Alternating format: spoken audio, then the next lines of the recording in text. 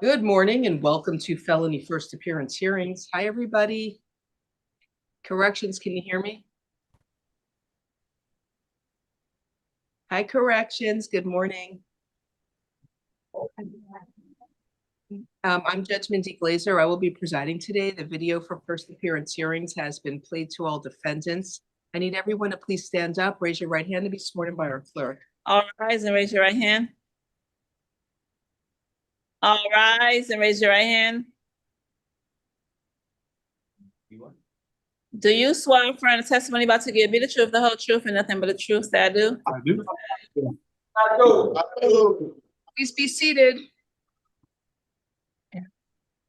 Madam Interpreter, can you raise your right hand and be sworn, please? Madam Interpreter, raise your right hand. Yes. Do you swear that you will and faithfully interpret from English to Spanish in case the question asked, the answers given, and the best your ability has such abilities that I do? I do. Norma Lopez, certified court interpreter. Good morning. If there's anybody here for a case on Zoom, please type the defendant's name in the chat room. Si hay alguien acá para un caso en la plataforma del Zoom, por favor, ponga el nombre del acusado en el chat. Let's begin. Can the attorneys announce, please? State? Ms. Romas there? Do we see the promoter? Sorry. No, I don't see Ms. Romas. Is she there? Nessa F on behalf of the state. Good morning. Morning, Judge.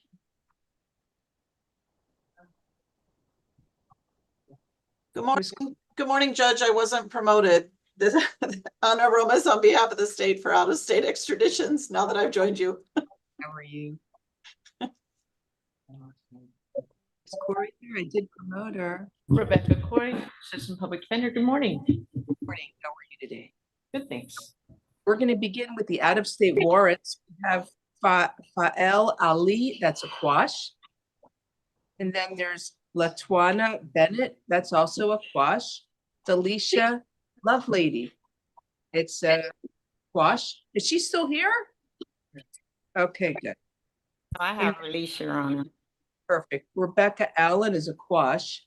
Sarah Colantuano. Your Honor, she refused court this morning. Her local Miami case is set June 16th. We're going to set this case for June 17th to see if she's closed her Miami case. Yeah.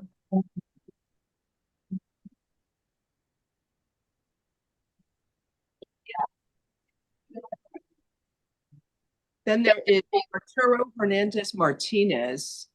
He's on Zoom at Metro West 2. Good morning, sir. Do you Spanish? He needs Spanish. Yes. Buenos días, señor Martínez. Hola, buenos días.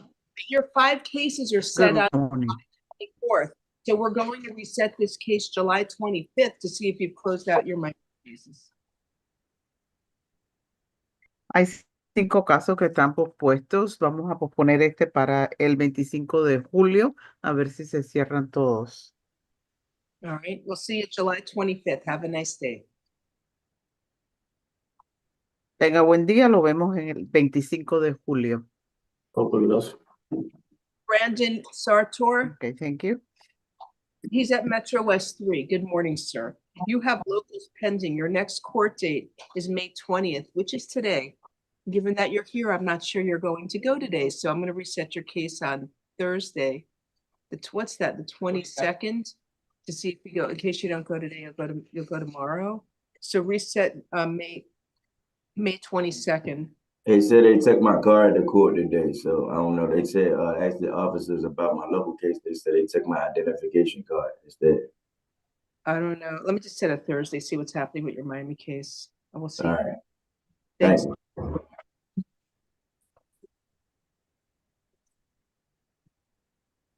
Then there is Luis Pineda Feliz. He's at Metro West 4. Good morning, sir. You have locals pending. Your next court date is May 28th, so we're going to reset your case May 29th to see what's going on with your Miami case. All right? Okay, thank you.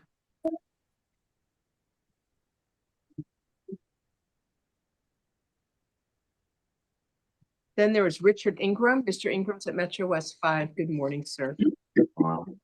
So you have locals pending. The next court date is May 23rd. Is that Friday? I think so.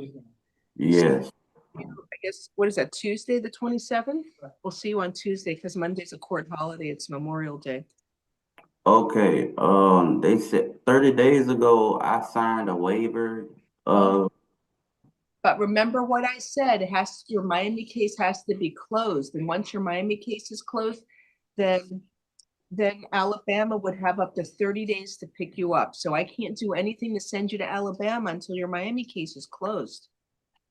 Okay? okay, so this recent court date you just gave me is for that Miami case.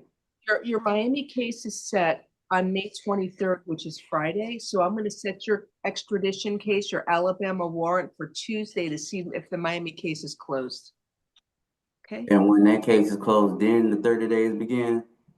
Once you're brought back before this court, the next business day, then the 30 days begins. All right, so I try and get you out of here quickly once the Miami case is closed, sir. All right. And it's usually we set it in 15 days to try and get you out quicker. All right, it may take up to 30 days. If they don't pick you up within 30 days after your Miami case is closed, then I'll release you. Okay. Thank you, sir. Have a good day. Then we have one last case. It's our Evaristo Melendez. Is he at TGK? No, Your Honor, he's actually in trial in Judge Carrera's courtroom. Should we set it tomorrow or should I set it Thursday? All right. One second. So reset it May 21st to see what's going on with his Miami case. Thank you. That's it for the extra out-of-state warrants. Thank you. Do the in-state calendar. Thank you, Ms. Romas. Jean-Pierre Ferro. He's on Zoom. I've been trying to Pre-trial? motion. I don't know what's going on. He's there, but they're not coming in, so I'll just pass it. Something to the camera, if I'm not mistaken, Your Honor. They're rejoining now, Judge. Thank you, Ms. Corey. Good morning, Mr. Farrow. Do you speak English? Yeah. Done video. Zoom. Sir, you have an arrest warrant. It's actually a Broward Sheriff's Office hold, not a warrant. It says hold, or is it a warrant? Looks like it's a hold. It's a hold. It says burglary, unoccupied conveyance, and grand theft, no bond. Yes, I have a jail card, Your Honor, it's a whole. So she got it. Apparently, they filed a probation warrant, and the judge has to sign it. So it may take a couple of days. You want me to set it Tuesday to see if we have the warrant? Ms. Eth, can you follow Sure. this? I'll email the probation officer. What is that? May 26th, May 27th. Reset May 27th to see if the warrant has been issued. Sorry about the delay, sir. And I'm appointing the public defender's office for you, and you can call him with any questions, okay? Okay, well, thank Next case we have is Samuel Calderon. Good morning. Is it Mr. Calderon? Sir, you have an arrest warrant from Broward County. It was issued on May 19th, which was yesterday, for a violation of probation. I will appoint the public defender's office for you. Unfortunately, there's no bond, and you're going to have to wait up to 15 days for Broward County to pick you up. They usually come once a week, and you shouldn't have to wait that long, but your case is going to be reset here June 4th to make sure you're transported to Broward. All right? Have a nice day, sir. Thank you. Next case is Jarrett Washington.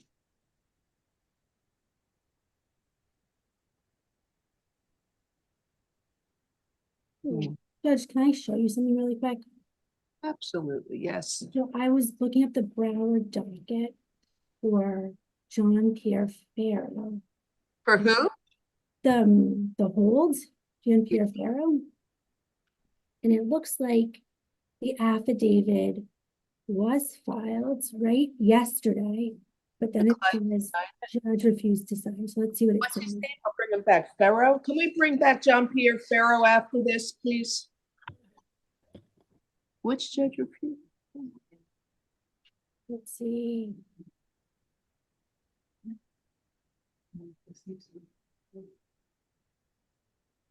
Thank you, Ms. F, for looking into that. So the probation officer signed it. Uh, And so- set for reprimands, right? So Yeah. it looks like the judge doesn't want to hold him, but wants him to appear in court for reprimand, right? Yesterday. Okay. Judge, Mr. Calderon's back. I would ask Judge if you would release Mr. Calderon ROR since the judge and. Pharaoh, Oh, I'm sorry, Pharaoh. Yeah, yeah. that's not Mr. Calderon. They want to see you. I need Pharaoh. Oh, he's at pretrial detention, Judge. He was the one that was on Zoom. Can we get him back, please? Corrections, I need Mr. Pharaoh back. We're calling now, Judge. Appreciate it. So next I have is Jarrett Washington.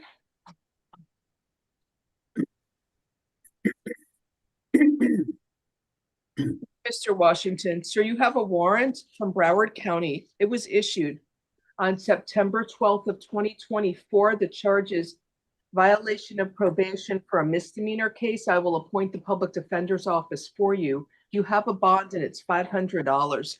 So if you're able to post a $500 bond, you can get out of jail. If you don't have any money to pay a bond, you will have to wait up to 15 days for Broward County to pick you up.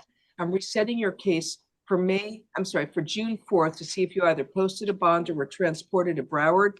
They usually come once a week, so if you can't pay a bond, you should go sometime this week. All right, Miss Judge, can I ask you something? sir. Is it possible? I'm not on probation anymore though. You're not. That's what it says. It's a probation violation. So for misdemeanor, it was issued September 12th of 2024. So you got to talk to the judge of Broward. I know nothing else about your case. Do you remember? I remember talking to you about the pretrial when I was going. When I got in court, I went and go to court twice. But I'm saying I don't know how, because I don't know how I got involved with that. I don't know, sir. Maybe if you could speak to your attorney, you can use the free phone at the jail to call the public defender's office. But here it looks like they want to matter. I can't do anything about it. They gave you a bond. And if not, you Broward hopefully sometime this week, and you got to speak to your judge in Broward to find out the details of the violation of probation. It's a failure to report for an appointment in August and picking up a camping prohibited on public property charge in Broward. So those are the allegations. He'll have to see the Broward judge. All right, thank you, Ms. Corey. Anyway, it's reset June 4th. Have a good day, sir. Next is Morgan Monette.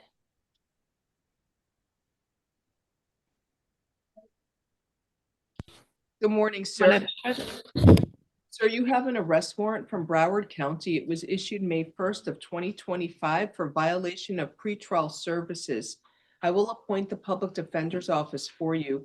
Unfortunately, there is no bond, so you will have to wait up to 15 days for Broward County to pick you up. Your case is reset here June 4th to make sure you are transported, and Broward usually comes once a week, so you shouldn't have to wait that long. Have a good day, sir. You too. Thank you. Then I have Jabray Barber.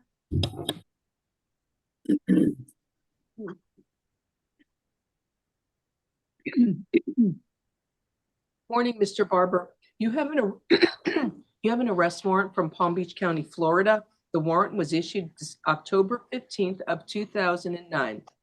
The charge says count 1 burglary to a dwelling, no bond, count 2 grand theft from a dwelling, $5,000 bonds, and counts 3, 5, 7, 9 dealing in stolen property, no bond, and also counts 4, 6, 8, and 10 is false verification of ownership to a pawnbroker, $5,000 each charge. And it says total is $20,000. Anyway, so it's basically you got no bond. Some counts have a bond, but you have a no bond hold from Palm Beach County. I'm resetting your case from June 4th to make sure you're transported. The public defender's office is appointed for you, and you can call them with any questions. All right? Have a You good said June 4th? June 4th? What does that mean? But anytime between now and June 4th, which is the 15 days from today. Thank you. All right, now we have on Zoom Metro West Dade, Jose Mazanera. Good Good morning, sir. Do you speak English? Yes, ma'am. Good morning. Sir, you have an arrest warrant from October 21st of 2021. It's from Pinellas County, and the charge is violation of probation. I will appoint the public defender's office for you. There is no bond on the warrant. You're going to have to wait up to 15 days for Pinellas County to come pick you up. And your case is reset here June 4th to make sure you are transported there. Okay? Thank you, Your Honor. Have a good day. Do you have Mr. Farrow back? I'm gonna need him. We're working on it, Your Honor. We spoke with the officer. We did inform him that you needed him back. Thank you. On what I have now, the regular calendar, there's a private attorney here for Monica Lemma. Is she there? Okay, Your Honor. Bond out, number 8, corrections. It's an arrest warrant from, oh, it's an oldie, 2007, so. Correction, she's a bond out, is that correct? The bond out, Your Honor. She's a bond out. So for the private attorney, Mr. Parwajet, she's a bond out. So counsel, any issue, just log back onto Zoom, but she should be bonding out. Then we have Angelina Esty, private attorney, Mr. Seltzer. She's on page 4.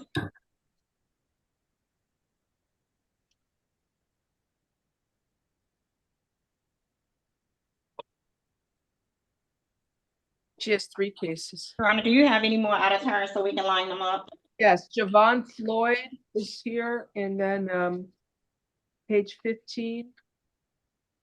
And then there's Nicholas Cervera, page 9, and Anthony Morris, page 15. Good morning, ma'am. Good morning. Next time, call them over. Now they're all raising their hands. Ma'am, you were arrested for 3 cases. One of them is from April 21st. It's a grand theft between $20,000 and $100,000 bond. March 22nd, a grand theft and burglary to an occupied dwelling. In a case from March 10th, grand theft and burglary to an occupied dwelling. Your attorney is here. Good morning. Counsel, can you? Judge David Seltzer for Miss Etsy. Good morning. Judge, I did request the A forms as soon as I saw the case numbers this morning, but I have not received them yet. So I don't. Pass the case till you get them because I'm not sending them. No, Judge. I'll defer to the court on probable cause. 1 second. All right.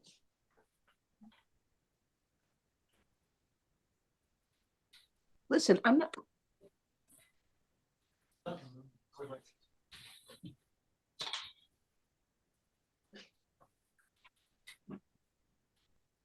All right, let me review the first one. It's from April 21st, grand theft and between $20,000 and $100,000. So victim said he contacted beach police after he discovered he was missing some high-end jewelry after he woke up from meeting an unknown female the night before. So it's the usual story, Judge. At the Fontainebleau, same old story. So there's a value listed approximately $30,000 worth of jewelry.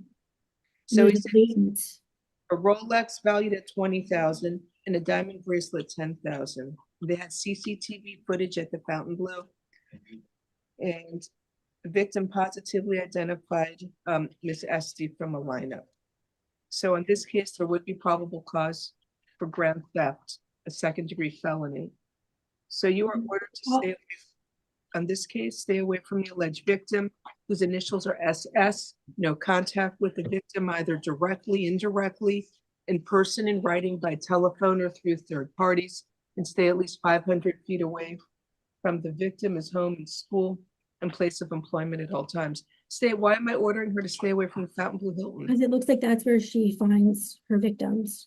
She could have met him somewhere else. Miami Beach is a big place. She should stay away from all those bars where she's meeting these victims. Mr. Seltzer, anything you want to say? Because she wants me to order your client to stay away from the Fontainebleau. Yes, Judge. There's no evidence to show they met there. I haven't seen the A form, but based on what you recited, Judge, this is just simply where they were hanging out afterwards or at some point throughout the night. So I don't believe there's a stay away order justified for the hotel. I agree. So just stay away from that alleged victim. And then I'm setting a bond on this case. Judge, on all of the cases, states requesting house arrest in Nebia. She has no priors. But there's a pattern. There's 3 separate victims who've come forward alleging the same allegations. And many of these victims report that they were given some kind of drink from the defendant and subsequently passed out. I think that she is a danger to the community, potentially a flight risk, in that the jewelry she's alleged to have stolen is worth tens of thousands of dollars. Just, Good. I forgot to add, Mr. Seltzer, that a latent hit for your clients as well. Oh, what? Sorry, Judge? Fingerprints. Fingerprint, Judge. I will say Miss Esty has some medical issues. She's got she's on some medications. We have no issue with the bond, Judge. Standard bond. House arrest is going to be cause serious So it's issue. a house arrest. It's a $7,500 bond for this case. That's F25-10235. The next case is F25-10226 from March 22nd. So it's a grand theft and burglary. So the victim says he met two girls, not one, but two in the Brickell area. They partied and drank till the early hours of the morning. He invited suspect one back to his apartment. They took an Uber. Suspect one wanted a friend to come along. Victim agreed. Then the second suspect arrived at 6 a.m. They talked and drank until 7. He went into his bedroom and one of the suspects stayed in the living room. He woke up at 9. Then the two suspects were exiting the apartment. One of them he heard on the phone saying something like sex trafficking. And then upon waking up, he noticed his bedroom ransacked and items missing. Person's shoes were left behind by suspect one and an ID card belonging to Miss Angelina Etsy as well. He identified suspect one, Sierra. Suspect one is Sierra. It was found in the purse. So she left her ID there.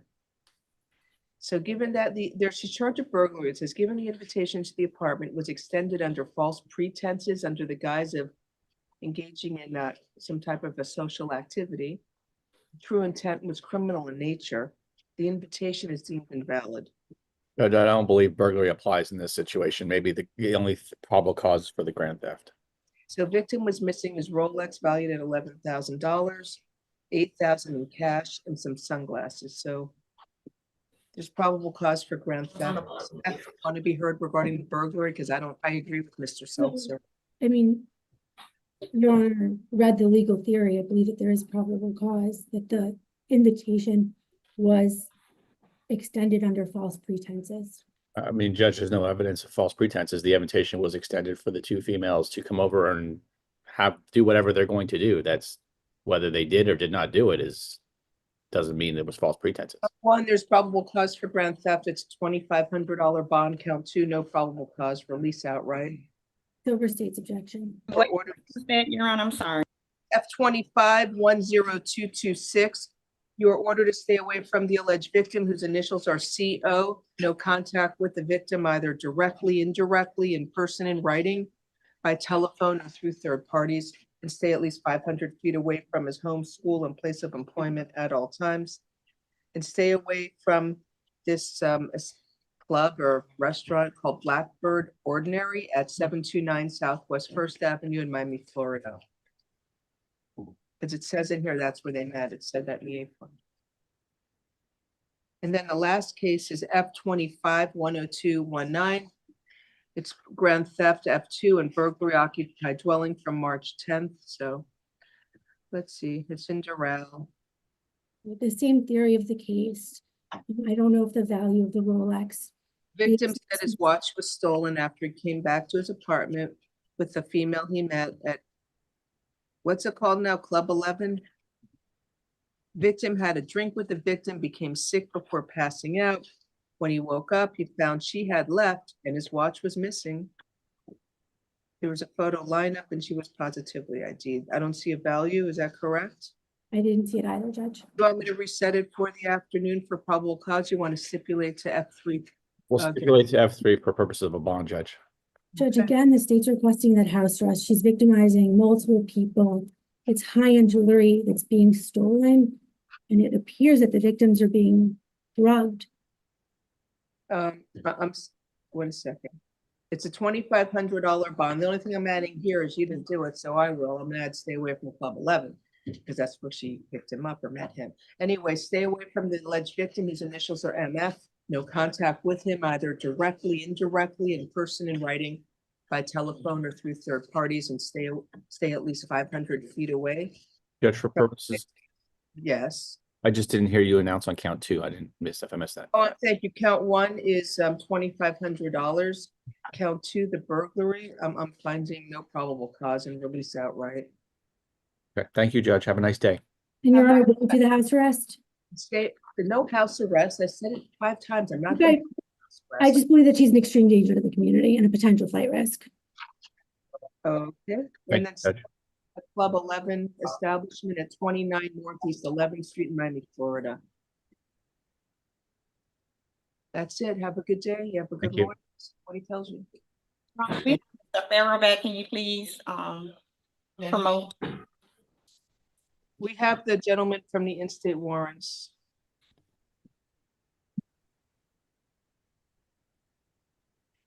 I don't know who Mr. Floyd is, but I'm not on your case. Stop raising your hand.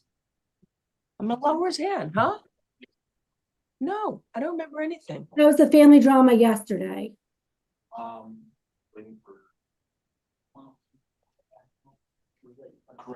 We had his father yesterday, Judge. I'll be with you in a second. Just don't raise your hand on Zoom. Like, only raise your hand when I call your case. Okay, so where was I? Oh. Zoom. Hi, Mr. Farrow. Good news. Ms. F, the state attorney looked into your issue in Broward, and it was a hold. The judge there refused to sign the probation warrant. They want to bring you in and have you go in on your own and give you a reprimand, it says. So I'm going to release you on your own recognizance. So make sure to keep all future court dates in Broward. Sir, what is your address where you live here in Miami? 19710 Bel Drive. Is that a house or apartment? House. Okay, and that's in Miami? We have it on the arrest affidavit. So make sure you keep all future court dates in Broward. I'm going to release you on your own recognizance. So that there's no, I don't need a future court date. Or do I need one to make sure he's released? Corrections, you want one? Please, Your Honor. June 4th. Anyway, I'm going to do an order. Ms. Corey, your public defender will prepare an order, okay? Thank you, Judge. So that means you guys want to release me? I'm going to release you. Yeah, just make sure you keep all future court dates. And in he needs Broward. to continue to check in with his probation officer. And also go on the computer when you get out of jail and see when they reset it, because it looked like they wanted you to appear yesterday and you weren't, obviously you couldn't because you were here. So maybe call that judge's office and see when the new court date is. Okay. Okay. Thank you. Have a nice day. Order to follow, ROR. Thank you. Next we have Javon Floyd. Is that the case? Yes. Get Mr. Floyd. I'm ready for you. 41 and on page 15. We went to go get him, Your Honor. He's not here yet. Mr. Floyd, I already promoted you. I got to put you back as an attendee. He's not here. As soon as he's here, I'll promote you again, okay? And you can be heard. All right, so I'm passing Javon Floyd until he's here. Then we have Nicholas Cervera. Is there a victim here? Why am I? Number 26, page 9. Miss Alvarado here?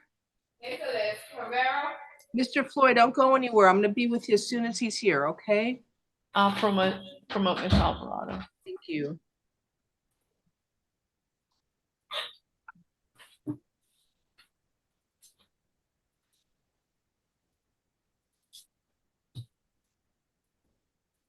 Ms. Alvarado, if you could, she's accepting now and joining.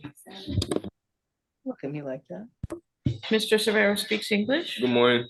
Good morning, Mr. Cervera. You got arrested for, looks like 4 cases.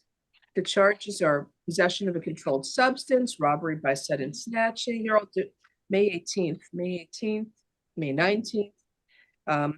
Strong arm robbery, aggravated battery on a pregnant victim, and another ag-bat on a pregnant victim.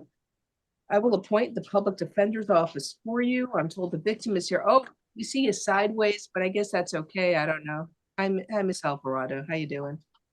Don't worry, we'll handle it. I need you to, ma'am, raise your right hand to be sworn, please.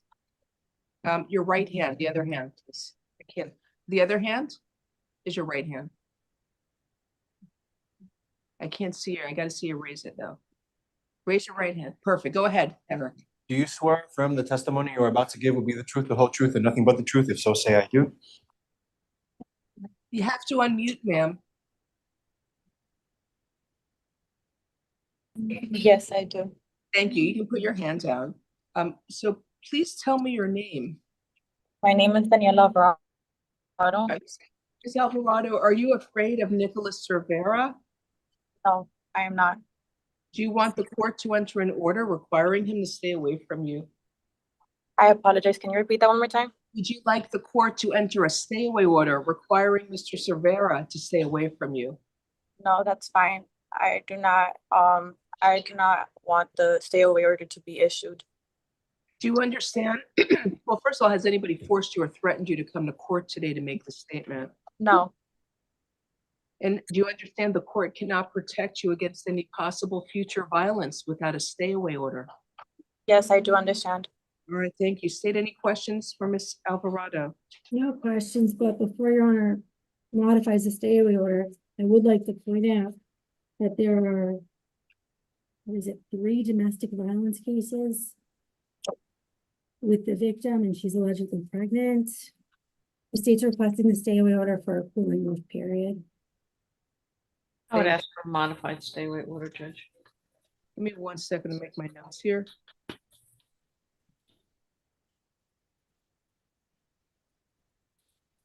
I mean, I don't want to sound negative or anything, but usually, as we said in dependency court, past conduct is a good predictor of future behavior. So there's nothing to really, there should be nothing to make you think that this kind of conduct's going to stop. And if you're sure, you can have a cooling off period. I know you're young, you guys are young. But ma'am, you sure you don't want a cooling off period? Just No, it's okay. So I believe this was just not a pattern. This has never happened before. The 5 years that we've been together, this has never been an issue. And I believe it is the best interest of both myself and our child.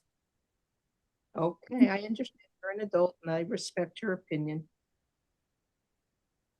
And it looks like in case ending in 10237, the argument was because he wanted her to have an abortion. So, sorry, can you repeat that one more time? She's just telling me what the argument was based upon in wanting to terminate your pregnancy. So it's okay. You don't have to respond. All right. That being said, I have to review them all for probable cause, but in the meantime, I'm gonna enter a modified stay away order from the alleged victim, Daniela Alvarado, or DA, in 2 of the cases. You are allowed to have contact with the alleged victim. You are prohibited from being physically threatening or violent towards her in any manner whatsoever. Do not engage in any criminal activity. Do not use or possess illegal drugs. And do not use, purchase, possess, or carry a firearm, gun, weapon, or ammunition. You must immediately surrender any firearms, ammunition, and any concealed weapons permits to the nearest police department and file a receipt with the court. So do you understand the modified stay away order? Only nonviolent contact is permitted with Ms. Alvarado, and you cannot use or possess any firearms. Yes, yeah. Okay. Ma'am, do you live with him? No, I do not. All right. Give you 1 second to look and set bonds. Because he is out on felony bond. He what? I believe on my priors, it's showing that he's out on felony bond. These are from May, so let's see. Yeah, so the arrest on the open case was from, 1 second. He was arrested on May 15th, so last week. So he's going to have a hold for F25-9888. Since he's out on felony bond, there's a hold for the division judge. I don't have a sticky seat. You did? Well, maybe it's there and I didn't see it.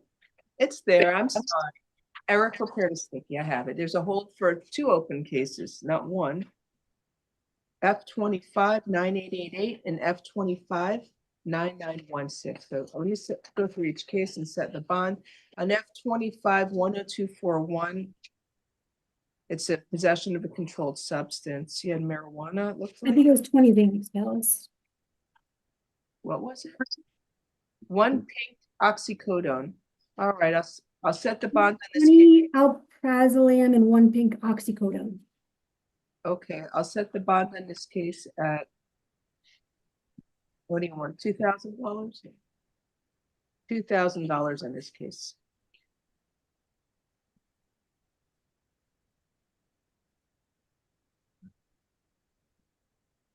All right, next case is, sorry if I'm not in the right order.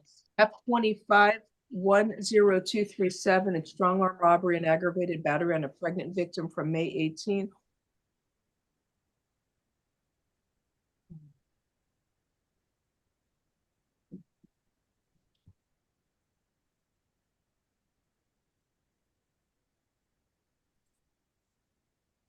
And there's probable cause. What do you want me to do in terms of a bond? 2,500 count one. And 2,500 count two, I guess.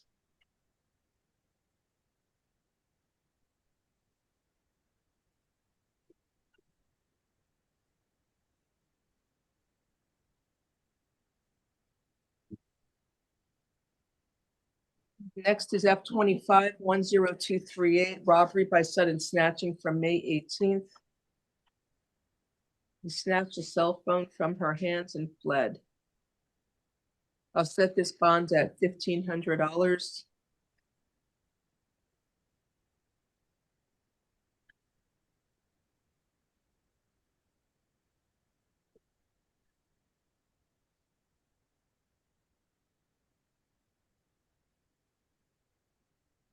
And the last one is F25-10236. It's an aggravated battery on a pregnant victim from May 19th, excuse me.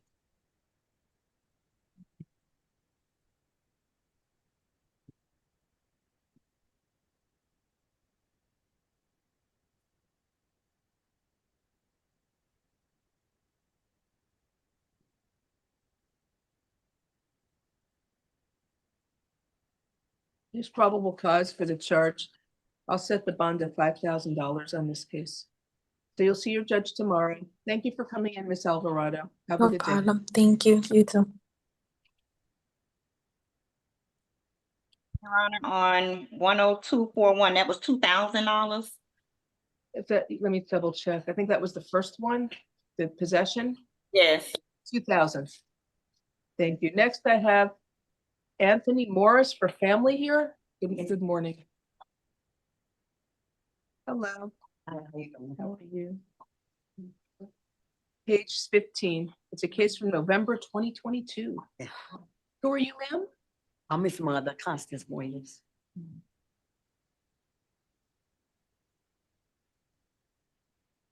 Good morning, Mr. Morris. You were arrested for a case from November 4th of 2022. Yeah. Charges aggravated battery on a pregnant victim. Just so you know, your mother's in court, and I'm appointing the public defender's office for you. Are you currently living or together with Miss Vanessa Valiant? No, we're not together. All right, thank you. So I guess I'll do a stay away order from the alleged victim, Vanessa Valiant. No contact with the alleged victim, either directly, indirectly, in person, in writing, by telephone, or through third parties. No contact with the alleged victim through social media or other electronic means. And you must stay at least 500 feet away from the victim, her home and school and place of employment at all times. Do not engage in any criminal activity. Do not use or possess illegal drugs, and do not use, purchase, possess, or carry a firearm, gun, weapon, or ammunition. You must immediately surrender any firearms, ammunition, and any concealed weapons permits to the nearest police department and file a receipt with the court. So do you understand the stay away order? Yeah, but like you can Does talk. he does see his child? She come see me. This case is old, Judge. Well, I asked you ahead of time before I read it. Do you want me to pass it so you can reach out and see if she wants to come in? Yeah, no, but my mama know her phone number. Yeah, she at work right now. I think you can talk to my mama because I think she talking about she lost her phone and she at work. Okay. Do you know her number? No, I was gonna ask you that because we get along for years as a Yeah. family. He have a son. I know it's an old case. You know, Mom. But if she's not here to tell me she's not afraid of him, I have to do a Okay, statement. she was gonna come with me this morning, but by her taking off work yesterday. Do you have her phone number? Yes, ma'am. Well, let's call her up. You have her? Can you get Can I her? run, because I look, 305. You don't know my mother? 38046. My phone in the car. You want to go get it? Come Yes, back? ma'am. All right. So sit tight, hold him up. He don't know it. He said his mama knows it. That's it. All right, moving right along. We have another case with a victim here on page 1 for Yasornares Sosa Leon. Or was it, is it Yas or Isa? My Spanish is bad. How do you pronounce it? What page, Your Honor? Page 1. Number 2 on the calendar. Sosa Sosa Leon. Leon. Yasornares Sosa Leon, page 1. Hello, who are you? I'm the husband. Do you speak English? Yes, ma'am. Good morning. I need you to raise your right hand and be sworn, please, by our clerk. Just we have Miss Sosa Leon. Do you speak English or Spanish? She speaks English, and then after that, we do have Mr. Floyd whenever you're ready. Good morning. She has a probation. She's in custody on probation warrant F199643. Good morning, ma'am. You were arrested for aggravated battery with a deadly weapon. It's a case from May 15th of 2024. I will appoint the public defender's office for you. Personal charges. The alleged victim is here. What is your name, sir? He's been stated. Hernandez. What? Orlando Hernandez. All right. Are you afraid of Miss Sosa Leon? No, ma'am. She's pregnant right now. She a high risk pregnancy. Okay. Do you want the court to order her to stay away from you? She live with me. Is that a yes or a no? No, ma'am. Thank you.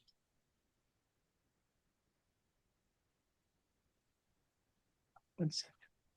State any questions for Mr. Hernandez? No questions. Ms. Corey, any questions? No, Judge, thank you. So let me tell you what's going on. She has an open case with a probation warrant, so she's has to see the judge tomorrow for case F199643. It's Judge Gammas in courtroom 2-3, and it should be at 9 a.m. In the meantime, wait, don't go anywhere. I got to deal with this case first. On this case, no Okay, prosecution. she got it. She cut Ms. him. Corey, the argument. I think there's probable cause for an ag assault. Did you? No, I think he's actually cut. It says that Yeah, there's striking the victim in the right arm and hand. There's probable cause for aggravated battery. Ma'am, I'm entering a modified stay away order from the alleged victim, Orlando Hernandez. You are allowed to have contact with the alleged victim. You are prohibited from being physically threatening or violent towards him in any manner whatsoever. Do not engage in any criminal activity. Do not use or possess illegal drugs, and do not use, purchase, possess, or carry a firearm, gun, weapon, or ammunition. You must immediately surrender any firearms, ammunition, and any concealed weapons permits to the nearest police department and file a receipt with the court. Do you understand the modified stay away order? Yes. All right, thank you. All right, you want me to set the bond at like 2,500? Is that That's okay? fine. She's got the hold anyways. $2,500 bond. She's gonna see Judge Gammas tomorrow morning, courtroom 2-3, 9 a.m. Thank you. I have added terms for corrections. If there's any attorneys on Zoom I forgot, let me know. And did you want me to call Floyd up? Did you say he was here? Your Honor, he's here. Oh, okay. So I need, what page is he? I passed it here. Number 41 on your calendar. 15, Javon Floyd.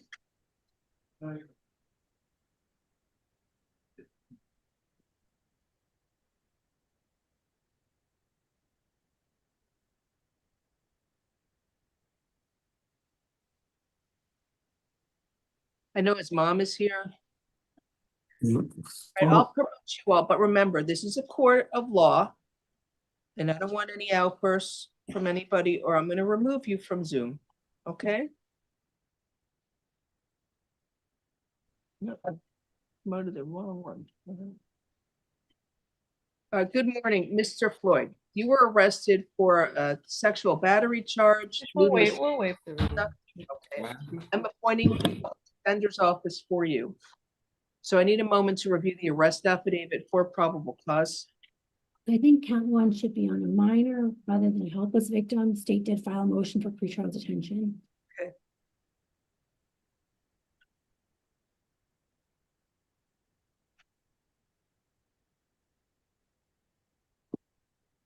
Good Hi, morning. Morning, Mr. Floyd. How you doing, Mel? How are you Good today? morning. I need a moment to review this, please. Just getting off work, working for FedEx. Just getting off of work, and just trying to make sure my son is okay. Give me a second to review this. I mean, Let the judge read and then you'll have a change. it's-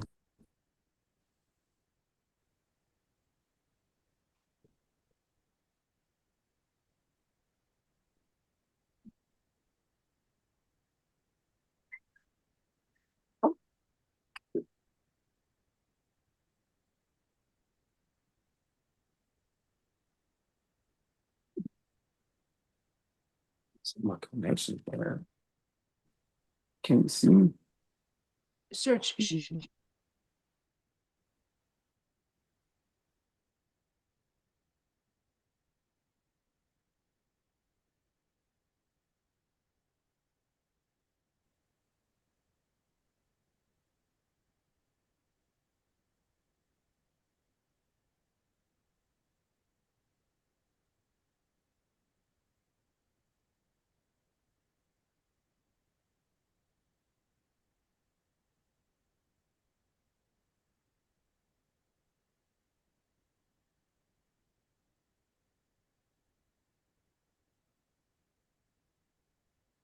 But who's victim two? Victim two is, and I didn't do a state order, I apologize, is Marie Boyd. What's that? It was. One second.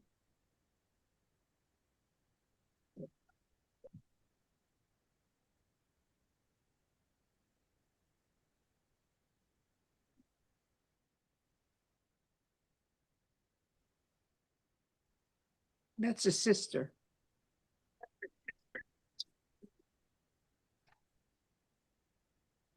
Oh, he said it was a misunderstanding. I don't think so. From what I'm reading here, there seems to be probable cause and killing. The only question I have. Ma'am. Victim's age. The victim's age. Yes, sir. Yes, Mr. Floyd. Are you his father? Yes, ma'am. Mom, There's the first line. yes, ma'am. Yes, sir. How can, are you aware of what is in this arrest affidavit, the allegations? They're very serious charges. No, I don't. No, the only thing I know about what I had searched for yesterday, and that's what I got. And man, I've been raising Javon ever since he was 4 months up to 17. Well, now he's an adult. He's 20. No, he's 19. These are serious allegations, and I believe the question is, what is the victim's age? It's the first line, Judge. Ma'am, he never been locked up. He won't do nothing like that, ma'am. Really? He raped a 14-year-old cousin. So those are the allegations. Count one, there's probable cause for the charge regarding a minor. But Judge, I would ask if you would find probable cause for, based upon the arrest form and Ma'am, molestation. He my son, into her vagina by force and raped her, and she's 14. Nope. How is that LNL conduct? And I'm removing you, sir. Enough. Yes, Miss Corey, please explain that to me, how that is LNL conduct when he forcibly had forced the victim to engage in sexual contact. Because, Judge, there's another version of what happened in the arrest form, and I'd ask you to find probable cause for, at best, an LL molestation. Let me hear from you, Miss F. Just probable cause the sexual battery.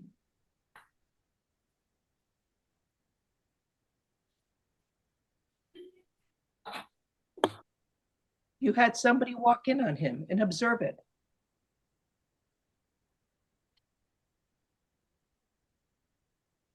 Your Honor, I'm his grandmother. May I say something, please? Ma'am.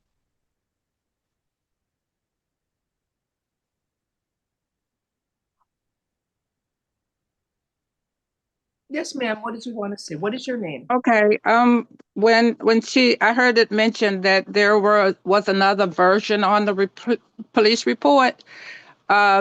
We got this third-hand information about what had happened to Javon. He had been with us that night before, and the person that told us said that his mom gave her 3 different versions of this story.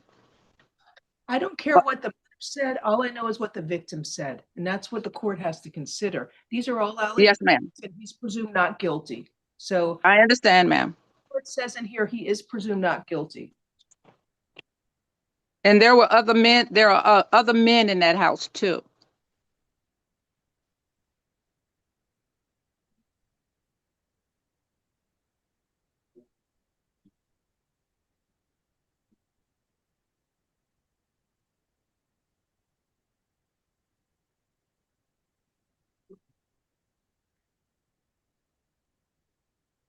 Will he be appointed a public defender?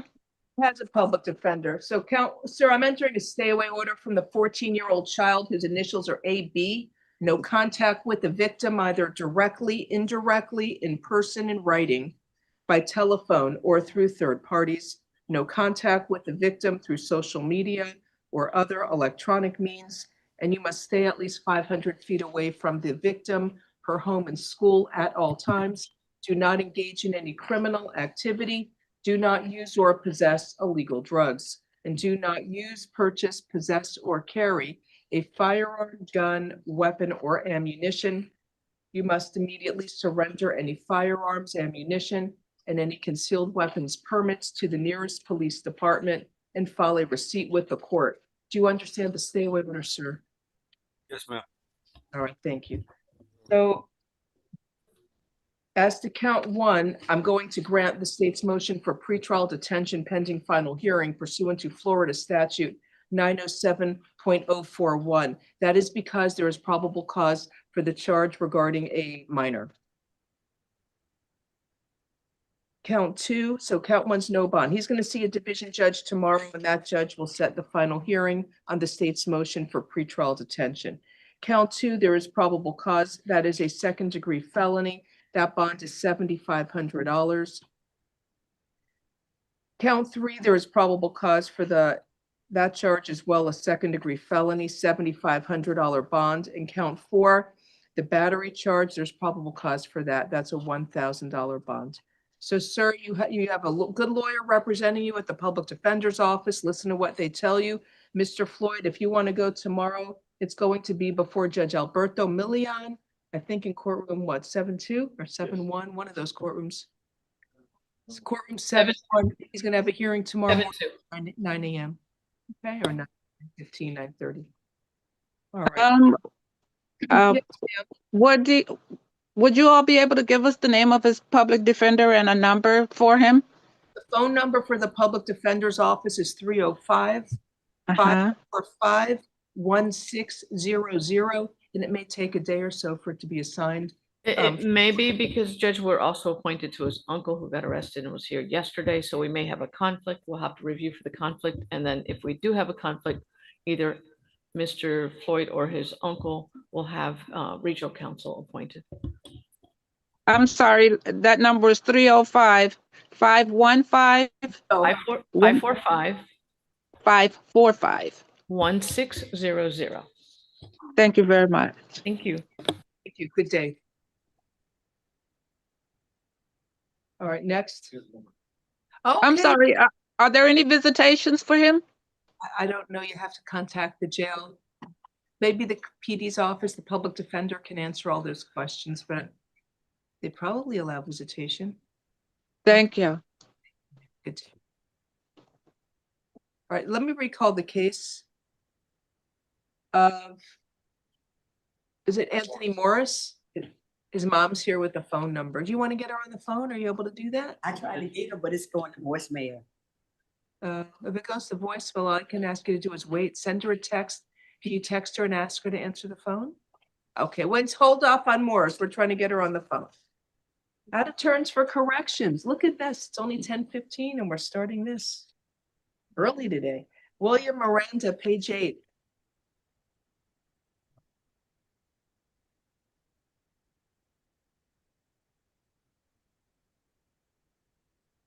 Corrections, you want your out of turns, right?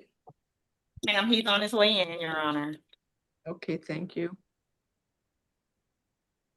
Mr. Moran is present. He speaks English. Good morning. Sir, you were arrested for grand theft, a third-degree felony, possession of burglary tools. I will appoint the public defender's office for you. So I need a moment to review for probable cause. I see no value for the bicycle and no probable cause for burglary tools. The victim's bike was stolen. Bike had an air tag and it was pinging in the vicinity of Crandon Golf Course. It was removed from the parking lot of a golf course, and it looks like air tag was intentionally discarded to try and prevent tracking of the bicycle. So why don't we reset it for the afternoon to find out the value of the bicycle? Okay, Judge. Then Okay. There's no PC counts here. Count two, there's no phone calls. So count one, no value. Count two, maybe criminal mischief if you broke a lock, but you have to get testimony. Right. We have to get testimony from the officer. So it's reset for the afternoon for probable cause hearing. See you later. Next is Spencer Butler.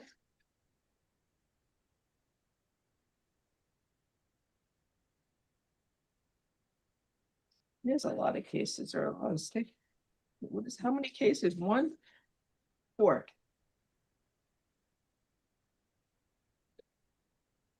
We're on page 11. Hi, Mr. Butler. Good morning. Good morning. Arrested for 11. I'm sorry, no, you're arrested for 4 different cases. And I guess we'll go case by case. I will appoint the public defender's office for you for all these cases. We'll start with F25-10246. You're also out on felony bond, so there's a hold for you to see your judge tomorrow for that open felony case. So F25-10246 is from August 6th of 2024. The charge is burglary with an assault or battery and 2 counts of home invasion robbery without a firearm or weapon. So let me review for probable cause. And with regard to the hold, yeah, there would be a hold.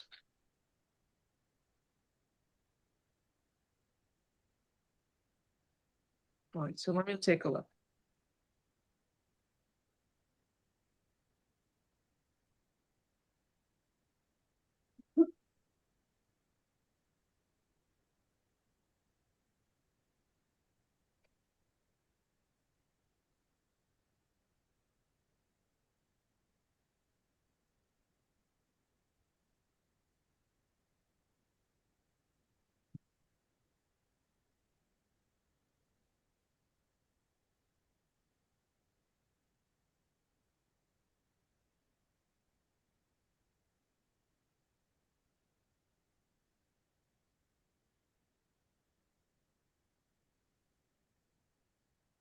All right, so there is probable cause for burglary with an assault or battery and home invasion robbery.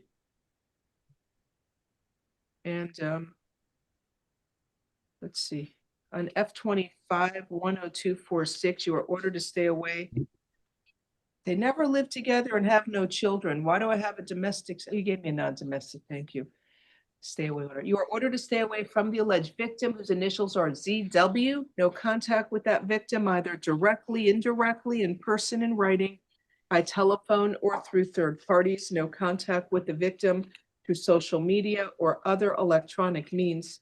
And you must stay at least 500. Oh, stay away from ZW and JB. There's a roommate and the victim. No contact with them, and you must stay at least 500 feet away from the victims, their home, school, and place of employment at all times. Stay away from 7126 Northwest 14th Place, number 2 in Miami, Florida. In this case, state filed a motion for pretrial detention pending final hearing. I don't know if it's 2 counts of home invasion. It's just 1. Just 1 entry. Huh? 1 entry. Right. So it's count 1 is no bond, count 2 is no bond. What do you want me to do for count 3? It's like a battery? $1. $1, count 3, all right. So I'm granting the state's motion for pretrial detention. You have to go see the division judge tomorrow. And that judge will set a final hearing on the state's motion for pretrial detention. With regard to the other cases, let's see, what's next? They're all based on fingerprints. What? They're based on fingerprints. Oh, okay. So the next case is F25-10244. Somebody's raising their hand. Let's see. I think it may be one of the victims. Hello, are you a victim in this case? I wouldn't really consider myself a victim. My name is ZW. I am the initial ZW. Okay, let me promote you. Okay, can I have that paperwork back? I think I need it back. The A form. All right, the alleged victim is here. I promoted her. If you can put on your video and unmute, I can put, my clerk will swear you in. Go ahead, Eric. Raise your right hand, please. Good morning. Do you swear from the testimony you are about to give will be the truth, the whole truth, and nothing but the truth? If so, say I do. Yes. Okay, thank you. What is your name? Zarconia Western. All right. Are you afraid of Mr. Butler? No, I am not. I am currently 8 months pregnant, about to have my baby. Is he the father? Yes, he is.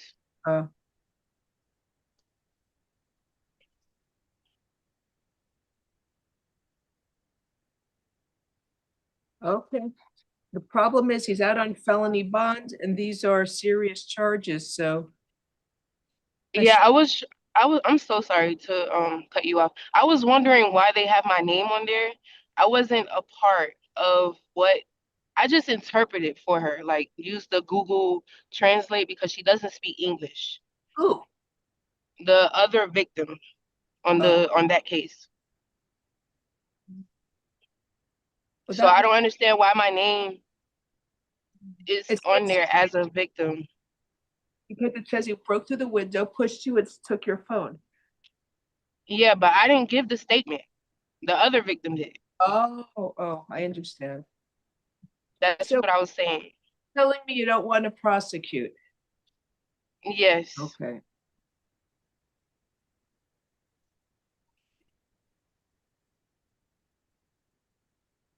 So let me have she doesn't want a stay away order. So for Miss EW, I have to do a modified stay away order. Let me do the domestic one then, since it's more than so you just tear it all up for ZW. So as with regard to the alleged victim ZW, you are allowed to have contact with the alleged victim ZW. You are prohibited from being physically threatening or violent towards her in any manner whatsoever. Do not engage in any criminal activity. Do not use or possess illegal drugs. And do not use, purchase, possess, or carry a firearm, gun, weapon, or ammunition. You must immediately surrender any firearms, ammunition, and any concealed weapons permits to the nearest police department and file a receipt with the court. So you can only have contact with ZW, not the other alleged victim, okay? All right, so what's going to happen? Cause I don't have no bond on him right now. But the problem is because of the nature of the charge, there's no bond. What do you want me? I mean, he's out on bond. There's another. You gotta see the judge anyway, so you'll have to go see Judge Gamez tomorrow morning at 9 a.m. and let him know how you feel and you don't want him held and see if that judge will release him on this, okay? Okay. That's at 9 a.m. I'm not sure the courtroom. It's courtroom 2-3. Gamez. Okay, could the public defender just send me the Zoom information, or is it in person? No, you can go in person or on Zoom, but you can look on the 11th Judicial Circuit website to get all the Zoom IDs for all the courtrooms. Okay. Thank you so much. But wait, he has more cases though. So let me take a look. F25-1244 is burglary to an unoccupied dwelling and grand theft from March 23rd. Victim went to the shed to get some tools, saw several of his power tools, including drills, missing, value $2,000, and the shed was disorganized. So they were able to lift prints and they identified Mr. Spencer Butler. So there's probable cause for burglary. Is it a shed? But it's in the cartilage. John can reduce the bond in light of that. Count one is $2,500 and count two grand theft is $2,500 with the hold.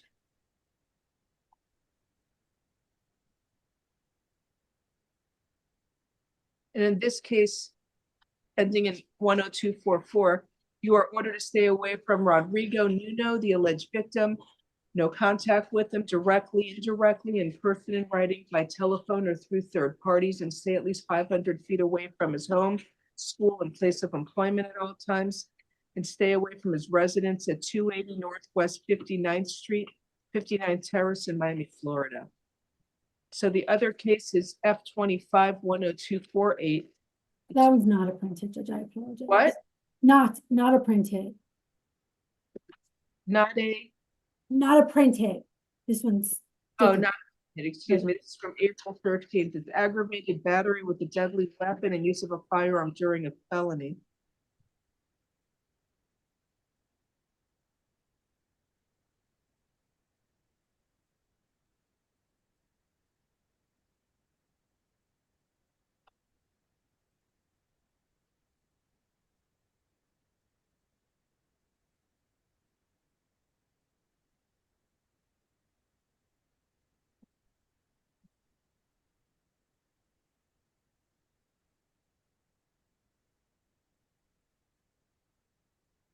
So he was fighting with the victim's son. I guess she's trying to break it out. He struck the victim in the mouth with a handgun, causing minor injuries. You're ordered to stay away from the alleged victim. TD, the initials are TD, no contact with the victim, either directly, indirectly, in person, in writing, by telephone, or through third parties. And you must stay at least 500 feet away from the victim, her home, school, and place of employment at all times. Count one, aggravated battery with a deadly weapon is $7,500. Count two, use of a firearm during the commission of a felony is $2,500. Judge, since it's essentially incorporated, would you just do $1? No, it's a separate crime. He shouldn't have the gun, and he struck the victim in the face with a gun. Struck her in the mouth with a gun, causing injuries. I think this is bond is appropriate. Was 7,500 and 2,500, correct? Then there's another case, F25-10247, grand theft of a vehicle from April 3rd. Victim parked his gold Mercedes-Benz vehicle in front of his residence on 55th Street. He woke up the next morning and it's gone. It was recovered and towed in good condition, at least.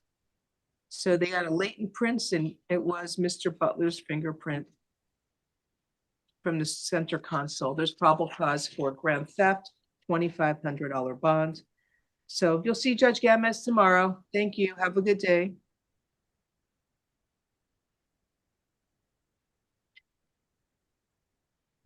Moving right along. Who's next? Are you ready yet? No. All right. Next we have is Charmy Milfort, page 12. Is that for corrections?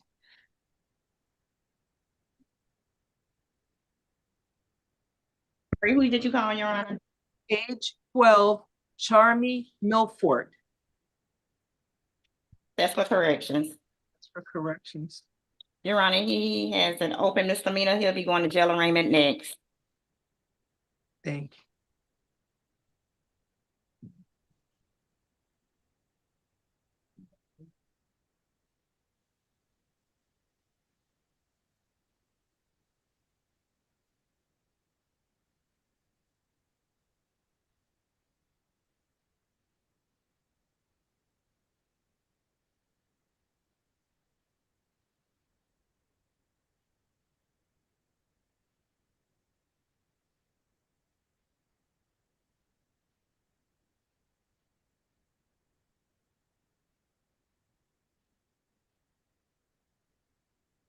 Mr. Milfort's present.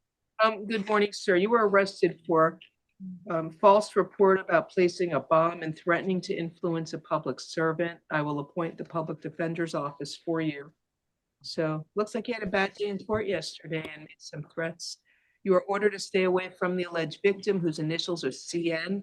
No contact with that alleged victim, either directly, indirectly, in person, in writing, by telephone, or through third parties. And you must stay at least 500 feet away from the victim, her home, school.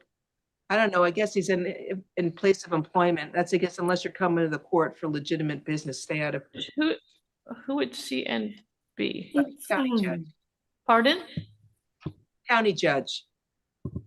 Well, it looks like he was walking out, so I'm not sure why it would be a judge. it says, the name of the judge is on the first line of page 2. So Judge, I would ask that you find no probable cause for count 1. It's an allegation that he was going to do it, not that he had did it, not that he had done it. So if he's, in order to do a false report about already had planted a bomb, that's what this would be. If he had claimed he had already planted a bomb and now it was a threat. But just saying, you know what I'm gonna do in the future, I'm gonna go do this, is not a violation of the statute, Judge. State, it's a conditional threat. Let's see what the statute. Maybe. You're gonna get a He's second. just saying, right, he's saying he's gonna do it, but it's not true, so it's a false statement. I'm saying the statute only applies if he says he already did it and he's reporting that he had planted But something. oh, I get what you're saying. So this is a future threat, which is not sufficient. Just count 2.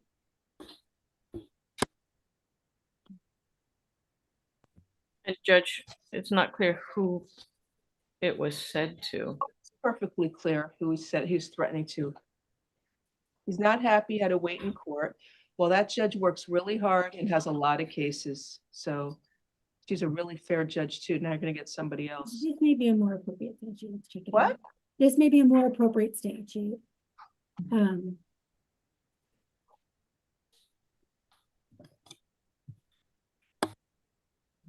F2. So it's what is it, statute S 790.162? 1 second.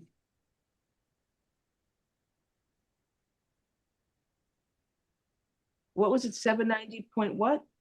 790.162. 162, threat to place a destructive device. Threat to, right. Threat to throw, place, project, or discharge any destructive device. Okay, that's the better statute. So there's probable cause for that.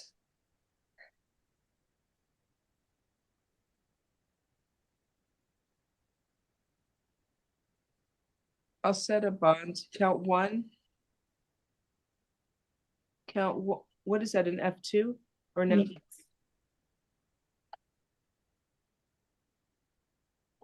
I'm gonna set his bond at $2,500, count 1, and count 2 is $2,500. And stay away from that judge. You can, if you're allowed to come to the courthouse, you have to stay at least 15 feet away from that judge's courtroom.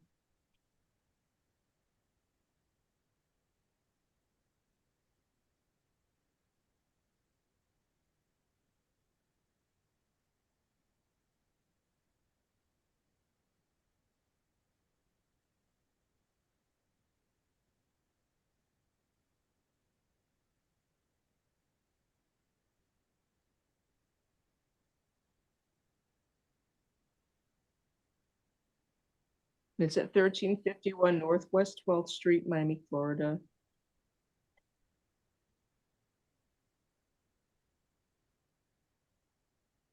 Okay.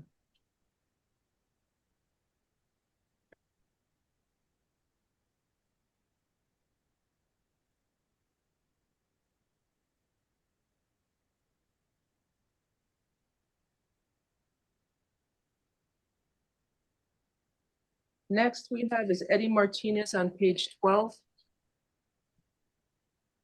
Here, he bond out. He's a bond out? A litter people, you see you bond out. Thank you. Melquan Erickson is on page 16.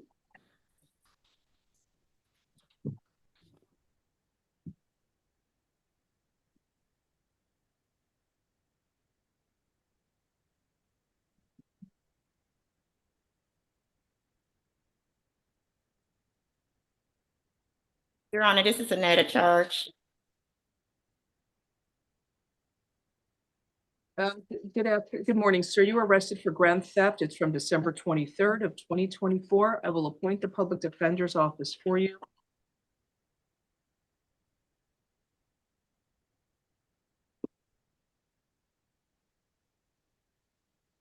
There's probable cause for grand theft. You are ordered to stay away from the alleged victim, whose initials are IG. No contact with the victim, either directly, indirectly, in person, in writing, by telephone, or through third parties, and you must stay at least 500 feet away from the victim, his home, school, and place of employment at all times, and your bond is $2,500. Have a good day.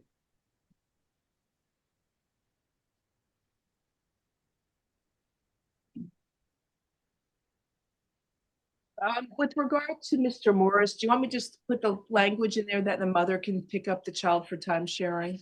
You want me to do that so you don't have to wait around? I can modify, I can enter on the stay away order that third party contact is permitted for exchange of the child for time sharing, since you can't reach her. Okay. Is that okay? You want to bring in Mr. Morris and we'll deal with it now? Finish his case.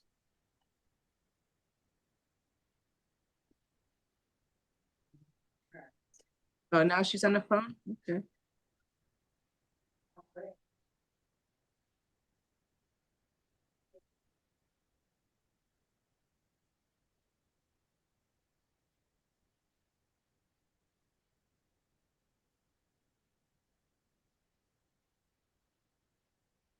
Mr. Morris, 1 second. Is she on the phone or no?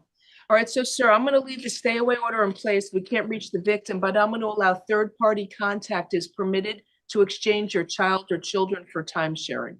How many kids are there? He have one. One with her? Yes, ma'am. Okay, so you can go through your mom and she can pick up the child. You can visit with your child, okay? Okay, but she get off at 2, 3 o'clock. Yeah, but I'm not gonna reset the case till then, unless the PD wants me to. Do you want me to, Ms. Cole? He wants, yes, Judge. Oh, okay. They want me to reset the case for the afternoon to see if she'll come in. Can you try and reach her to see if she can get her to come in? Yes, ma'am. No problem. If you I'm gonna can't say, get why her can't in, you- Thank you, Your Honor. And what time that'll be? we start at 1:30. So hopefully you can get her in before we finish court by 2:33. I don't know, 3:34, Okay. whenever time we finish. Thank you. You're welcome.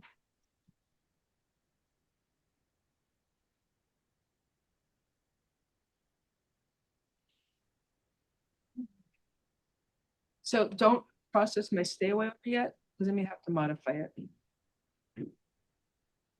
Thank you. Now, page 1, Alicia Dean.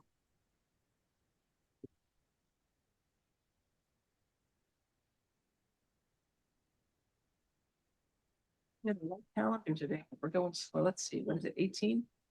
I always guess. I would like to guess. Yeah, I got it right today. 18. Hi, Miss Dean. Good morning. You were arrested for retail theft with a prior conviction and resisting an officer without violence. I will appoint the public defender's office for you. So she's out on bond. There's a hold for you to see your judge tomorrow for case F253676. State, what are you showing me? She was convicted in F235218 for the crime of, second, I apologize, petty theft, 2 or more convictions. And that was on June 21st of 23. Okay. She also is a fugitive from Hillsborough County with a bond of $2,500.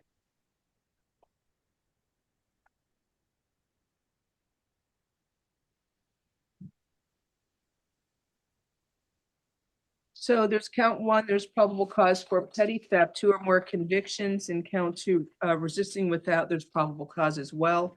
Count 1. Oh, you're ordered to stay away from Walmart at 21151 South Dixie Highway in Miami, Florida. You're not allowed to go to that location. You must stay away from there. Sid, are you okay if I set her bond? I mean, she has recent convictions. Are you okay with $1,500 for count 1? Because she has the hold, that's okay. $1,500 bond count 1, $500 count 2. Have a good day.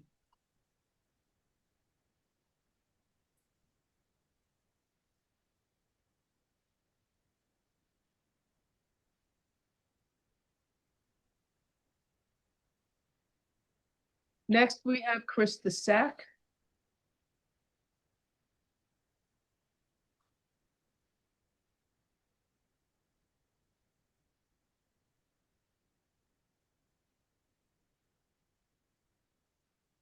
Your Honor, on all her misdemeanors, she received a bond of 150 for each case. Okay. Good morning, ma'am. You were arrested for possession of crack cocaine, possession of drug paraphernalia, and disorderly conduct. I will appoint the public defender's office for you.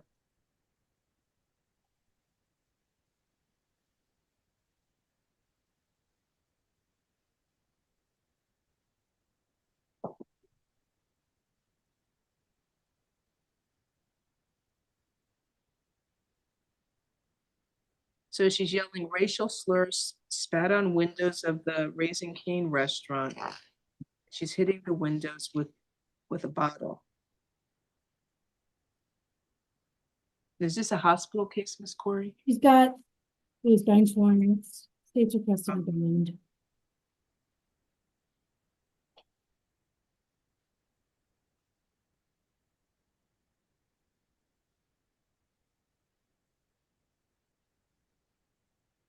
So there's probable cause for the charges. You are ordered to stay away from the Raising Cane's restaurant at 1651 Washington Avenue in Miami Beach, Florida. You are not allowed to go to that location. You must stay away from there. She came in on 3 bench warrants. I'm setting a bond. Count 1, possession of cocaine. It was residue, so that's $1,000. Count 2, possession of drug paraphernalia is $500. And count 3, disorderly conduct is $150. Have a good day, ma'am.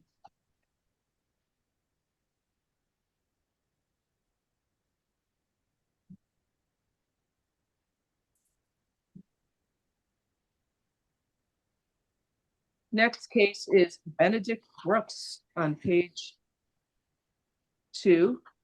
She's there.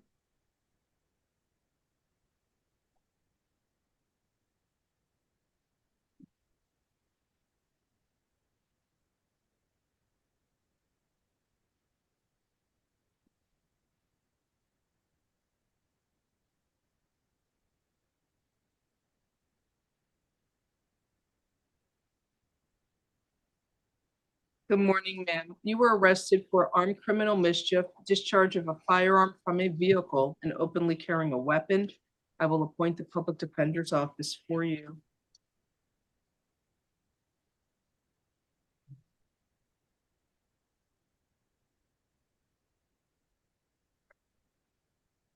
So she damages the victim's vehicle, broke both side view mirrors, cracked the windshield, broken a rear view camera, windshield wipers. What did that poor car ever do for you? I guess it's because the victim owned it. It was $2,650. And she's also armed with a handgun while she's doing this. There's a witness who's the victim's mother who was notified what was going on to try to stop her. There was an altercation. She gets in her car, drives away, and they found a casing on the scene.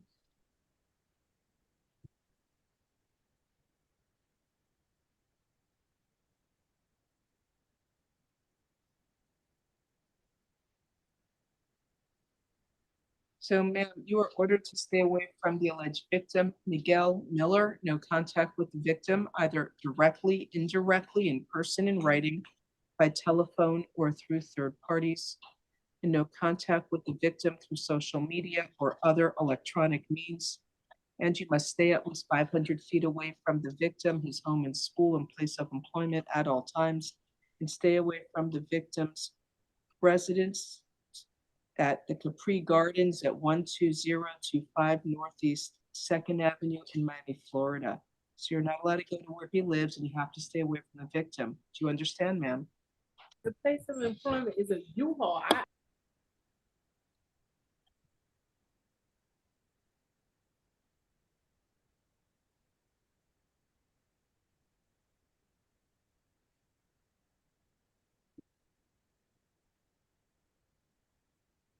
Is she eligible for pretrial?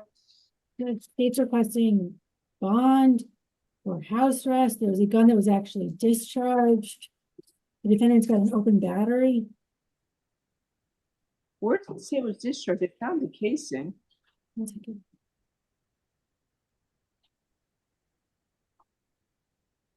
Oh, she Okay, sticks. a defendant sticks her hand out of the sunroof of the vehicle and fires one shot. One house arrest. I can offer in that today. Yes, please. Yeah. House arrest with a GPS monitor. Alternate bond count 1, armed criminal mischief is $2,500. Count 2, discharge of a firearm from a vehicle is $7,500. And count 3, openly carrying a weapon is $150. Good luck to you, ma'am. You level 3, Judge? Great. I'll do level 3 house arrest with a curfew from 11 p.m. to 6 a.m. No, it's alternate.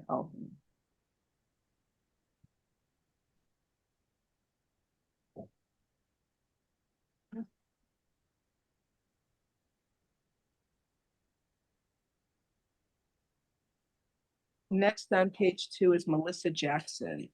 She's out on bond for 3 cases, hold for the 3 cases, F16, 8548A, F15, 4114, F15, 583, 5823. Good morning, ma'am. You were arrested for possession of cocaine and resisting an officer without violence. I will appoint the public defender's office for you.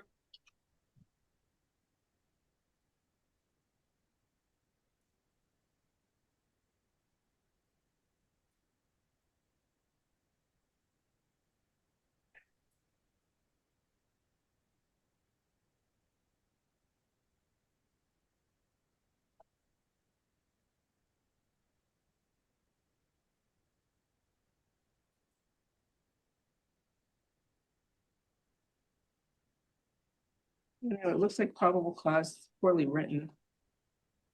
$1,000 count 1 and 500 count 2, and you'll see your judge tomorrow. Have a nice day.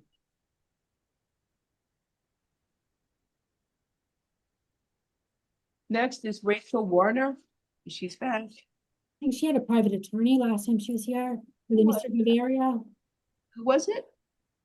and his associate, I believe so. Hi, Miss Warner. Good morning. Good morning. Is Frank Gavaria still your lawyer on this? Gonna be Yeah. not here when you call. They just called him, so he should be getting on soon. Okay, in this case, it's from March 10th. You're charged of burglary to an occupied dwelling and grand theft. So give me a few minutes to pass it for your attorney, okay? I don't know if you want to reach out to him, Ms. X.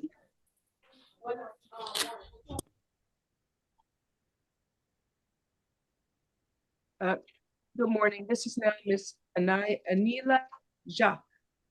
Ma'am, you were arrested for aggravated battery with a deadly weapon, attempted burglary to an occupied dwelling, and battery. I will appoint the public defender's office for you. So let me see what it's about.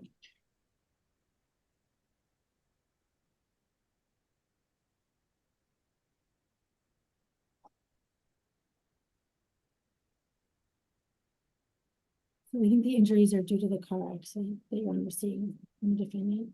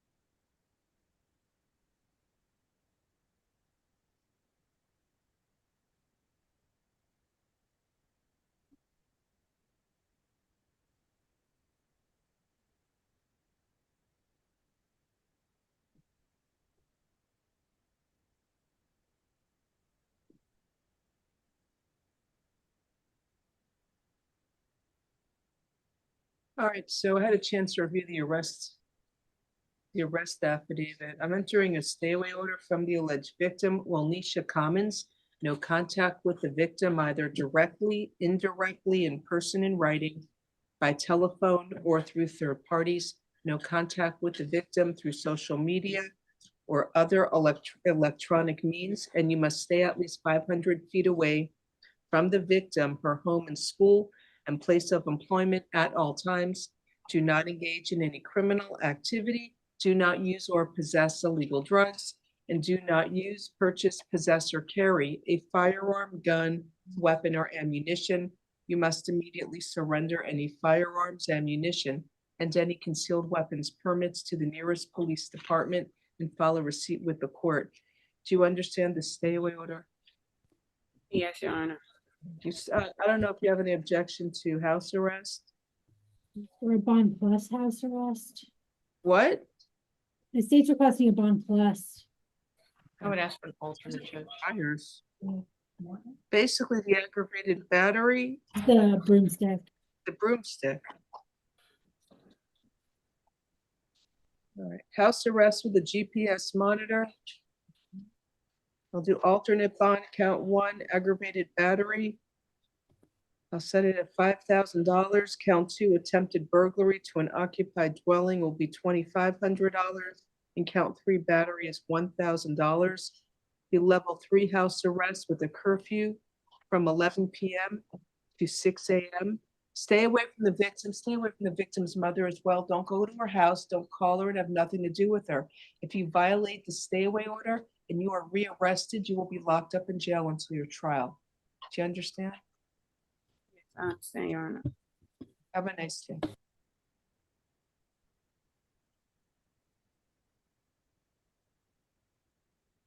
Next case, Brittany Davis.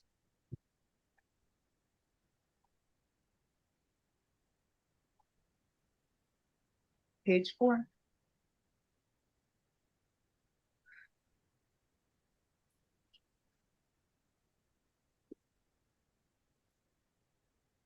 Good morning, Ms. Davis. You were arrested for discharge of a firearm from a vehicle and aggravated assault with a deadly weapon. I will appoint the public defender's office for you. So let me review for probable cause. So it says they never resided together and have no children, but I have a domestic stay away order, so I don't know if we should do a non-domestic.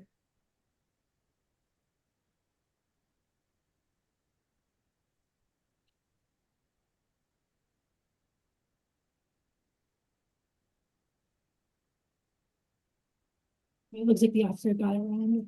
It looks like it should be non-DV. Oh, can't hear you. It looks like it should be non-DV. Oh, okay.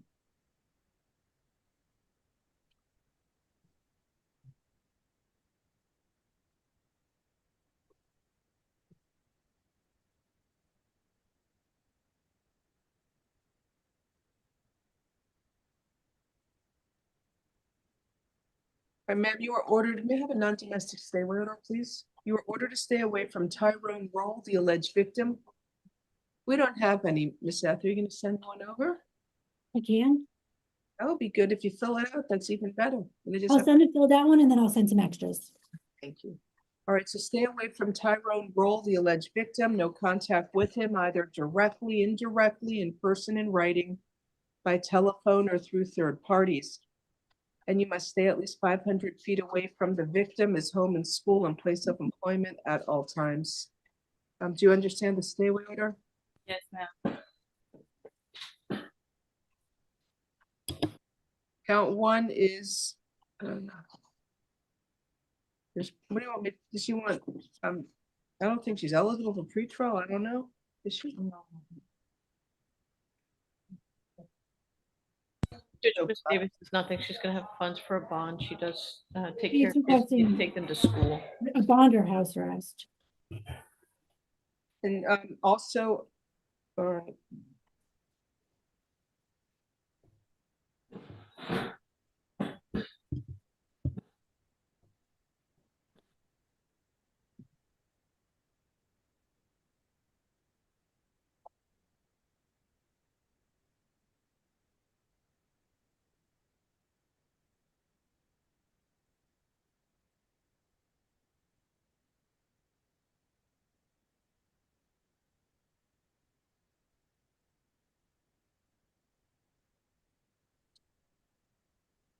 So as she brandished the firearm and sideswiped the victim's vehicle.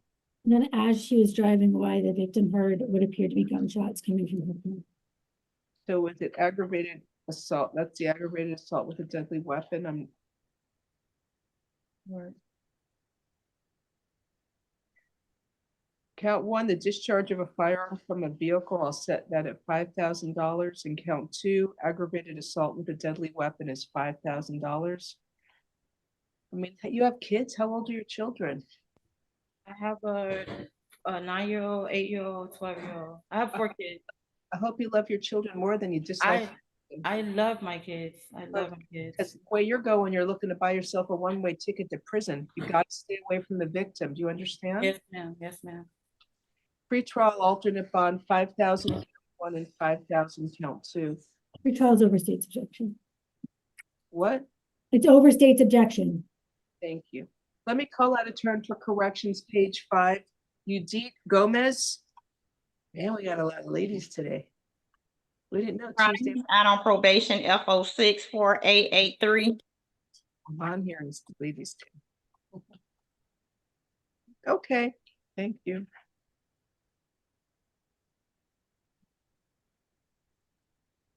Oh, it's a male, excuse me. Judith is a male. We only have 4 pages of ladies today. Do you have Mr. Judith Gomez on page 5? Coming in. Mr. Gomez is present. He speaks English. Morning, sir. You were arrested for failing to register a location as required by law. I will appoint the public defender's office for you. You're also out on probation for a case from, it's FO64883. So there is a hold for you to see your division judge tomorrow, and I will appoint the public defender's office for you. I need a moment to review.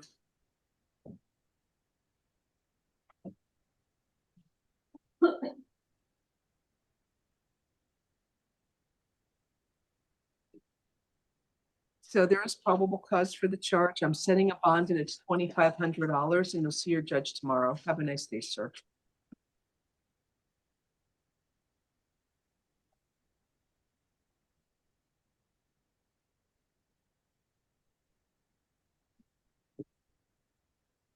Brittany Davis, is she there?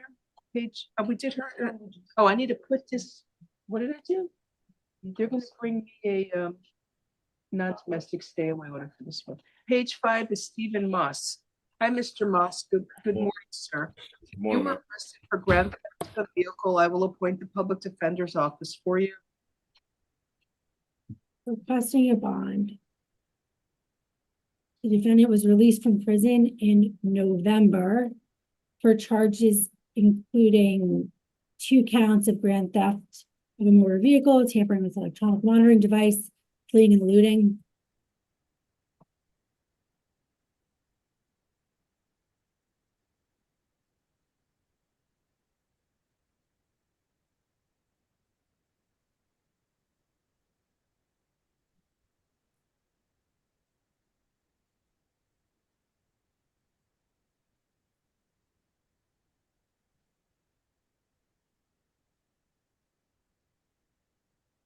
So what's his connection? The car is sleeping in the back seat.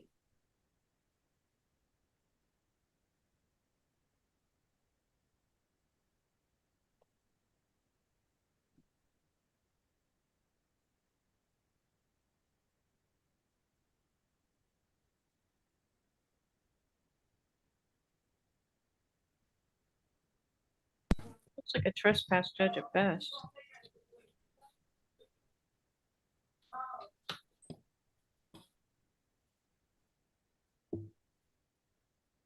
But even that's questionable because he was being given a ride. If he's being given a ride and falls asleep in the back seat, Judge, it's really given Oh, permission. it says the victim, Mr. Hebra, stated he had agreed to give a ride to a male known as Steve. He explained that Steve and the female entered the vehicle, began manipulating it. He felt threatened. And they exited the vehicle and went to the Right. gas station. And then his car was gone. There's probable cause. If he's being given a ride and the victim says he's giving Mr. Moss a ride and Mr. Ross is found sleeping in the back seat, at a later time.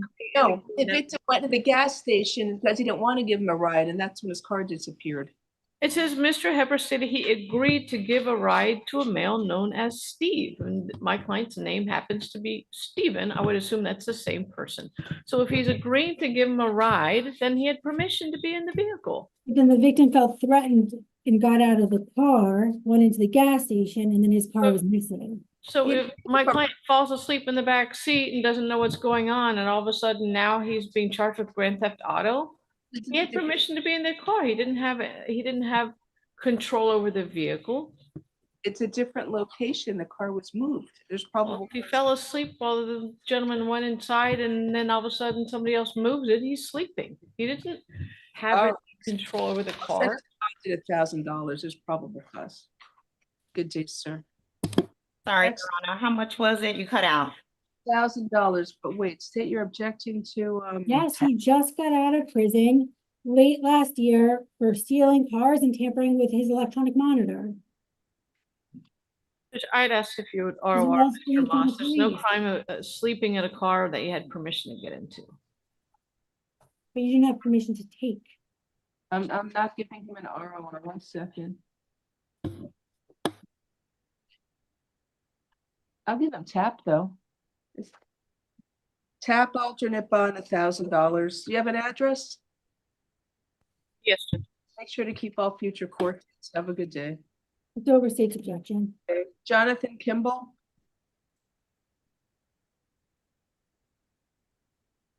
Any luck with Mr. Gaviria reaching him? I don't know who the Zoom user is, but we don't promote anybody unless we know who you are. So you have to type the name of the person you're here for.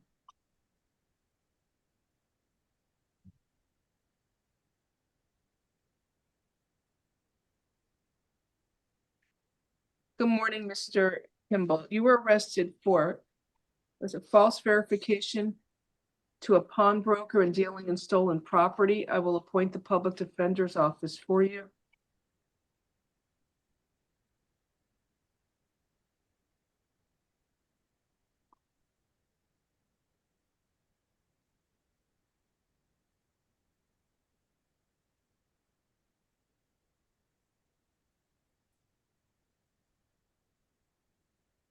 All right, so there's probable cause for the charges. You are ordered to stay away from Sean Reeder, the alleged victim. No contact with the victim, either directly, indirectly, in person, in writing, by telephone, or through third parties, and stay at least 500 feet away from his home, school, and place of employment at all times. Do you understand the stay away order, sir? Yes, ma'am. Okay. How long have you lived in Miami?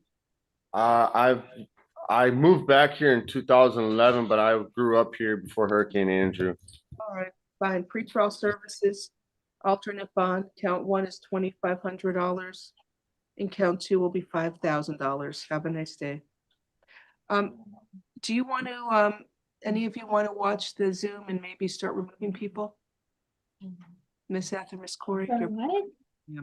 Okay. Do we want to do what?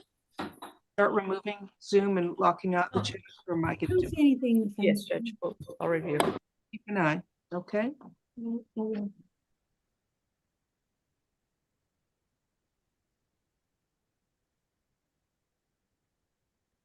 Next, we have Jonathan. Oh, we did that one. Mario Fonseca, page 5. Sir, good morning. Do you speak English? Yes, Judge. You were arrested for failing to register as required by law. I will appoint the public defender's office for you.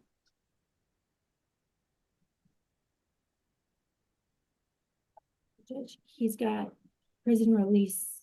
There is probable cause for the charge, $2,500 bond. Have a good day.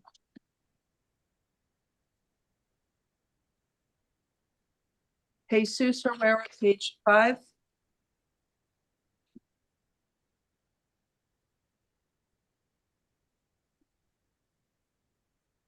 Good morning, sir. You were arrested for. I'm sorry, this is not Mr. Jesus Herrera. He was disruptive and he was taken back. Reset for the afternoon. Let me review for Herrera.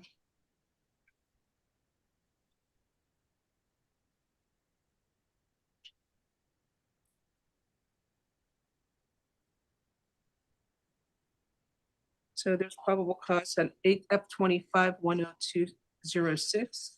for driving as a habitual traffic offender. Reset PN.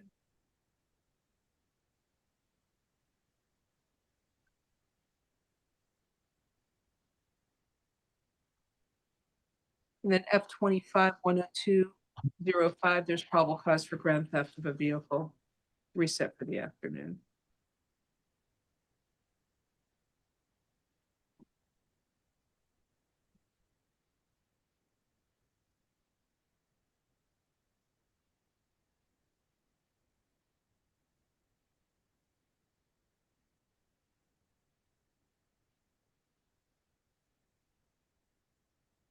All right, Mr. John St. Lot, good morning, page 6. You are arrested for unlawful possession, 2 counts of unlawful possession of a stolen credit or debit card and 2 counts of fraudulent use of a credit card. I will appoint the public defender's office for you. You're out on felony bond. There's a hold for case F25-8121. So let me review.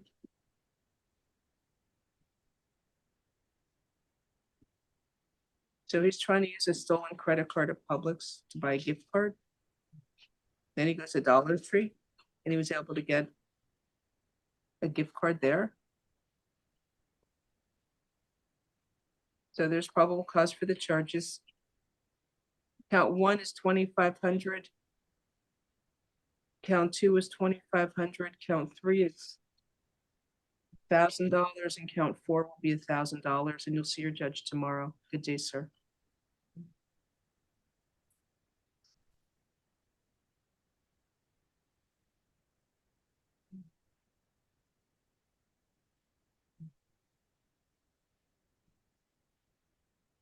Next is Ernest Smith. Hi, Mr. Smith. You were arrested for aggravated stalking in violation of a court order and criminal mischief over $1,000. I will appoint the public defender's office for you. You're out on felony bond. There's a hold for F25-8356. I need a moment to review the arrest affidavit for probable cause.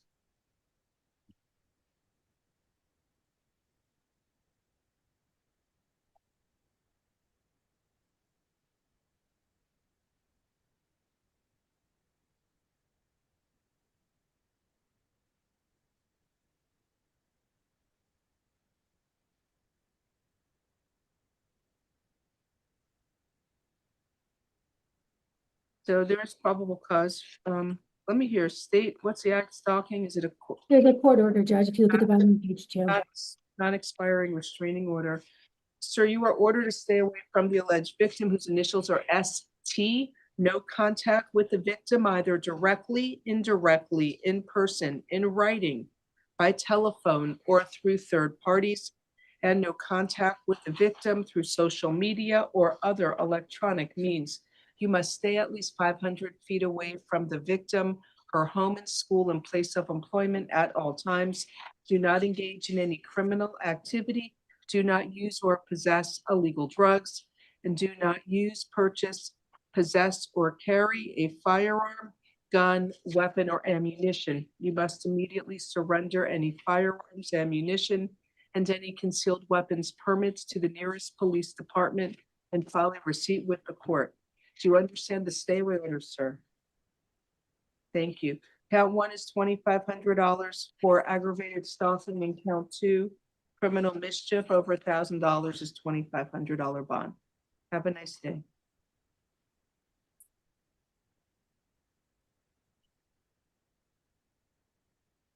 Next is Giovanni Carmenet, page 7. Bond out? Thank you. Bond out. Tobias Rollins.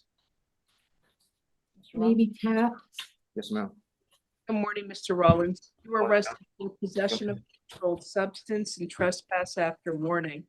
I will appoint the public defender's office for you. It looks like he could be selling, but he's just charged with the possession.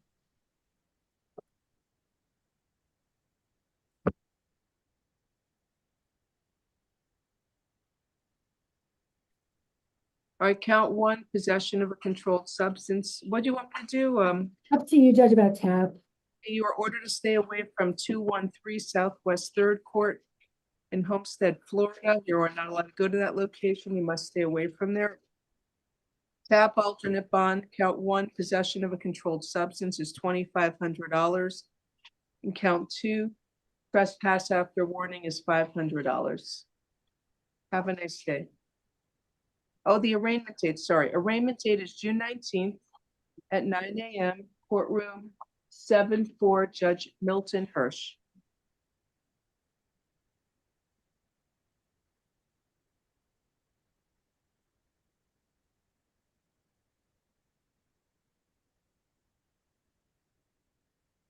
Next is Baldomero Quintana. Good morning. English okay, or you want Spanish? Spanish, please. Morning, sir. You were arrested for petty theft, 2 or more convictions. I will appoint the public defender's office for you. El señor tiene varias acusaciones por robo en menor cuantía. Le voy a asignar el abogado público para que le defienda. So I went to Publix and took 15 steaks and a bottle of wine for a value of $540. Usted en el Publix hurtó carne, o sea, paquetes de bistec con un botella de vino por $540. Doesn't mention prior conviction state. Defendant was convicted F 23-20393, petty theft, 2 or more convictions. Usted tiene unos antecedentes penales también por hurto menor. That was November 28th of 23.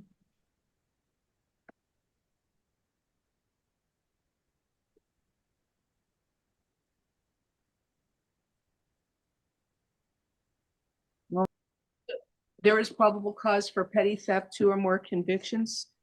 Encuentro que hay un motivo fundado por hurto menor de 1 o más casos. You are ordered to stay away from the public store at 8250 Mills Drive in Miami, Florida. Tiene que mantenerse alejado de la tienda Publix en el 8215 Mills Way en Miami, Mills Florida. Drive. Mills Drive. Oh, Hills Drive. Hills Drive. Tiene que mantenerse alejado de esa tienda. I don't know what the state's position is. Requesting a bond because the defendant's got lots of priors. He has 7 years from 2012, another 5 years for 2012. Y hay antecedentes penales también por lo mismo. Mr. Quintana indicates he does not have funds for a bond. Would your honor consider the TAP program? Or ordering him into pretrial? Public defender asked me to consider what'd you say, a program? Yes, TAP or pretrial services, Judge. Están pidiendo que le deje salir bajo un programa. He's a signal 400. I'm setting a bond. Will be $1,500. Have a nice day. Tiene una fianza de $1,500. Que tenga buen día.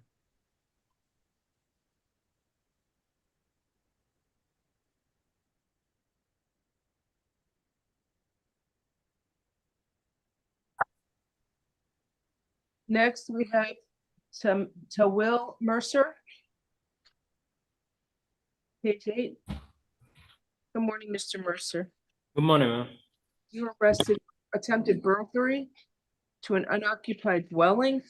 I will appoint a public defender's office for you. You're out on probation for 3 cases. There's a hold for F20-3340, F20-6917, and F20-10653. So I need a moment to review for probable cause.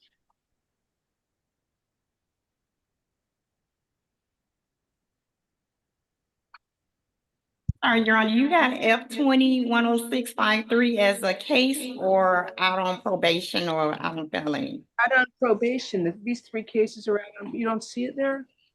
On my jail card, it has to be set. That's why I was asking. Yeah, out on probation, there's a hold for the division judge. This is a case from November 5th of 2024.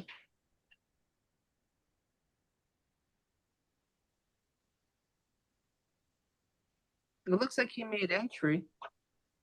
He actually, so look, he made entry to the yard, but didn't get into the house. It says he make entry into his unoccupied residence via the rear back door area that was left unlocked. Okay. All right, Judge.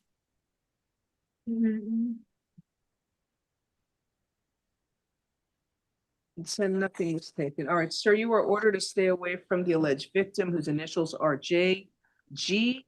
No contact with the victim either directly, indirectly, in person, in writing, by telephone, or through third parties, and he must stay at least 500 feet away from the victim, his home, school,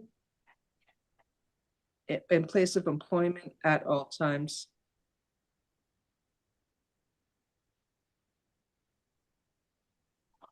And stay away from 1801 Northwest 90th Street in Miami, Florida.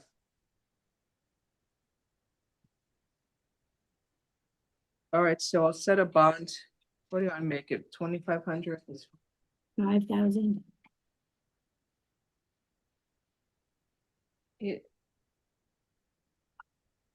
All right, $5,000 bond. You'll see your judge tomorrow.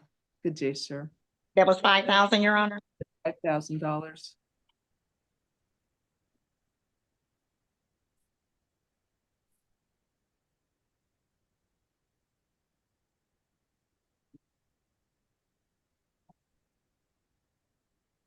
Brian Gomez is next. Hey, Jake, good morning. Sir, Morning. you're arrested for battery by strangulation. Can you afford to hire a lawyer, sir? No, ma'am. We'll appoint the public defender's office for you.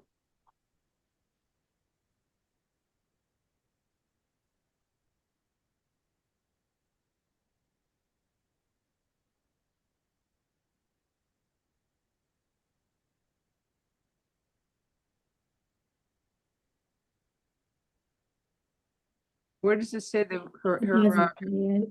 you want to reset it for the probable cause? What's her age? It's She's down to 16. find PC on a battery.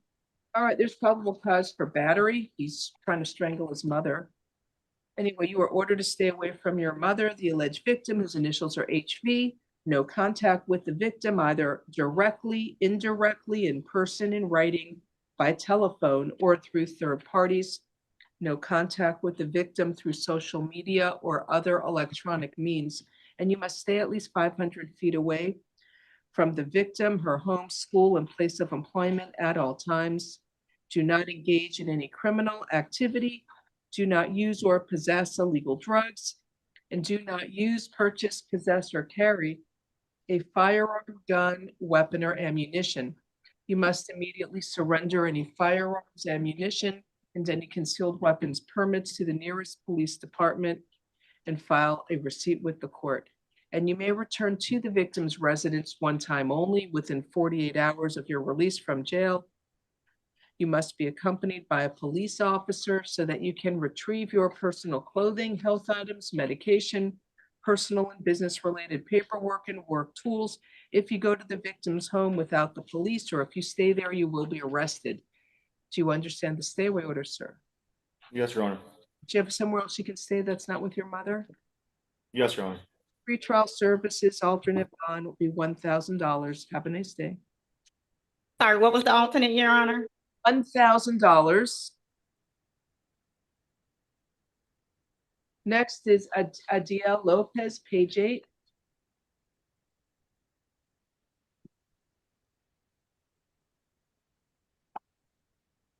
If there's some people on Zoom that want me to call one out of turn, if you find it, I'm happy to do it. Here's one for Mr. Cineas. I don't know if they can assist. 1 second, and we're going to try and get these out of turn.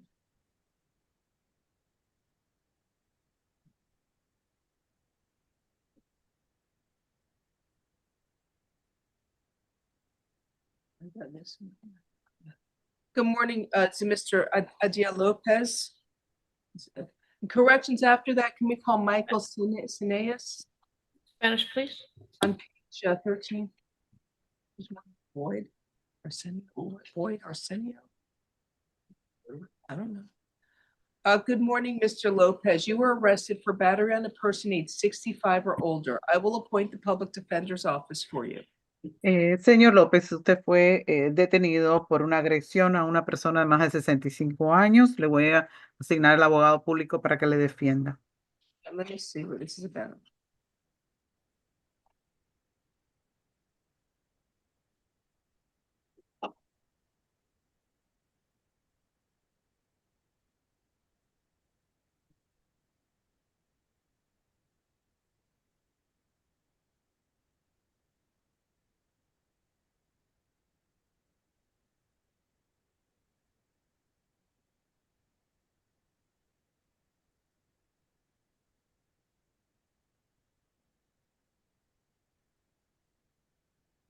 Okay, so there's no age. Right. Sir, you are ordered to stay away from Daniel Lopez, the alleged victim. No contact with the victim either directly, indirectly, in person, in writing, by telephone, or through third parties. No contact with the victim through social media or other electronic means. And you must stay at least 500 feet away from his home, school, and place of employment at all times. Señor, usted tiene que mantenerse alejado de Daniel López. No puede tener contacto con esta persona directo o indirecto por en persona, por teléfono, por escrito, por terceras personas, redes sociales. Also, do not engage in any criminal activity. Do not use or possess illegal drugs. Tiene también que mantenerse alejado a 500 pies de distancia. No puede estar involucrado en cuestiones de delito ni usar o tener drogas. Do not use, purchase, possess, or carry a firearm, gun, weapon, or ammunition. No puede tener en su posesión, comprar o tener con usted armas de fuego o municiones. You must immediately surrender any firearms, ammunition, and any concealed weapons permits to the nearest police department and file a receipt with the court. Si usted tiene armas de fuego o municiones, debe de entregarla a la policía más cercana inmediatamente o tener un recibo y presentarlo en la oficina de la corte. And you may return to the victim's residence one time only within 48 hours of your release from jail. Usted puede regresar a la vivienda donde está la víctima en las próximas 48 horas después que salga de la cárcel, acompañado con un policía. You must be accompanied by a police officer so that you can retrieve your personal clothing, health items, medication, personal and business-related paperwork, and work tools. Tiene que ir acompañado de un policía para recoger sus pertenencias como cierta ropa, medicamentos, permisos o cuestiones para trabajar. If you go to the victim's home without the police, or if you stay there, you will be arrested. Si usted va a la casa de la víctima solo sin la compañía de un policía, va a ser arrestado. Do you understand the stay away order, sir? ¿Entiende la orden de alejamiento? All right, pretrial services, alternate bond, $1,000. Have a nice day. Ok, le va a dejar salir bajo un programa si no tiene una fianza una alternativa de $1,000. Tenga buen día.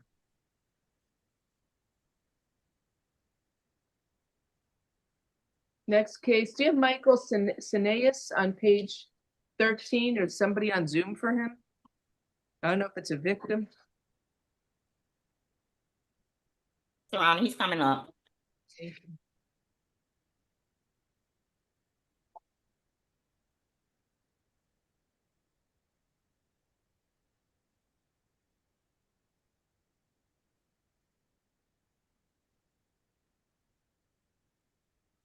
Whoever's here for Mr. Sineas, if you want to,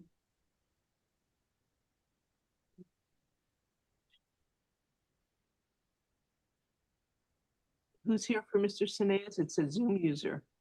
You have to raise your hand on Zoom so I can promote him. Did somebody take care of it?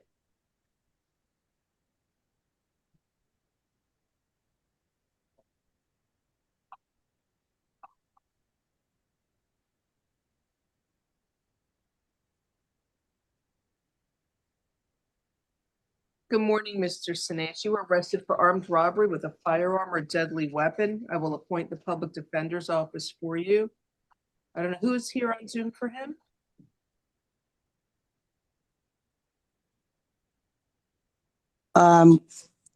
It's more than one of us. This is Rebecca, his cousin. Okay, who else is here? Anybody else? Yes, there's one. They're all coming in right now. Is there a victim here? Pardon? I don't know. Family here for support. Yeah, we're here for support. Okay, well, I can make you all an attendee then. Thank you. Thank you. All right, so good morning, sir. So this is from May 18th. I need a moment to review it. The alleged victim is Miss Pacemore. If Miss Pacemore is here, can she raise her hand?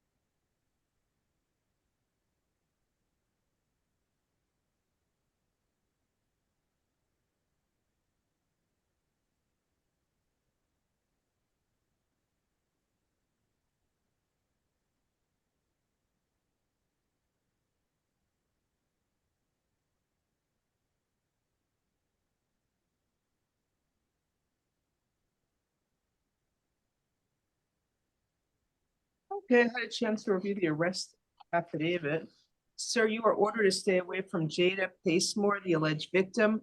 No contact with the victim either directly, indirectly, in person, in writing, by telephone, or through third parties. No contact with the victim through social media or other electronic means. And you must stay at least 500 feet away from the victim, her home, school, and place of employment at all times. Do not engage in any criminal activity. Do not use or possess illegal drugs. Do not use, purchase, possess, or carry a firearm, gun, weapon, or ammunition. You must immediately surrender any firearms, ammunition, and any concealed weapons permits to the nearest police department and file a receipt with the court. And if the victim's still gonna reside in that apartment you live in, then you're gonna have to go find somewhere else to live. And you can return to the victim's residence one time only within 48 hours of your release from jail. You must be accompanied by a police officer so that you can retrieve your personal clothing, health items, medication, personal and business-related paperwork, and work tools. If you go to the victim's home without the police, or if you stay there, you will be arrested. Do you understand the stay away order, sir? If she's not living there, you can go back home, but if she's living there, you gotta find somewhere else to stay. Yes, Your Honor. All right. So in this case, the state filed a motion for pretrial detention pending final hearing. There is probable cause for the armed robbery with a firearm, so I'm granting the state's motion, holding you with no bond. You will see a judge tomorrow, and that judge will set a final hearing on the state's motion for pretrial detention. So it's going to be tomorrow morning. Just for the family that's here, I want to let them know. Do we have we know what judge it's before? It's Judge Alberto Milian on courtroom 7-2. They'll have a hearing tomorrow at 9 a.m. Good luck to you, sir.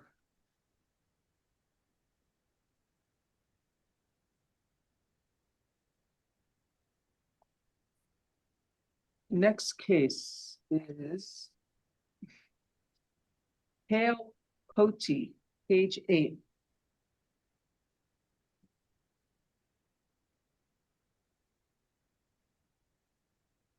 Morning. Mr. Cote, you were arrested for 3 cases.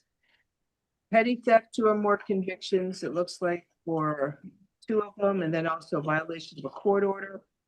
You are also out on felony bond. There's a hold for case F25-8511 and F25-8512. Public Defender's Office is appointed for you for all these cases. So, sir, you are ordered to stay away from the Family Dollar Store at 601 Southwest 14th Avenue in Homestead, Florida. You are not allowed to go to that location. You must stay away from there. We'll start with F25-10233. It's petty theft, 2 or more convictions. He used a large trash bag to conceal 30 bottles of Dawn dish soap. And it's $279. Where does it talk about prior conviction? Which case are you looking at? At the bottom, 2 previous theft convictions. Okay. So there's probable cause for the charge. In this case, I'm setting the bond at $1,500.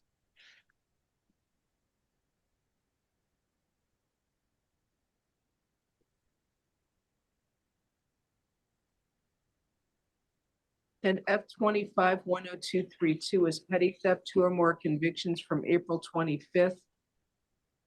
Same business, I believe. Yeah, Family Dollar. He's stealing 18 bottles of Dawn dish soap.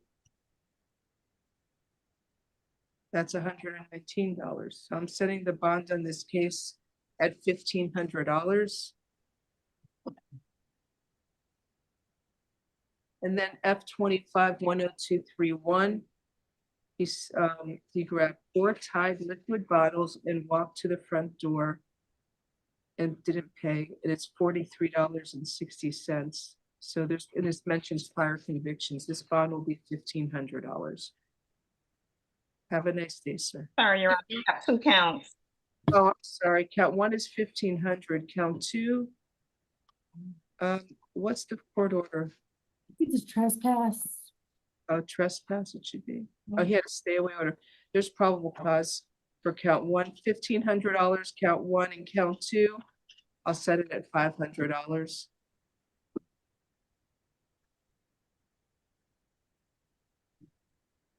Okay, thank you. Next case we have is Luis Ramos, page 10. Any luck reaching Mr. Gaviria? He doesn't seem to like to come in this courtroom, or he's very busy. I didn't message him, Judge. You did or did not? Did not. Oh, okay. Is anybody gonna call him? I thought you did. Pardon me. Can't fault him for that.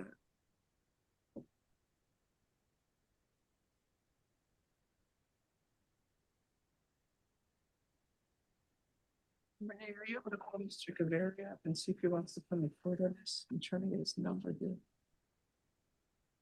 I can't seem to pull it up.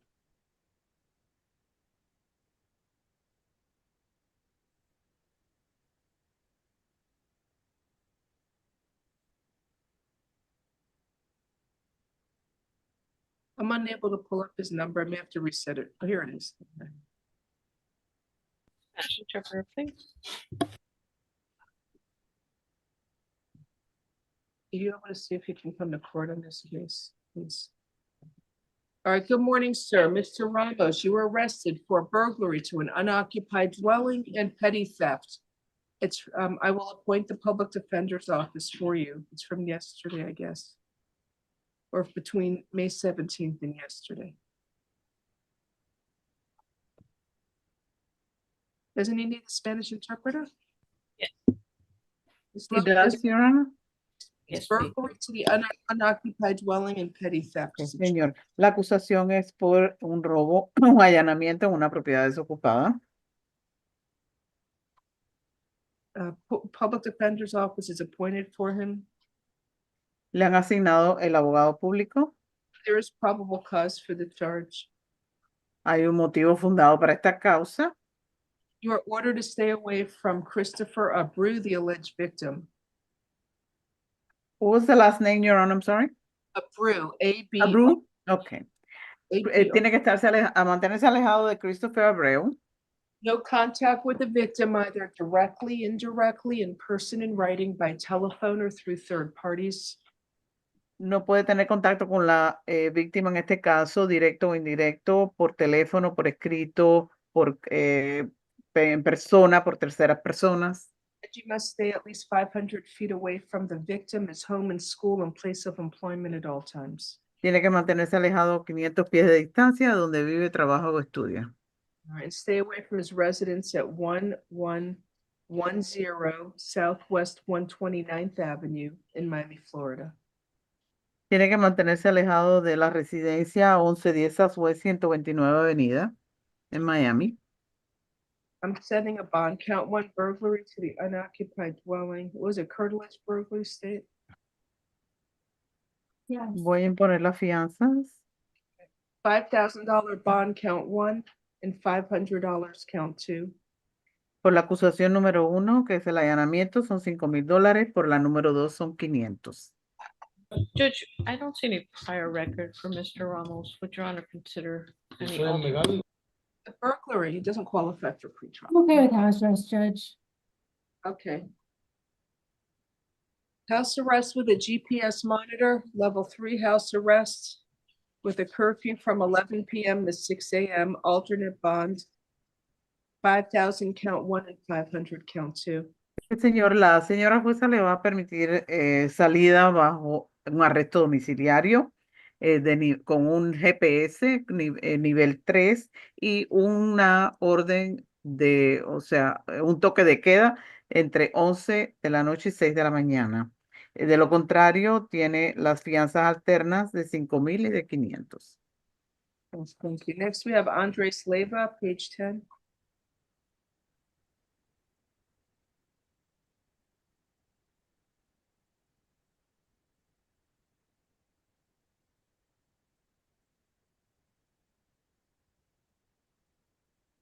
It's not long. It's just that people have many arrests. Oh, That's what.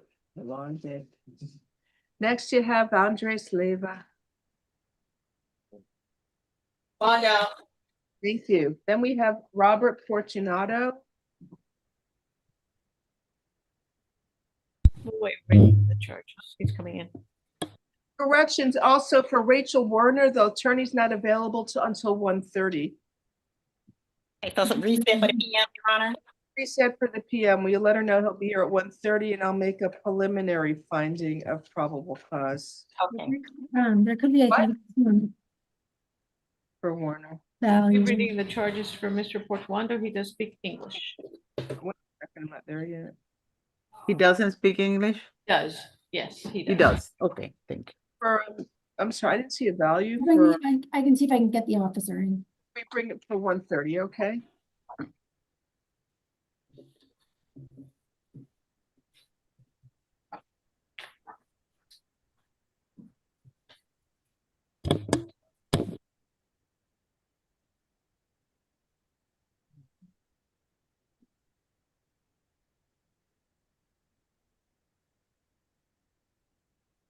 Okay, good morning, Mr.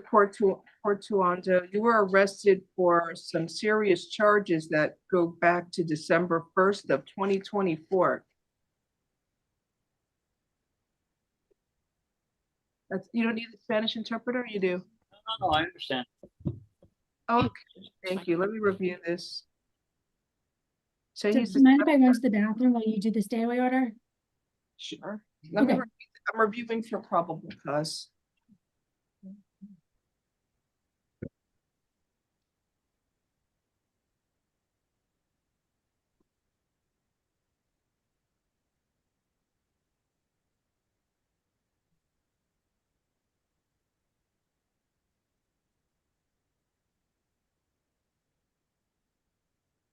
So, sir, you were ordered to stay away from the victim, the 12-year-old child whose initials are TS.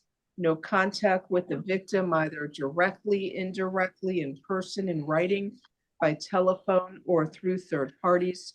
No contact with the victim through social media or other electronic means. And you must stay at least 500 feet away from the victim, her home and school at all times. Do not engage in any criminal activity. Do not use or possess illegal drugs, and do not use, purchase, possess, or carry a firearm, gun, weapon, or ammunition. You must immediately surrender any firearms, ammunition, and any concealed weapons permits to the nearest police department and file a receipt with the court. Do you understand the stay away order, sir? Yes. Okay, thank you. So the state filed a motion for pretrial detention pending final hearing. And based on that there's probable cause for the charges, I'm going to grant the state's motion as to count 1 and count 2. It's no bond each count. Count 3 is also no bond, and count 4 is no bond. So you will see a judge tomorrow, and that judge will set a final hearing on the state's motion for pretrial detention. Good day, sir.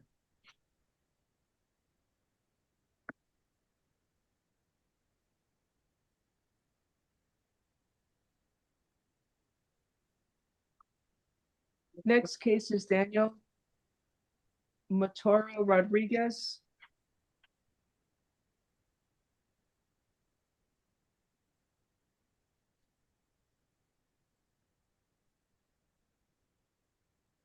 Good morning, sir. Do you speak English? Spanish or English? Sir, you, Spanish, please. sir, you were arrested for grand theft. It says, I think it's a little overcharged. It should be grand theft. Señor, la acusación es por robo en mayor cuantía. I will appoint the public defender's office for you. Le voy a asignar al abogado público para que le defienda.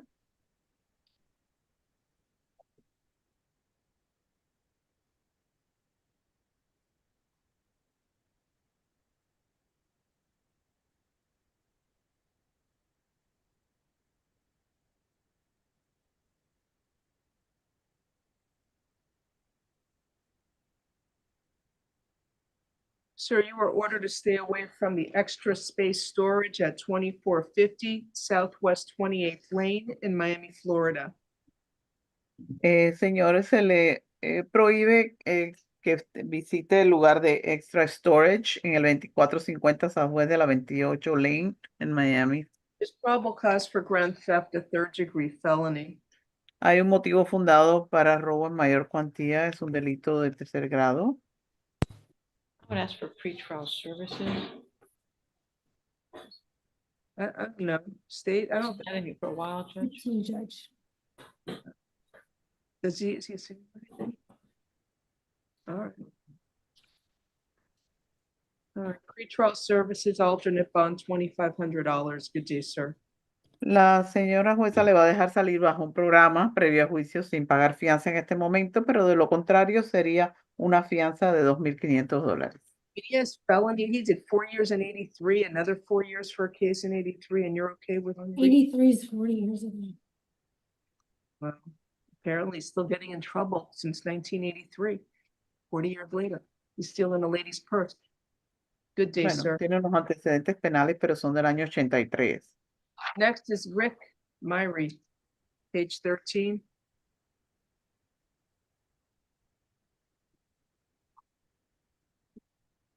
Let's see.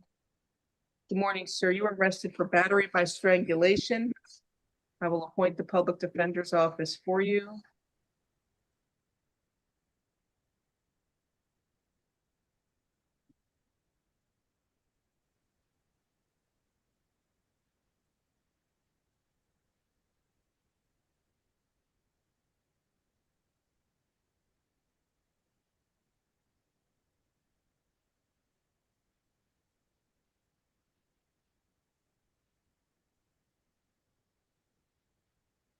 State, how old is the victim? The victim born in 09. What is she, 16? Maybe it's child abuse. It's not, oh. It does a making it hard for her to breathe. Sir, you are ordered to stay away from the alleged victim whose initials are RM. No contact with the victim either directly, indirectly, in person, in writing, by telephone, or through third parties. No contact with the victim through social media or other electronic means. And you must stay at least 500 feet away from the victim for home and school at all times. Do not engage in any criminal activity. Do not use or possess illegal drugs. And do not use, purchase, possess, or carry a firearm, gun, weapon, or ammunition. You must immediately surrender any firearms, ammunition, and any concealed weapons permits to the nearest police department and file a receipt with the court. You may return to the victim's residence one time only within 48 hours of your release from jail. You must be accompanied by a police officer so that you can retrieve your personal clothing, health items, medication, personal and business-related paperwork, and work tools. If you go to the victim's home without the police, or if you stay there, you will be arrested.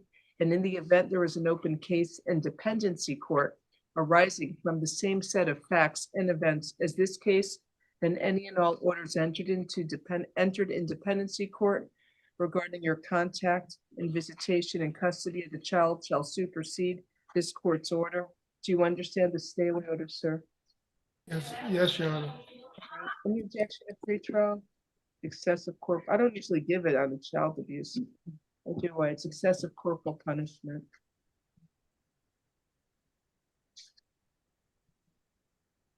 Sir, did you hire a bondsman?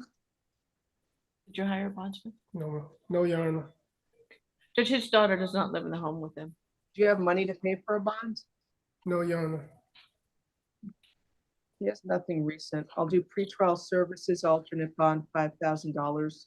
Good day.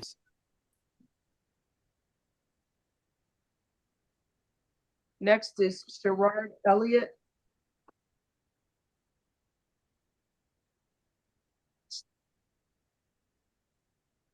All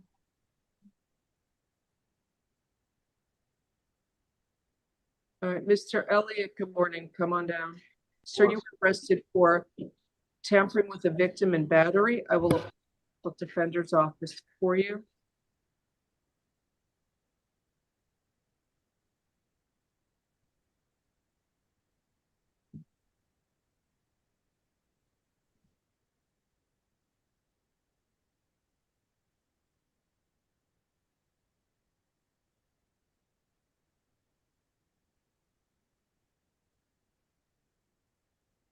There's probable cause for the charge. You are ordered to stay away from Barbara Watson, the alleged victim.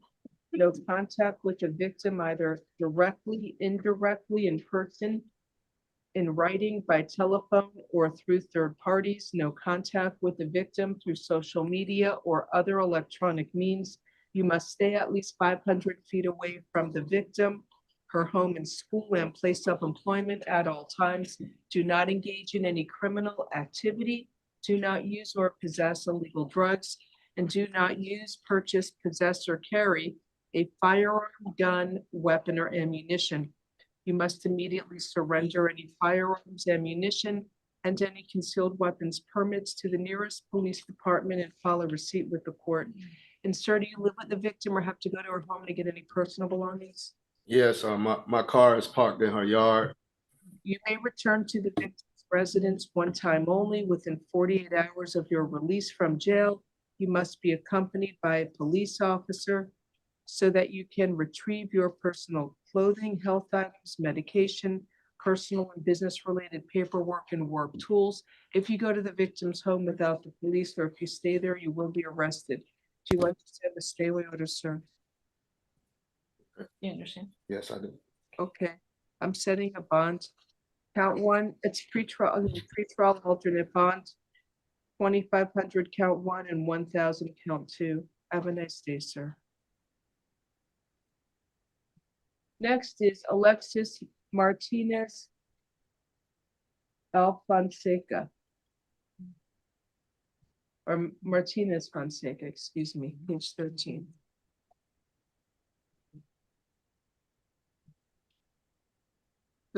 Sir, please come forward. You speak English? Spanish? Sir, you were arrested for tampering with a victim. It says of a third-degree felony and battery. I will appoint the public defender's office for you. Señor, la acusación es por manipular a una víctima. Eso es un delito mayor de tercer grado. Le voy a asignar un abogado público para que le defienda. It's actually tampering is a third-degree felony. Es un delito mayor de tercer grado el manipular, la manipulación. So public defender's office is appointed. There's probable cause for tampering, a third-degree felony, and battery. They're saying Se le ha that asignado un abogado público y es un delito mayor de tercer grado. he's getting into her face, and that's when she tries to call the police. So just getting in your personal space and in your conversation doesn't mean that there's a criminal act that's been committed. So there's no criminal act at that point, Judge. If anything, it would be a battery. La abogada pública dice que no hay tal delito mayor, ya que la persona ha interferido en un espacio privado. So he tampered with the battery's when he slapped the phone out of her hand, and the tampering is standing in her way, not letting her call 911. Pero la fiscal dice que también usted le impidió el paso y se interpuso. Sir, you are ordered to stay away from Diana Finales Suarez, the alleged victim. La señora Diana Suárez, que es la víctima, se le pide que no esté cerca de ella para nada. No contact with the victim, either directly, indirectly, in person, in writing, by telephone, or through third parties. No puede tener contacto con esta persona directo o indirecto, en persona, por escrito, por teléfono, por terceras personas. And no contact with the victim through social media or other electronic means. No puede haber contacto con la víctima a través de redes sociales o ninguna vía electrónica. You must stay at least 500 feet away from the victim, her home and school, and place of employment at all times. Debe mantenerse todo el tiempo alejado de la víctima, 500 pies de distancia, donde vive, trabaja o estudia. Do not engage in any criminal activity. Do not use or possess illegal drugs. No puede estar envuelto en ningún tipo de delito, ni puede poseer o tener en su posesión ningún tipo de drogas. Do not use, purchase, possess, or carry a firearm, gun, weapon, or ammunition. No puede poseer ni comprar ningún tipo de arma de fuego o municiones. You must immediately surrender any firearms, ammunition, and any concealed weapons permits to the nearest police department and file a receipt with the court.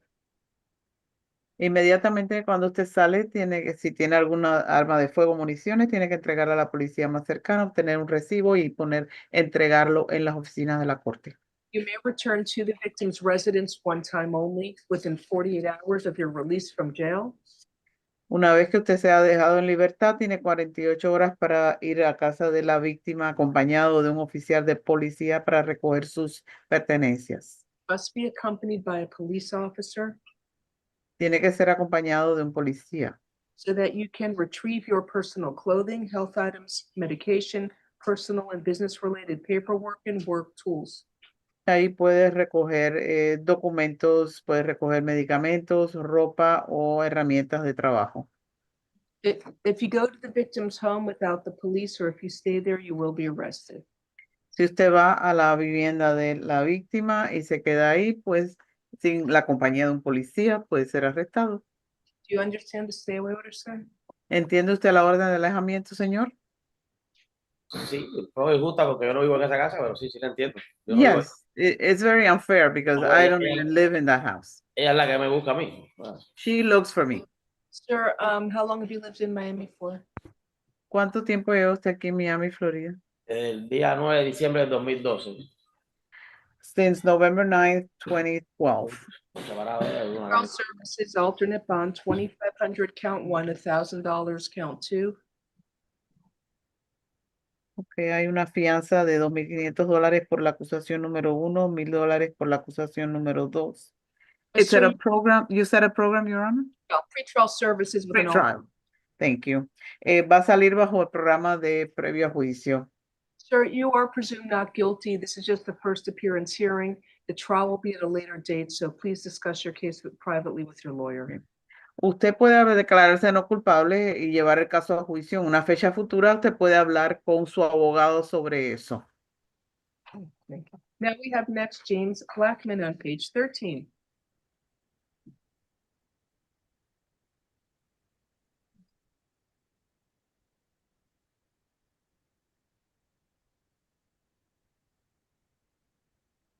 Just stretching while I'm waiting.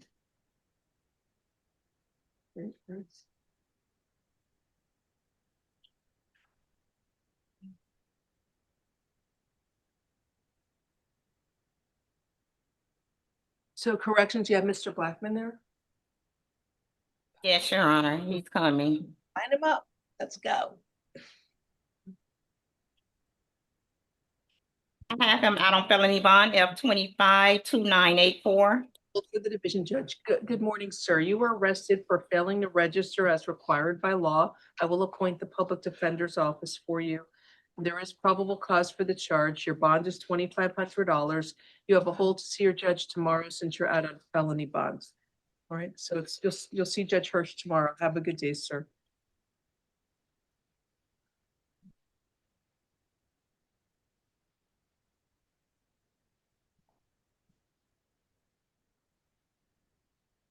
Next is Dominic Gill on page 14.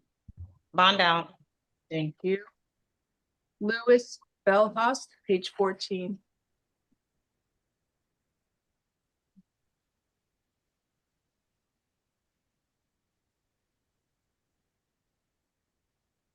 Good morning, sir. You were arrested for possession of a controlled substance called methamphetamine, possession of drug paraphernalia. I will appoint the public defender's office for you. You're also out on felony bond, so there's a hold for case F-25-2081. You will see your division judge tomorrow. Let's see. Your Honor, on his traffic cases, he received $1 each case. Okay, thank you.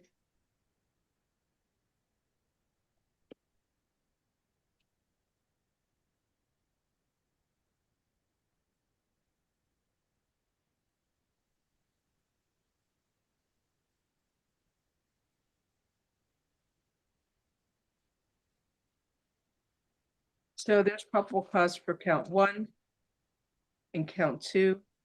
Count one is $2,500 and count two, I'll set it at $1. Have a nice day, sir.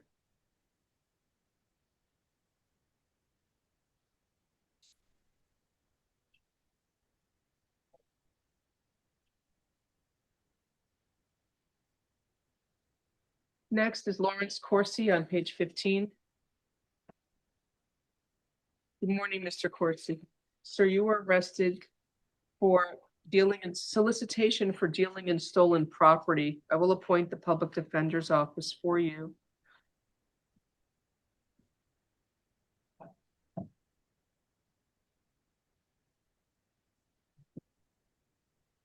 So what is it? So it's a petty theft and then maybe some sort of traffic violation in reference to the tag. There's probable cause for petty theft. Maybe tap. All right. He has a place to live, which you He's a consider bail pretrial, or Judge? ROR, so I can go to work tomorrow. Pretrial taken? No, I won't be able to do. All right, pretrial services alternate bond, it's $150. There's probable cause for petty theft. He's stealing somebody's tag from the car. Put it on his car. Have a nice day. Next is Rolando Matos. It's now struck 12, it's the afternoon.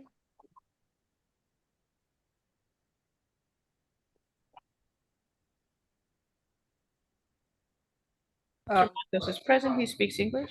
Mr. Matos, you were arrested for grand theft, a third-degree felony. It's from May 11th. I will appoint the public defender's office for you.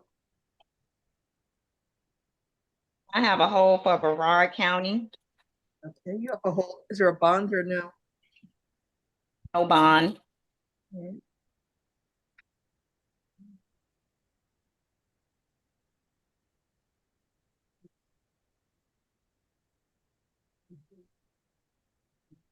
There's probable cause for grand theft. You are ordered to stay away from the Vapor Shark business at 7379 Bird Road in Miami, Florida. You are not allowed to go to that location and you must stay away from there, sir. Your bond is $2,500. Once you post the bond, then you'll be on our in-state warrant calendar because you have a warrant from Brevard County.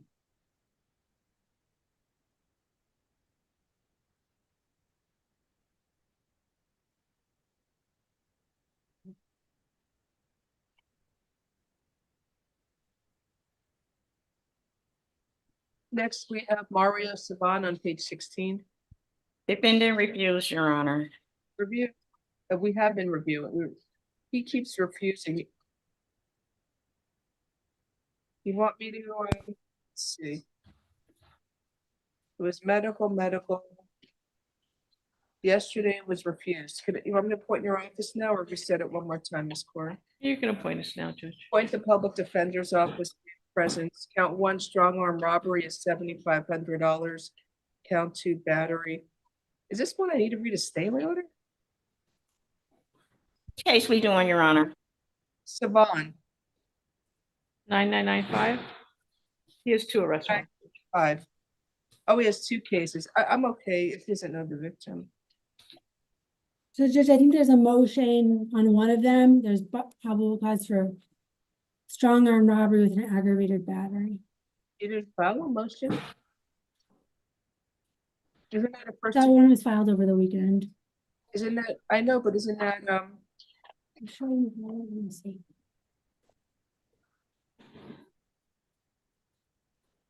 I'll find probable cause for strong arm robbery with an aggravated battery. I'm gonna hold him with no bond on count 1 and count 2. I'll set that at $1. Let me see, appointing public defender's office and waiving presence. Check the paperwork. I think I filed the motion on the 19th, so yesterday. I don't know where it is. I don't see it. But so submit it later. On the other case, possession of cocaine. That's not F259993. $1,000, count 1. 1 second. He's 2 counts of possession. Oh, 1,000, count 1. ROR, you want an ROR count 2? Yes, please. And then count 3, it's a push rod, a crack rock with a metal rod. Sorry, it's the $500, count 3. So on the strong arm rob, on the other case, it was no bond, and what was count 2? $1. Okay.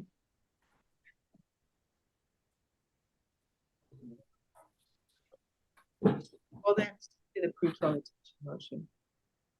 You gonna send it over with your stay? Yep. Is that a hold on the motion, Your Honor? Yeah, hold, we'll see a judge tomorrow for that.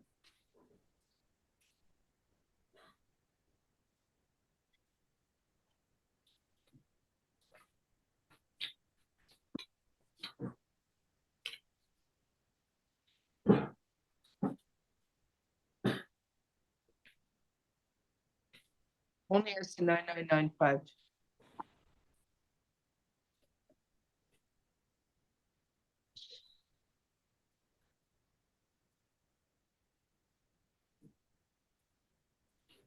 All right, then we have next Deron Wadley. Refuse, Your Honor. An added charge before you want to waive it. Yes. Petty theft prior conviction, or let's see what it says. Grand theft is fine too. This find probable cause for grand theft. Appoint the public defender's office, waive presence bond is $2,500.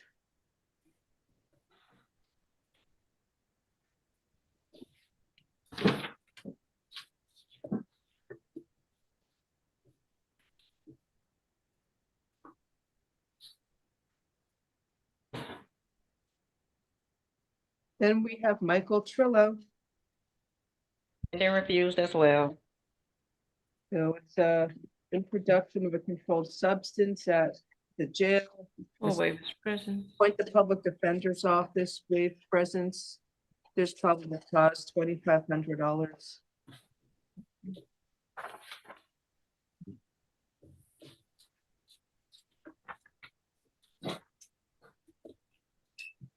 Then what about Yafiel Man Peralta?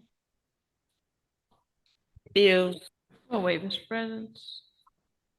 Victim is Gabriel Gongora.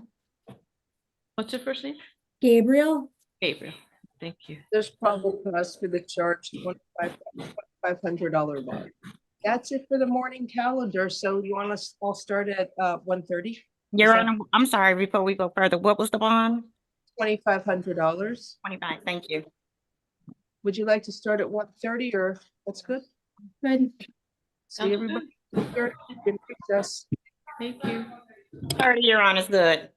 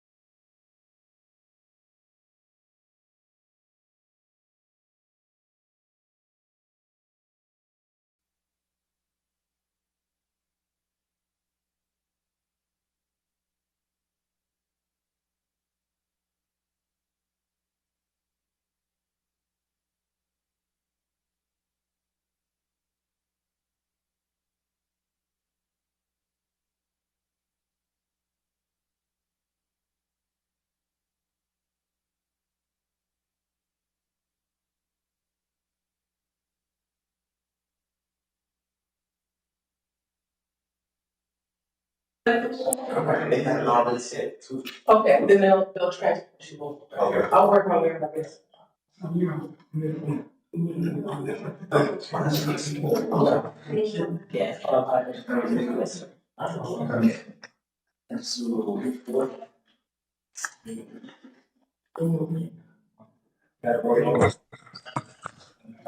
JLC, and hear me? Hi, yes, we can. All right, let me know when you're ready for the video. We're ready. All right, thank you. So we're gonna go on record. Share. Video source. Share and call. Then on the remote. Power button. Wait for something to pop up here.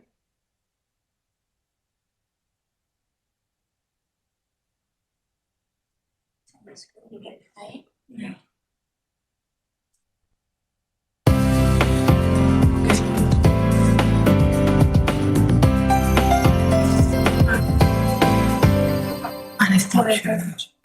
You are here for an initial appearance after detention. The rules of criminal procedure require that you be brought before a judicial officer within 24 hours of your arrest. The purpose of the initial appearance is to have a judge list the charges against you, inform you of certain rights that you have, and to determine the conditions of your release. You should have already received a copy of these charges. The judge will review your paperwork to determine if there was probable cause to arrest you. If the judge finds probable cause, he or she will then determine if you qualify for bond and what the monetary and non-monetary conditions of your bond should be. If the judge does not have enough information to make a probable cause determination for your arrest, the state may be given additional time to amend the paperwork. You should also be aware of the following rights afforded to you by the Constitution. You are not required to say anything at this proceeding. Anything you say can be used against you. You have the right to communicate with counsel, family, or friends, and if necessary, you will be provided a reasonable means to do so.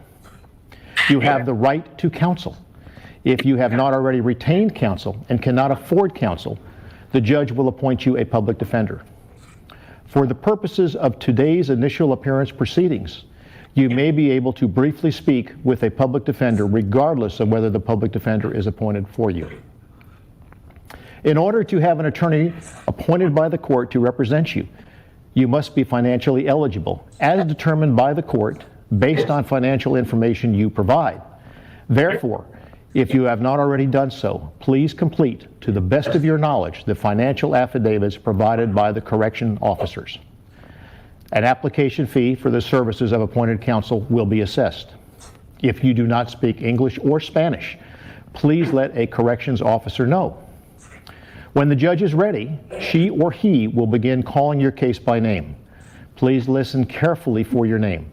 When called, please approach the microphone as directed by the corrections officers. Thank you.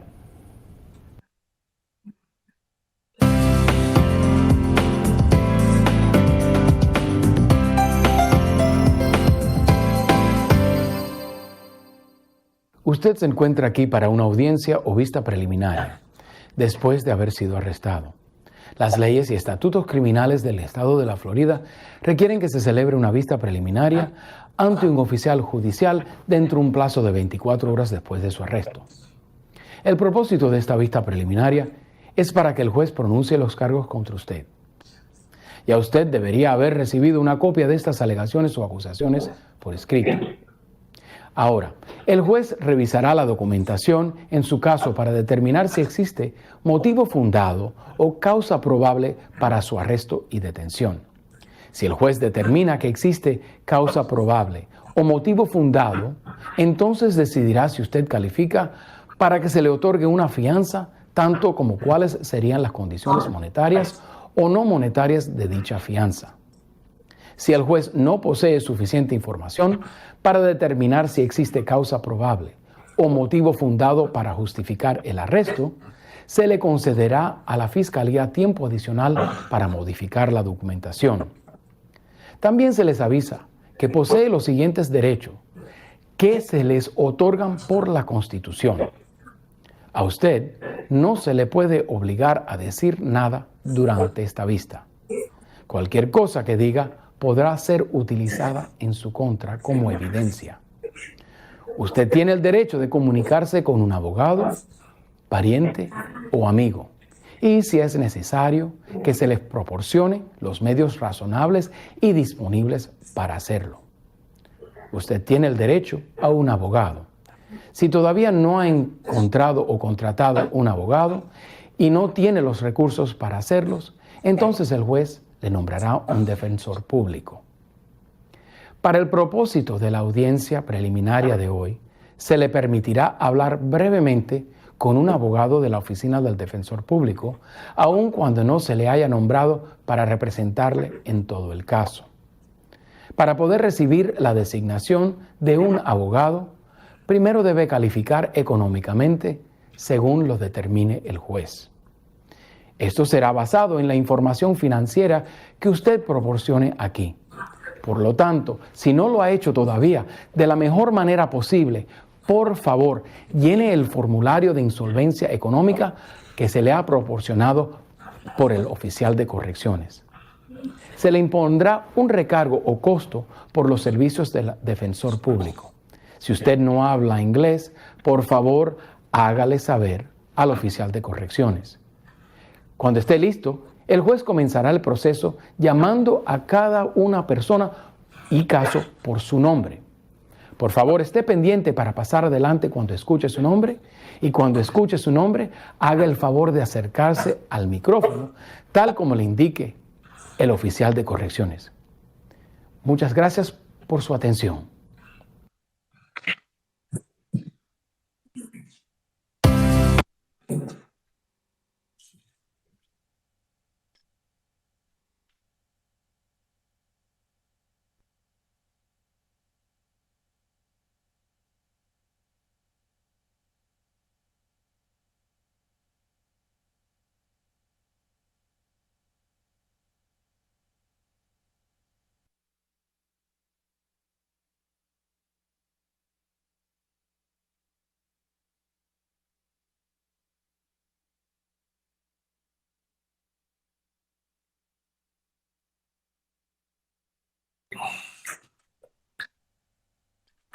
Good afternoon, Ms. Clark. Can you all hear us at the jail? Yes, good afternoon, Your Honor.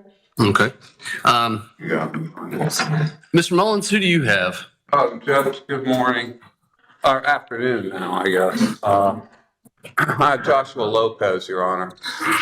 Okay. All right, let me.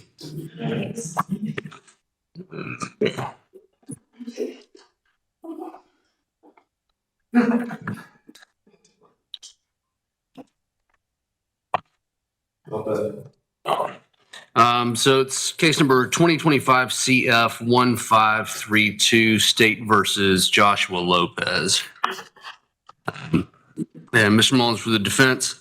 The defendant in this case has been charged or arrested on a charge for child abuse without great bodily harm. The court does find probable cause based on the four corners of the affidavit.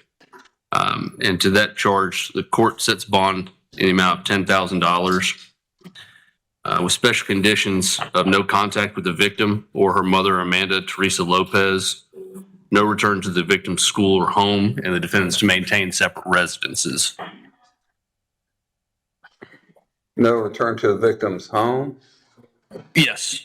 And a separate, they already retain separate residences and this happened. Okay. I think we're okay on that $10,000. So, okay, thank you, Your Honor. That's all I have. All right. Thank you, Mr. Mullins. Have a good day, sir. You as well, Judge. Thank you. Next court date on demand.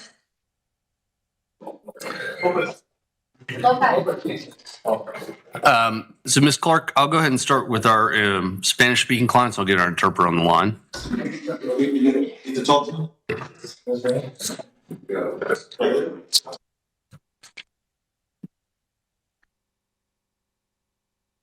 Good afternoon, Your Honor. This is Ricardo Morales, Spanish interpreter, previously sworn. Good afternoon, Mr. Morales. This is Judge Beamer. We're handling initial appearances. We've got about 6 folks that require a Spanish interpreter. Our first case is 2025 CF 906. The defendant is Julio Ferreira. That's Ferrer space RIERA.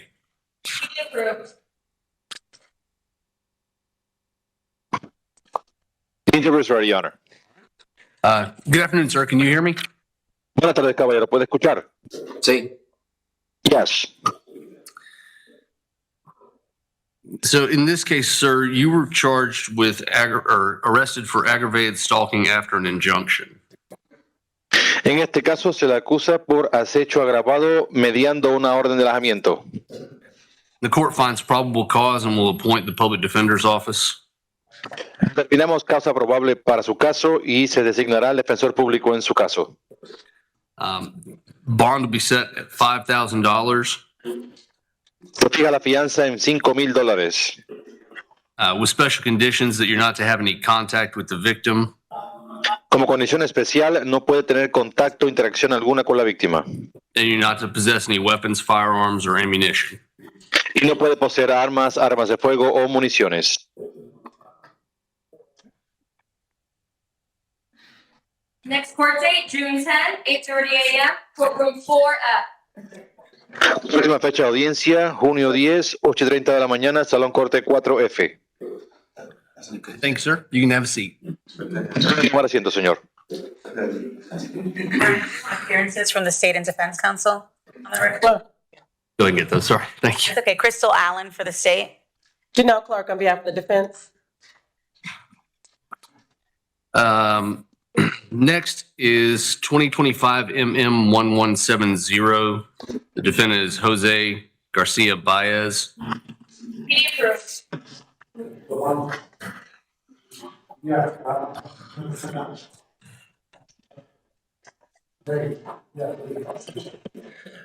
Good afternoon, sir. I'm going to appoint the public defender to represent you.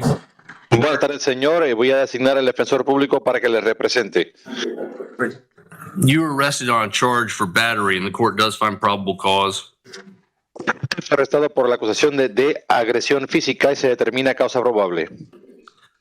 Bond is set in the amount of $1,000 Se fija la fianza en $1,000. With special conditions that you're not to have contact with the victim. Como condición especial, no puede tener contacto con la víctima. You're also not to return to 214 Broadway. Tampoco puede regresar al 214 Broadway Or the victim's residence. o la residencia de la víctima. And you're not to possess any weapons, firearms, or ammunition. Y no puede poseer armas, armas de fuego o municiones. Next court date on demand. Próxima fecha de audiencia en demanda. Thanks, sir. You can have a seat.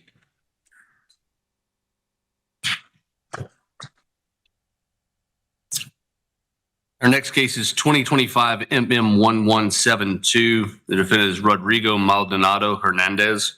Be approved. Good afternoon, sir. I'm going to appoint the public defender to represent you. Buenas tardes, señor. Voy a designar al defensor público para que le represente. You were arrested on a charge for misdemeanor battery, and the court does find probable cause. Usted fue arrestado por una acusación de falta por agresión física y se determina causa probable. Bond is set in the amount of $1,000 Se fija su fianza en $1,000 with special conditions of no contact with the victim, no possession of any weapons, firearms, or ammunition. Como condición especial, no puede tener contacto con la víctima y no puede poseer armas, armas de fuego o municiones. You're to maintain separate residences Deberán mantener residencias separadas and not to return to 8100 Champion Circle. y no puede regresar al 8100 Champion Circle. Thanks, sir. You can have a seat. Next court date on demand. Próxima fecha de audiencia en demanda. Our next case is 2023 CF 2985 Ernesto Ortiz. Be approved.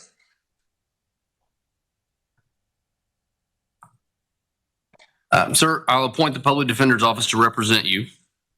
Señor, designará al defensor público para que le represente. You were arrested on a charge for an on-view violation of probation. Usted se le acusa por un incumplimiento de su régimen de probatoria. The court finds probable cause Se determina causa probable. and sets bond at zero bond. La fianza se fija en cero fianza. Next court date, June 4, 8:30 a.m., courtroom 4F. Próxima fecha de audiencia, junio 4, 8:30 de la mañana, Salón Corte 4F.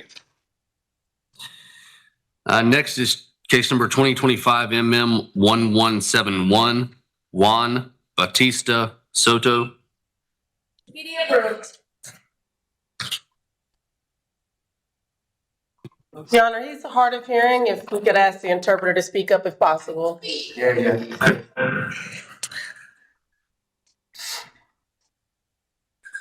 Good afternoon, sir. I'll appoint the public defender to represent you. Buenas tardes, caballero. Designaremos al defensor público para su defensa. You were arrested for a charge of trespass after a warning. Fue acusado por entrada ilícita luego de una advertencia. The court finds probable cause and sets bond in the amount of $500. Se determina causa probable y se fija su fianza en $500. With special conditions that you're not to return to the scene of the incident. Condición especial, no puede regresar a la escena de los hechos. The court will also revoke the defendant's bond in case number 2025 MM743. Se revoca la fianza en el caso 25 MM743. And in case 23 MM2884. Además, en el caso 23 MM2884. That's based on probable cause being found for a new law violation while out on bond. Esto basado en causa probable por haber incurrido en un incumplimiento de esas órdenes anteriores. Now, those two cases, bond will be set at zero bond. En esos casos, la fianza es cero fianza. Thank you, sir. You can have a seat. Next court date on demand. Última fecha de audiencia en demanda. You have to say something. You gotta tell me, you have to ask me questions afterwards. Next, we have two cases with the same defendant. Case numbers 2024 CF 1884 and 2024 CT 5294. Edgar Bacando Charlie, that's spelled BAQUEDANO -CHARLEY. Good afternoon, sir. I'm going to appoint the public defender to represent you. Buenas tardes, señor. Voy a designar al defensor público para su defensa. In case 2024 CF 1884, you're arrested for a violation of probation. En el caso 24 CF 1884, usted fue arrestado por incumplimiento de su régimen de probatoria. Probable cause exists based on the warrant issued for your arrest. Se determina causa probable basado en la orden de detención para su arresto. And you'll be held no bond on the VOP. Será sujetado sin derecho a fianza en el caso de incumplimiento de probatoria. In 2024 CT 5294, I'll also appoint the public defender. En el caso 24 CT 5294 también se designa el defensor público. In that case, you are arrested for a failure to appear at a pretrial conference on March 17th, 2025. En ese caso, se le arresta por incomparecencia ante su vista preparatoria en marzo 17 de 2025. And for that case, bond is set in the amount of $2,000. Y se fija la fianza en ese caso por $2,000. Thank you, sir. You can have a seat. Next court date for the felony case is June 10, 8:30 a.m., courtroom 4F. Pausing for interpreter. La próxima fecha de audiencia por el caso de delito será junio 10, 8:30 de la mañana, Salón Corte 4F. Next court date for the CT case is May 28, 8:30 a.m., courtroom 4B. En el caso CT, la próxima fecha de audiencia será mayo 28, 8:30 de la mañana, Salón Corte 4B. Thank you, Mr. Morales. I believe those are all of our Spanish interpreters. I'll go ahead and disconnect. Have a good afternoon, sir. You also, Your Honor. Thank you. Next, we've got some out-of-county warrants. The first is for Mr. Jose Rodriguez Romero. Yeah, Your Honor, he needed a Spanish interpreter. I'm sorry. Oh, okay.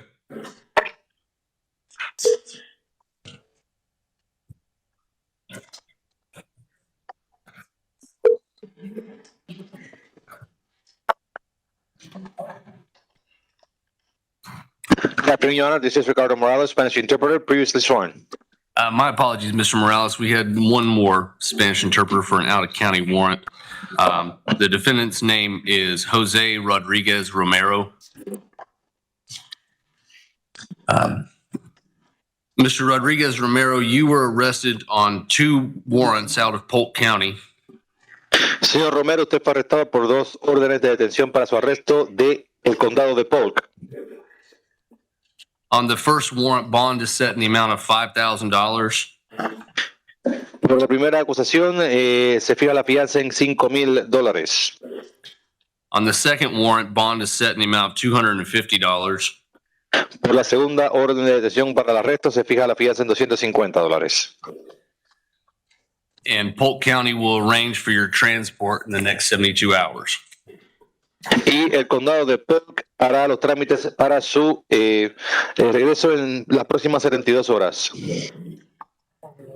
Thank you, sir. You can have a seat.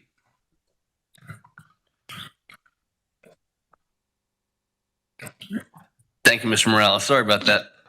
Not a problem, Your Honor. Have a great day. Next, I have Eric Sharp. Good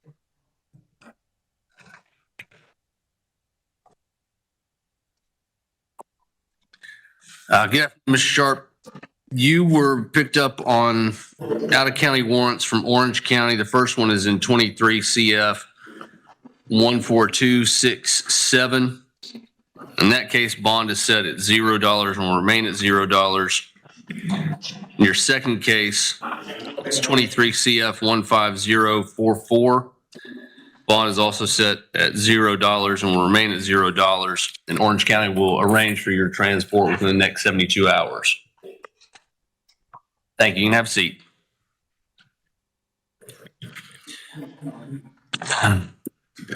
Next, I have case number 2025 MM1097, State versus Maiko Alensi.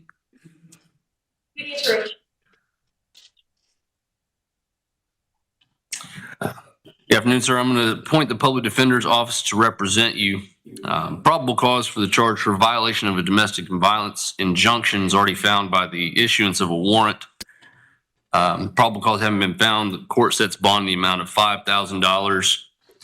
Special conditions are the same ones that apply to the domestic violence injunction. You're not to have any contact, whether written, verbal, in person, directly or indirectly, with the victim, Paula Albaran Morales. You're also not to possess any weapons, firearms, or ammunition. I'm also showing the defendant was out on bond in an Orange County case number 24 CF 14608. In that case, bond will be revoked and set at $0 bond. Next court date on demand.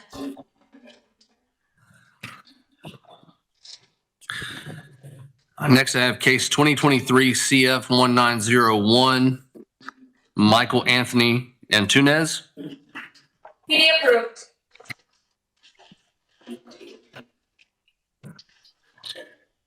And sir, I'll appoint the Public Defender's Office to represent you. You were arrested on a warrant for a violation of probation. Bond is set at no bond, and that can be taken up with the division judge. Next court date, June 2nd, 8:30 a.m., courtroom 4F. Thank you. Have a seat, sir. Okay, next I have two cases, 2022 CF 2515 and 2024 MM 798, Freddie Arroyo. PD approved. Mr. Arroyo, I'm going to appoint the Public Defender's Office to represent you on both cases. In each case, you were arrested on a violation of probation warrant. Bond is set at $0 in each of those cases. Can be taken up with the division judge. Thanks, sir. You can have a seat. Next court date for the felony case is May 28, 8:45 a.m., courtroom 5A. Next court date for the misdemeanor case is May 29, 8:30 a.m., courtroom 4B.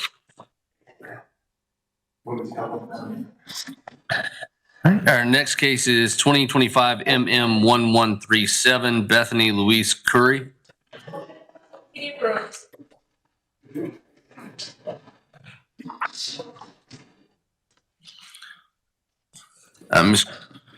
Ms. Curry, I'll appoint the Public Defender's Office to represent you. You were arrested on a warrant for battery. Probable cause hasn't been found by the issuance of that warrant. The court sets bond in the amount of $1,000 with special conditions that you're not to have any contact with the victim or any witnesses. and you're not to return to 1201 Absher Lane. Okay. All right. Next court date on demand. Next case is 2025 MM1143 Francisco Leonel Garcia. Meeting approved.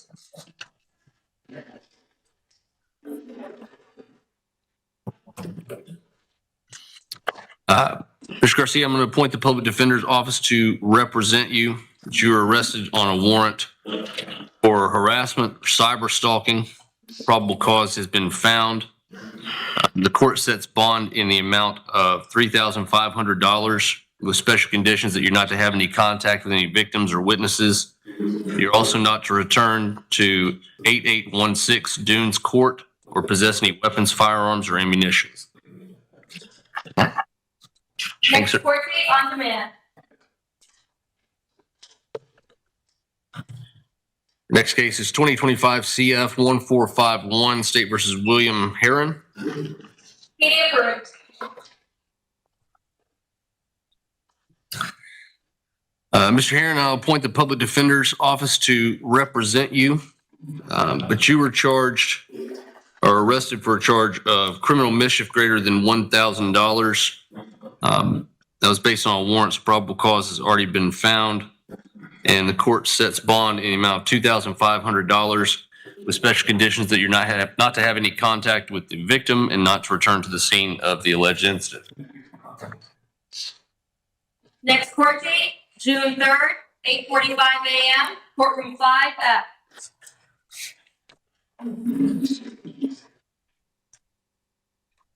Next case is 2024 CF 3269 Alex Joliet. Meeting approved.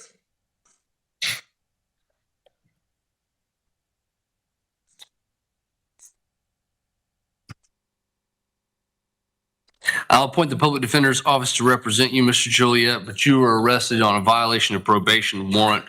Bond on that warrant is set at $0 and remains set at $0. That can be addressed with an appropriate motion to the division judge handling your case. Next court date, May 27th, 8:45 a.m., courtroom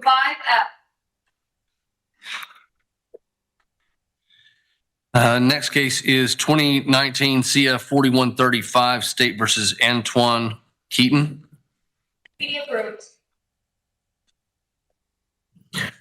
Ms. Keaton, I'll appoint the Public Defender's Office to represent you, but you were arrested on a violation of probation warrant. That bond is set at $0 and will remain at no bond. Could be taken up with an appropriate motion to the division judge. Next court date, May 27th, 8:45 a.m., courtroom 5F.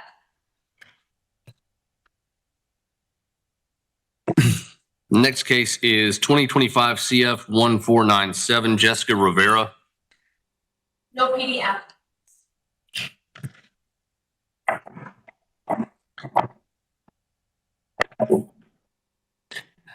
Ms. Rivera, that we do not have an application for the public defender on file, but do you intend to hire an attorney to seek the public defender services or to represent yourself?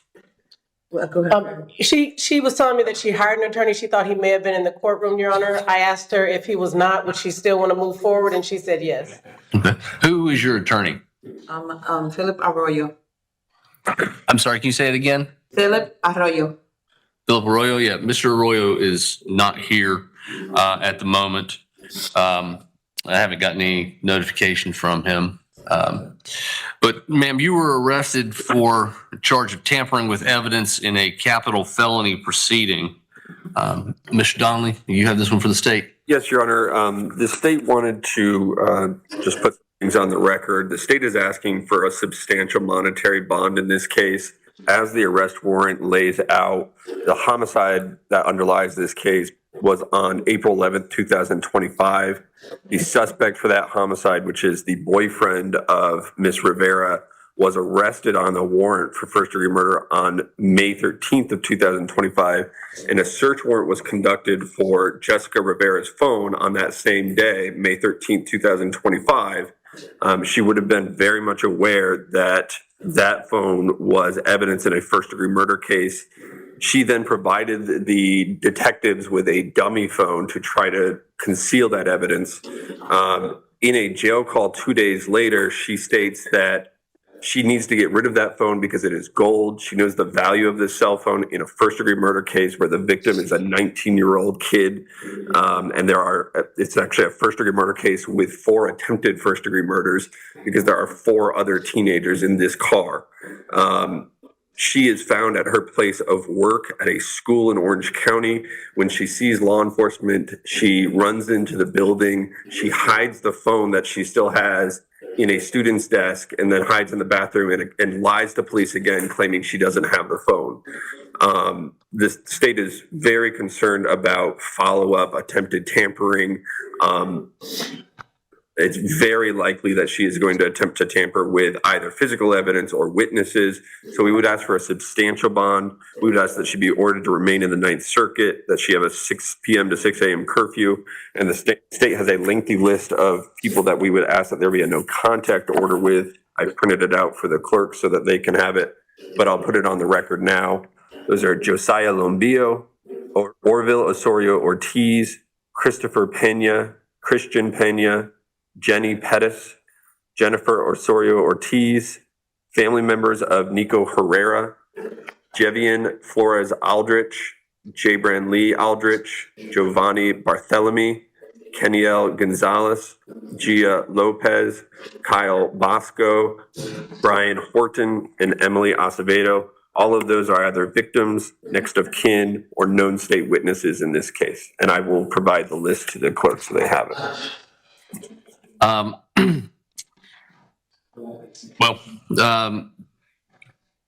So probable cause has already been found based on the issuance of the warrant.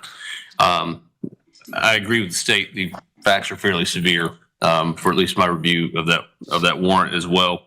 But the court's going to set bond in the amount of $50,000 with the requested conditions from the state. No contact with any witnesses or victims or family members from the list that Mr. Donnelly read into the record.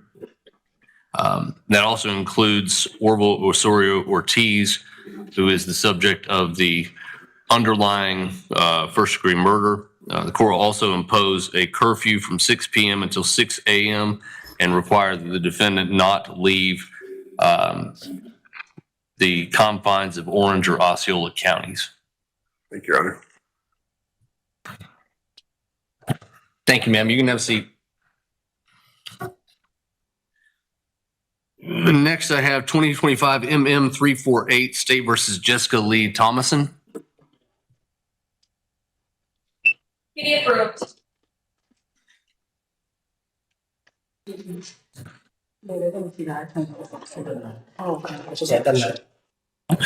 Ms. Thomason, I'm going to appoint the Public Defender's Office to represent you.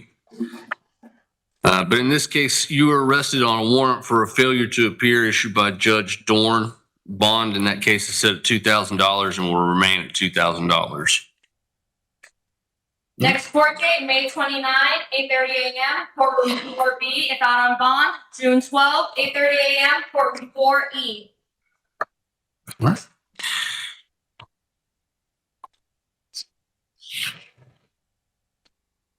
The next case is 2025 MM 1168 Zyla Brown. Be approved. Your Honor, the victim in this case is present and would like to address the court. Mr. Kamani Brown, if you'd like to come forward, sir. So I'm going to appoint the public defender to represent you, Ms. Brown. You were arrested on a charge for domestic violence battery, and the court does find probable cause. The alleged victim, Mr. Kamani Brown, am I pronouncing your first name correctly? Kimani. Kimani. Mr. Kamani Brown is here and present.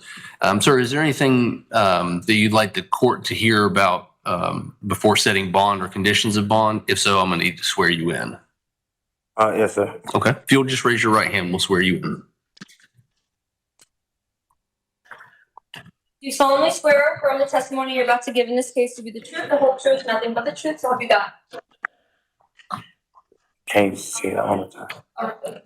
Do you solemnly swear or affirm the testimony you're about to give in this case to be the truth, the whole truth, nothing but the truth, so help you God? Can you say the sections?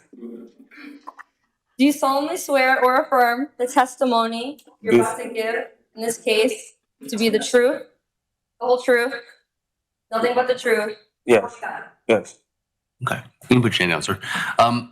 What is it you'd like me to know before I set bond or any conditions of bond? Well, Your Honor, I would like you to know that the situation that happened for this case, it was a situation that blew way out of proportion, Your Honor. I would like to say that she's not a bad person. She's a mother and she's a teacher to a lot of students. And they asked me if I wanted to press charges or anything, and I said no. I would actually like for her to come home. She's not a bad person. She does everything that she can, and that one night was just a very bad and rough night. And yes, she did what she did, and I'm not trying to excuse anything that she did, but me as the victim is saying that she's not a terrible person. She's a great person. She's a mother. She's a daughter. She's a teacher to thousands of students in Osceola County. So I was just want to get that out there, that I understand that it looks bad, but it was her first time ever doing something like this. And I feel like me and her family could help her, because she has been going through a lot recently. And that's why the situation that's why the situation escalated how it did. So I would just like to let the court know that. Okay.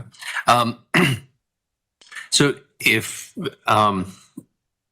she's entitled to bond, so I'm going to set a monetary bond in the amount of $1,000.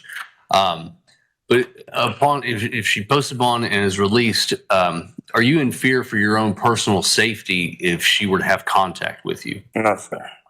If you were in fear or felt like that you were in danger from Ms. Brown, would you call law enforcement or call 911 to report that? Yes, Your Honor. Any, I guess, inquiry from the state? I do. I have a couple of questions, Your Honor. You and the defendant have a child in common, correct? Yes, Your Honor. Yes, ma'am. Okay, and that child is just turned 2 years old in February of this year, correct? Yes, ma'am. Do either of you have any other children? No, ma'am. Okay, and that child was present in the bedroom sleeping when this incident took Well, place? yes. He was in the home. He was sleeping. Okay. Yes. In the same bedroom where? Well, we was in the living room. We started arguing, but the actual physical interaction happened in the living room. Okay, but the argument started in the bedroom where the child was sleeping, Yeah. correct? Okay. And do you reside here in the state of Florida or do you reside in Texas? I stay here. I was in the military. I just got out the military. I reside here now in the state of Florida. Okay. I don't have any further questions, Judge. Okay. Ms. Clark, any questions from the defense, ma'am? No, Your Honor. All right. So, Ms. Brown, having set bond in the amount of $1,000, the only special condition of bond that I'm going to impose is that you not have any hostile contact. I'm sorry. Will you allow the state to present their argument on the? Of course. Okay. Thank you, Judge. The state is asking, I know the court's inclined to order no hostile contact. I am asking for a no contact order. While the victim may not be afraid of the defendant and it may be out of character for this incident to have taken place, the fact remains that less than 24 hours ago, they got into an argument while their 2-year-old child was in the room, and that argument did become physical. I do believe that we have a duty not only to protect the victim in this case, but to protect the minor child that also resides at that home. And the state's asking for the time being that you order no contact. Perhaps we can readdress that with a motion to modify once temperaments have cooled and once emotions have been in check. But at this time, I think it's in the best interest for the victim as well as that minor child for the court to order no contact.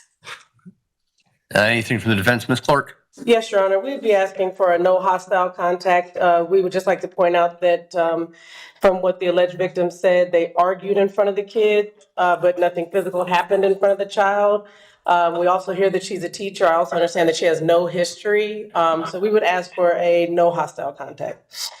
Okay.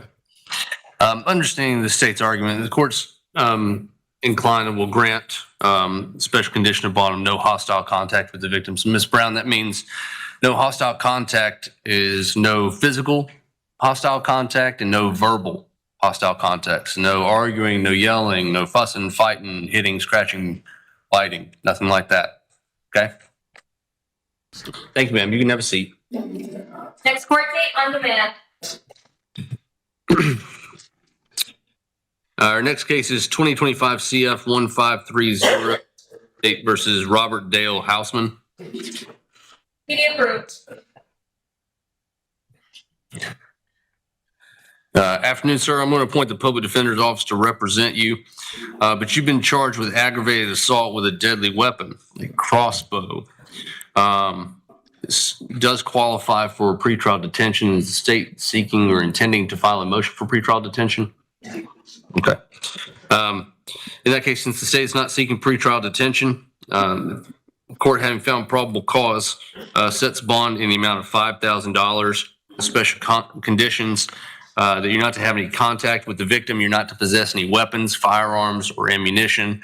Any weapons, firearms, or ammunition that you do possess will need to be surrendered to the Osceola County Sheriff's Office within 24 hours of any release. Are there any other conditions the state would ask? I just want to clarify for the record, Judge, my reading of the police report is that there were two victims, a Robert Nunez Herrera, as well as a minor child by the name of John Fisher Jr. Will the court order no contact with both of those individuals? Yes, both of those individuals. Thank you. Thanks, sir. Next court date on demand.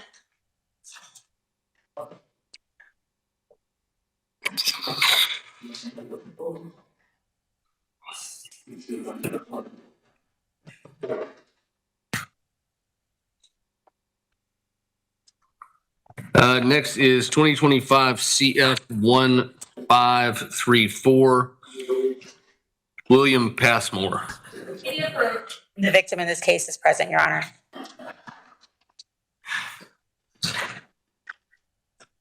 Mr. Passmore, I'm going to appoint the public defender's office to represent you, but you were arrested on charges for domestic violence battery by strangulation, hindering communication to a law enforcement officer, and domestic violence battery.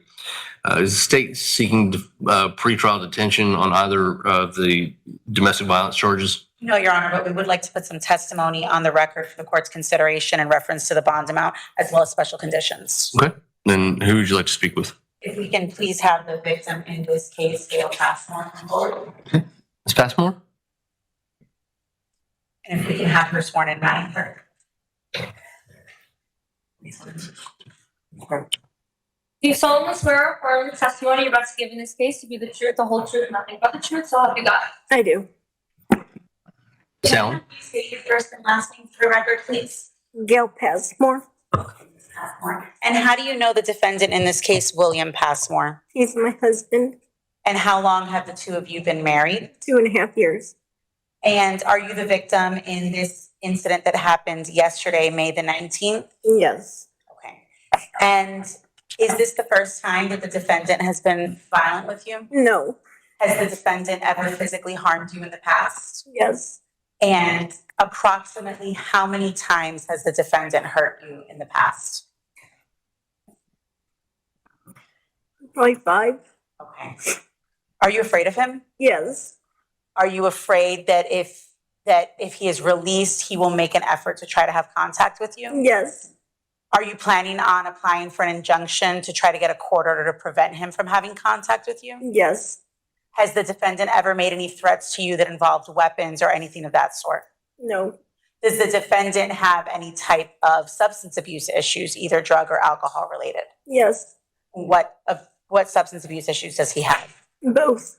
Both alcohol and drugs? Yes. Okay. And have those contributed in the past to some of his violent acts? Every time. And does the defendant have family out of state? Yes. Okay, where does he have family? Ohio. And is that where the majority of his family is? Yes. Does he have any other ties to the community here other than you? Not that I'm aware of. Okay.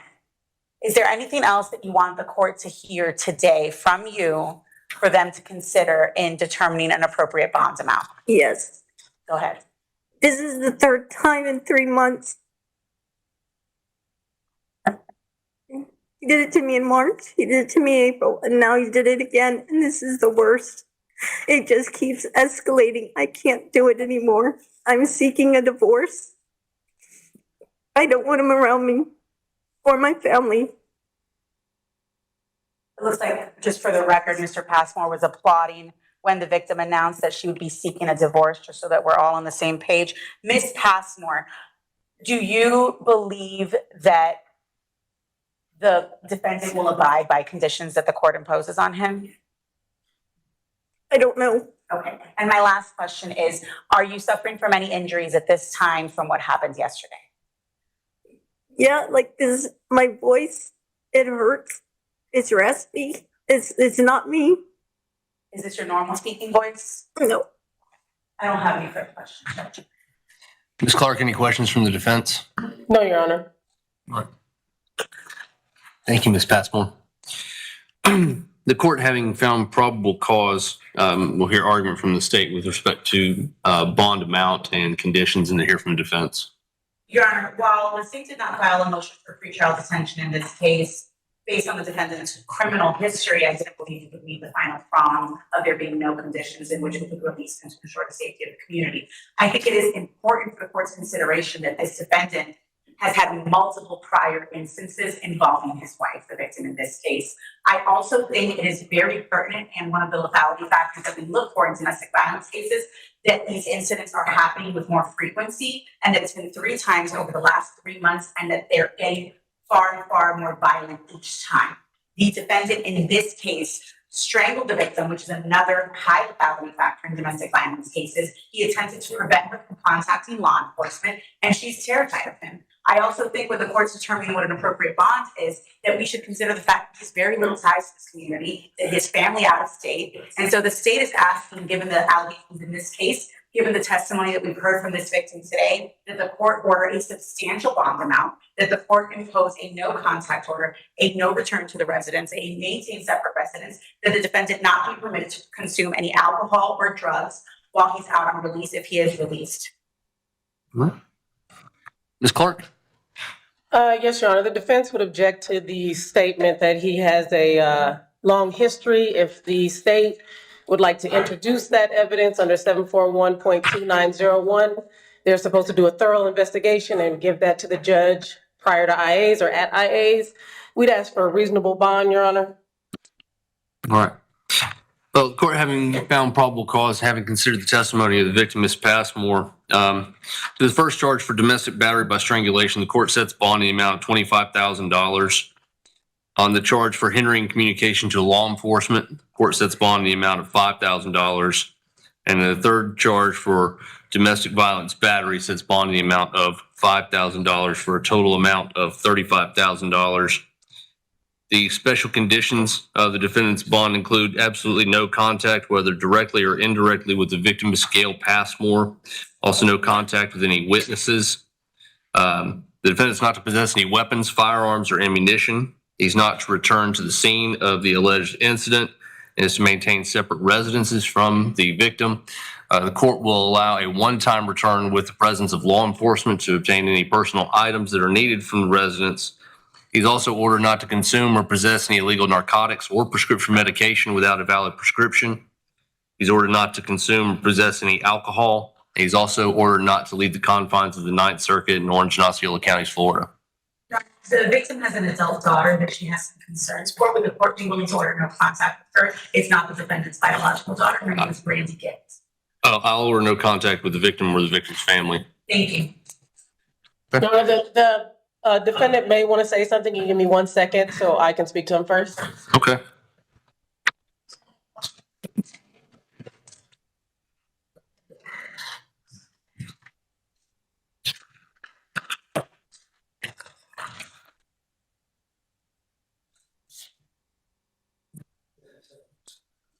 Thank you, Your Honor. All right, good. Next court date on demand.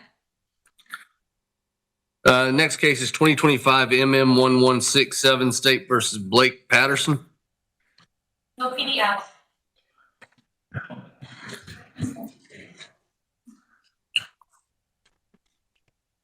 Mr. Patterson, we don't have an application for the public defender's office on file for you. Do you intend to seek the public defender's office or to represent yourself or to hire an attorney, sir? Are you for hire? What? Are you for hire, sir? Do what? Are you for hire, sir? No, sir. I'm the judge. I work for the people of the state of Florida. Oh, you're just promoting yourself. Sorry. Your Honor, I'll see if I can have somebody from social services get with him to maybe fill out an application. All right. Well, I'll provisionally appoint the public defender's office to represent Mr. Patterson. But, sir, you were arrested on charges for domestic violence, battery, and resisting an officer without violence. Is the state seeking pretrial detention on the domestic violence battery charge? No, Judge. Okay. The court does find probable cause for both of those charges. On the domestic violence battery charge, court sets bond in the amount of $5,000. And on the resisting without violence charge, bond is set in the amount of $1,000. Special conditions that you're not to have any contact either directly or indirectly with the alleged victim.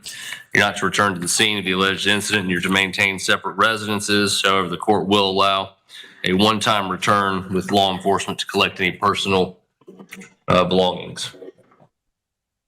All right. Thanks, sir. You can have a seat. Thank you. Appreciate it. Have a good night. Court date on demand.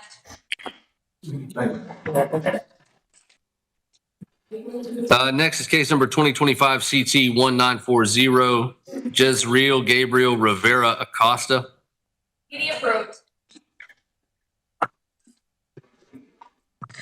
Good afternoon, sir. I'm going to appoint the public defender to represent you, but you were arrested on a charge for driving while license suspended.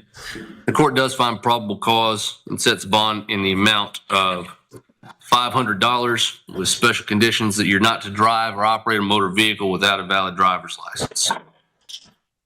Next court date, May 29th, 8:30 a.m., courtroom 4B, if out on bond. June 12th, 8:30 a.m., courtroom 4E. Thank you. All right, next I have Joseph Robita, case numbers 2025 CF 1526 and 2025 CF 1527. He's approaching. He's in the case.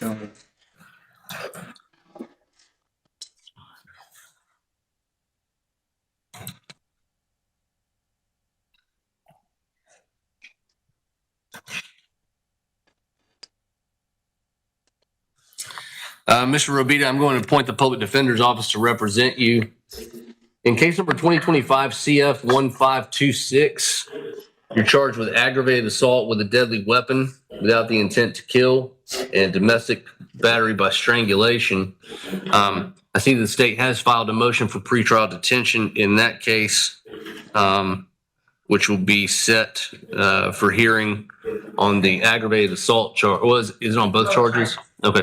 So on record, Ms. Hafner did reply to my email before Judge Carson next Tuesday. I'm not sure if it was inclined to go with that date, but I wanted to try. Okay. So as the state has filed a motion for pretrial detention, 2025 CF 1526, we set for pretrial detention next Tuesday. Your Honor, does that place it outside of the 5-day timeline? I don't believe that it does because there's weekends and the holiday on Monday. Yeah. I only asked that because I thought for the computation of time, if it was under 10 days, they didn't include the weekends. See, yeah, it's under. So it'd be Wednesday, Thursday, Friday, Saturday, Sunday. We could set the Thursday of this week, Judge, and then we can address it. Well, I mean, because it falls on the holiday, it would go to the next Tuesday. So, I mean, technically, you don't count the first day, which would be today. So Wednesday, Thursday, Friday, Saturday, Sunday, Monday being the holiday. So it'll be set on Tuesday, May the 27th at 8:15 with Judge Carson. And the court does find probable cause.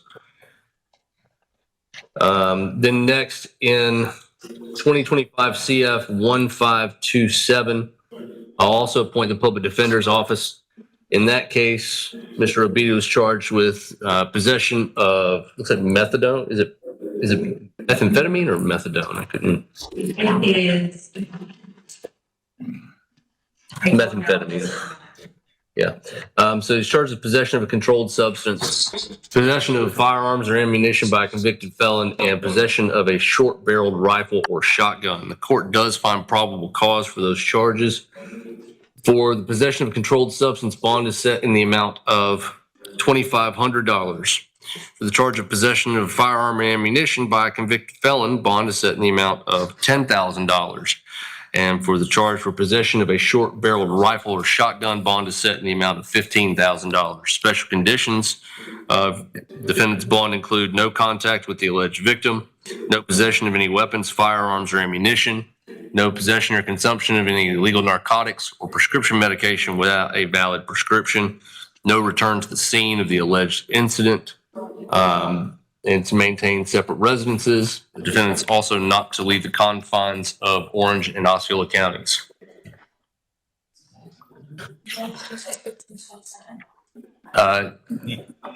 It's for both cases, but the pretrial detention hearing is not a monetary bond on the first one, and the monetary bond's only on the second. Yeah, all the conditions are on both. Thank you, sir. Okay. All right. Next, I have 2025 CF 1528 Brandon Rodriguez.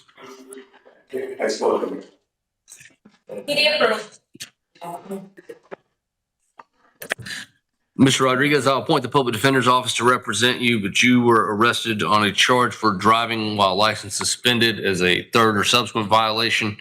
Court does find probable cause for that charge and sets bond in the amount of $2,500 with special conditions that you're not to operate a motor vehicle without a valid driver's license. Okay. So right now is not the time to argue or talk about the case. We're just here to set bond and appoint the public defender. When's his next court date?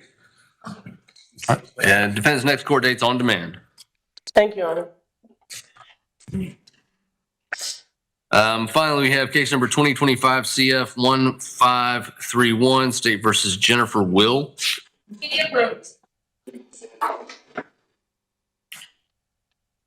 Ms. Will, you were arrested on charges for resisting an officer with violence and for battery on a law enforcement officer. The court does find probable cause for those charges. Is there anything the state would like to be heard on with respect to bond? I'm sure Your Honor has had an opportunity to review the affidavit. I can believe it's not your standard resisting with violence and battery on a law enforcement officer. The defendant in this case was interfering with a SWAT investigation that not only was enforcement personnel that was on site, but also to the community as a whole as they were trying to conduct this SWAT investigation. So I'm asking that the court order a higher bond than would be considered typically in these types of charges. Ms. Clark, anything from the defense, ma'am? Your Honor, we would ask for a reasonable bond in this case. Okay. Well, having found that probable cause exists, as to the resisting arrest with violence, bond is set in the amount of $7,500. And for battery on a law enforcement officer, bonds can be set at $10,000. The special conditions, the defendant is not to have any contact with the alleged victim. Are there any other conditions? No, and I would even caution this with the no contact because if the defendant is stopped by the same law enforcement officer. Yeah. All right. So I guess the court won't impose any special conditions other than the monetary bond. Thank you, Your Honor. Next court date on demand. I mean, we don't have it. And I believe that takes care of all of our initial appearances for today. Anything else I can do for the state? No, Judge. Anything else from the defense, Ms. Clark? No, Your Honor. You guys have a good afternoon. Thank you.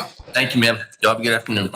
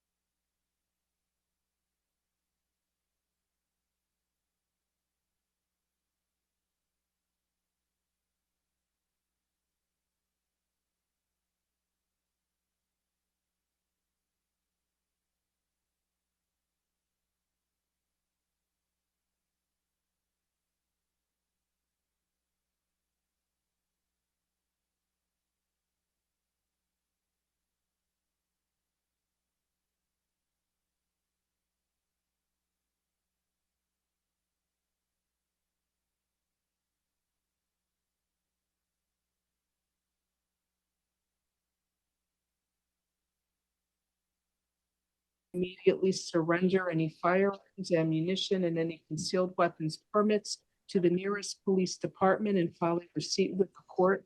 And you may return to the victim's residence one time only. Within 48 hours of your release from jail, you must be accompanied by a police officer so that you can retrieve your personal clothing, health items, medication, personal and business-related paperwork, and work tools.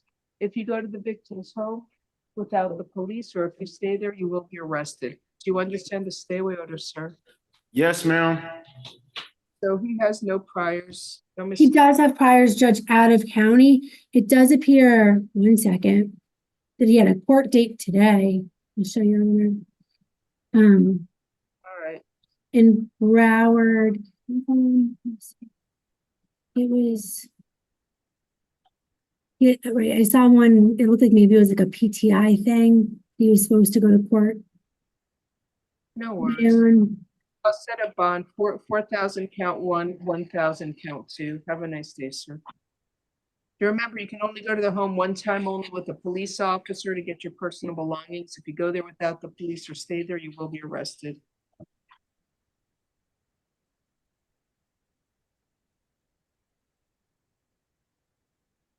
Next. 4,000 and 1,000? Yes, Charles Barrios is next, page 3.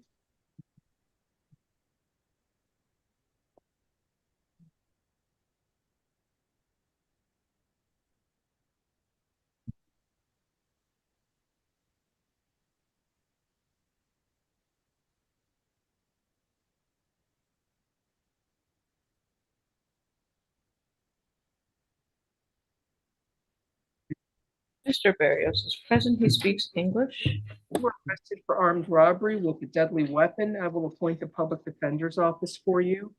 There is probable cause for the charge. You are ordered to stay away from the alleged victim, whose initials are IA. No contact with the victim, either directly, indirectly, in person, in writing, by telephone, or through third parties. And you must stay at least 500 feet away from the victim, his home, school, and place of employment at all times. So yeah, he took forcefully removed $30 from the victim, and then when he's fighting back, he pulled out a knife, said he'd cut the victim. So it's armed robbery with a deadly weapon, and it's on video. He identified himself. So you're not giving me a motion for pretrial detention, State? should have it. Really? Wait, do we have one for Barrios? I don't see it. I'm gonna grant the state, you're gonna file it or have it? I mean, Judge, sometimes I forget, but this time I'm pretty sure I filed it with the paperwork. Okay, I get that all the time. Forgetful. I received a copy. You did? I did. I didn't get it. Is it here somewhere? I wouldn't want. Can you just check and see if it's there? 1 second, please. We're checking.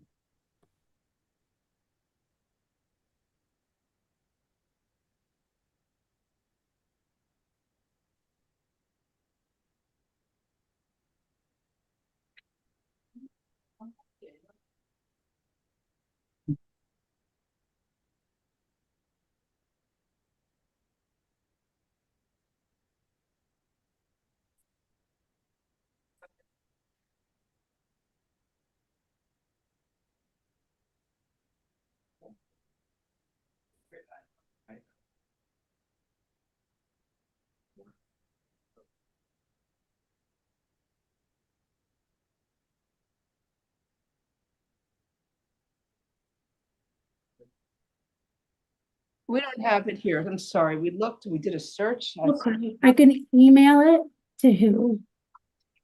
Send it to Renee. That's right, okay. Renee, while you're looking for it, see if you come at home. Okay, no, joking. Huh? I don't care. Oh, my word. But I don't care. So if I lose it, I get another. It must be here if this one works. It's on, you can't hear it. It's on mute. The only thing that's gonna ring is my watch. You'll hear a buzz. No, I have it off. It's okay. It's just my phone, my. All right. Anyway, sir, the state's filing a motion for pretrial detention pending final hearing pursuant to Florida statute 907.041. and I'm going to grant it and hold you with no bond. You're going to see a judge tomorrow. That judge will set a final hearing on the state's motion for pretrial detention. Have a good day, sir.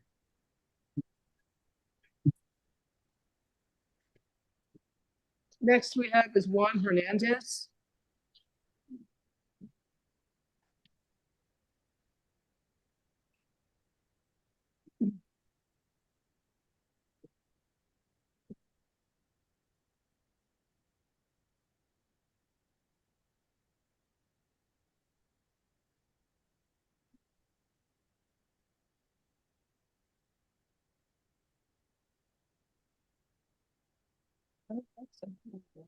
I don't really care. They look related.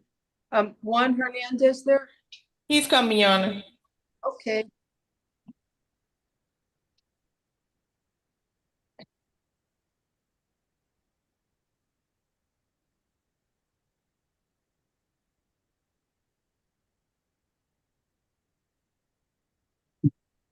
No, right, I'm not going.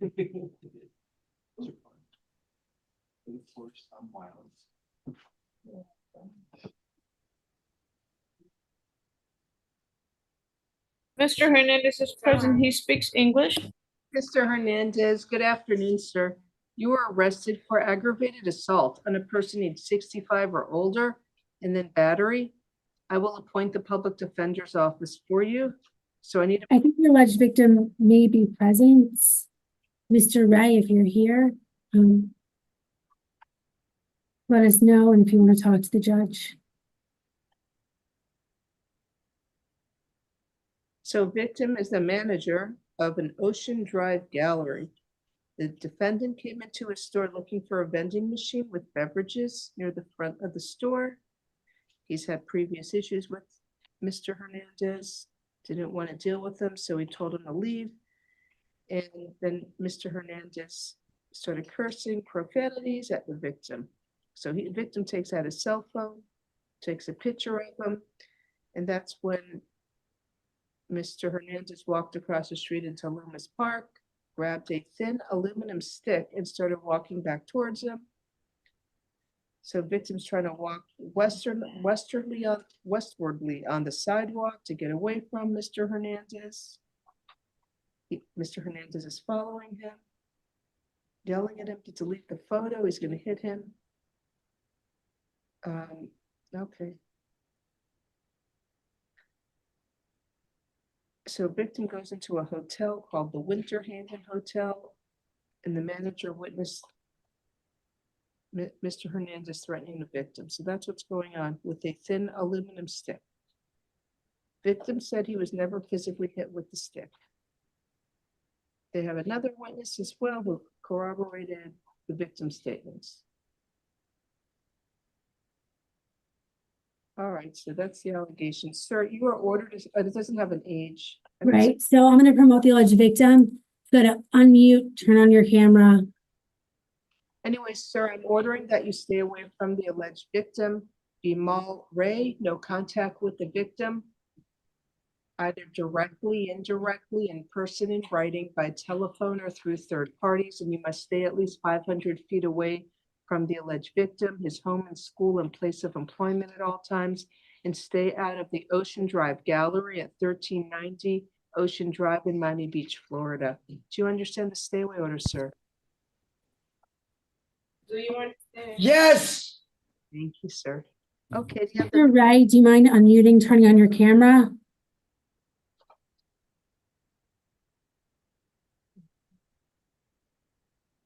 Yes, I have a request to make. Well, and first the judge is going to have to swear you in, okay? Good afternoon, sir. Please raise your right hand. Go ahead and raise your right hand, sir, to be sworn. I can't see it raised. We need to see the right hand on film. There you go. Thank you. Do you swear or affirm the testimony you're about to give will be the truth, the whole truth, and nothing but the truth? If so, say I do. I do. Thank you so much. Put your hand down. Please tell us your name. Yes, thank you, Judge Mindy Glazer. Thank you for your courtesy. You are much respected on Miami Beach, and you are aware of Miami Beach. What's your name for the record? Bimal Ray. Thank you. Go ahead, sir. One of the help I need, I understood that I was spitted few times on myself, so I need some medical help on my side to be tested, as this was exchange of saliva. It has made me restless. I have done so many mouth wash, and I needed to be tested. And I'm not sure how law helps me if subject here in front of you, who spitted on me several times, as I understand, has any. How old are you, if you don't mind me asking? How older am I? Is that what is here? I'm 69 years old, Judge. Thank you. Go ahead, please. So I'm not, with respect to the subject here in court, don't know his physical conditions and how law allows. But it's for my health part. I want to be tested to see if saliva has any incubation period and effect on me, and if person who spitted on me has any physical conditions who can introduce certain things to me as a part of spitting, which to me is a dangerous act. It has a physical illnesses, and what can be done for the betterment of the person who spitted, that he may refrain in future from spitting on people, as I understood. Thank you. State anything further from Mr. Ray? It's an insecure, unsafe situation where I, being a senior citizen with health condition, has to run on the street. And I was attempted few many times, a stick he was holding and some threatening language. And I was running to find some security shelter.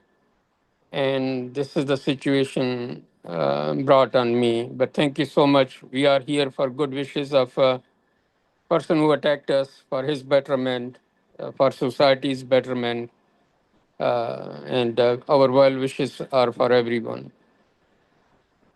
Okay, thank you, sir. State any questions, please? No questions. Sir, thank you for coming in. Thank you so much.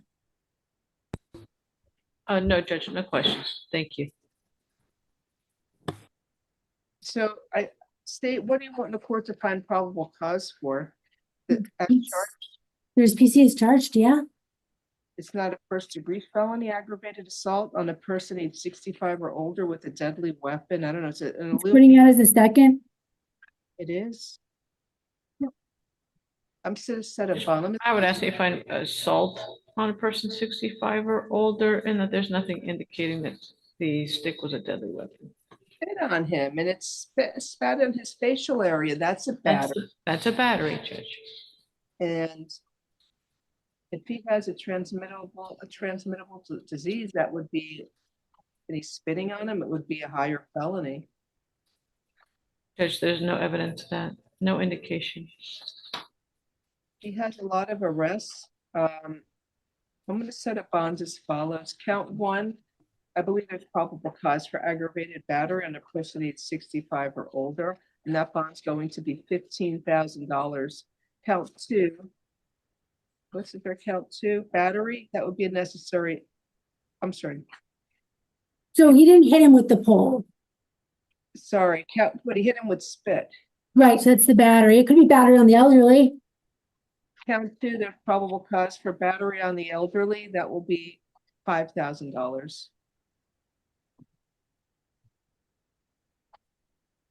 And stay away from the victim. Stay away from the gallery there. It's called Ocean Drive Gallery. You can't go there, sir. Good day. Thank you for coming in, Mr. Ray.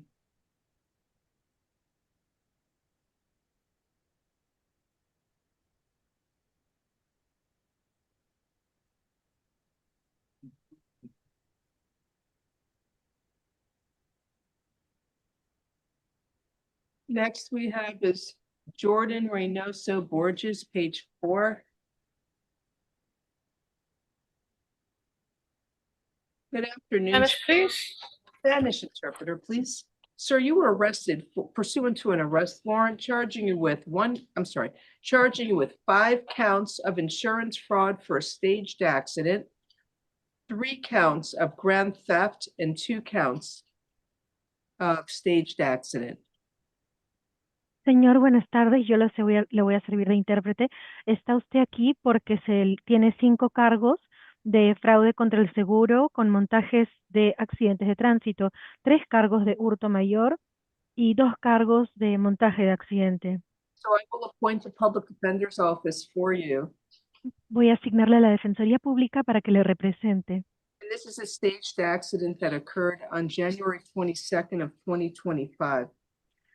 Y este es un accidente fingido o montaje del 22 de enero del 2025. So he's going to get medical treatment for the staged accident, making false insurance claims. Entonces, por este accidente fingido, está yendo a que le brinden terapia física por este montaje de accidente, causándole así unas reclamaciones fraudulentas al seguro. What do you want me to set the bond at? It looks like they charge him for everybody. States requesting the bond endorsed on the warrants. Judge, the co-defendants received $10,000 bonds before your honor. I think it was last week. I would ask for the same, Judge. I believe you said one bond per account was 5,000 for the first one, 2,500 for the second one, and 5,000. Oh, no, another 2,500 for the third set. Nos indica la Fiscalía que hay varios coacusados. La defensa solicita que se le fijen los mismos montos de fianza que les impusieron a los coacusados. How long has he lived in Miami for? ¿Cuánto tiempo lleva el señor viviendo en Miami? Desde que llegué a Ever since I got here. When did you come 2 años, 2 years. Where'd you come from? ¿De dónde vino? Cuba. Cuba. Okay.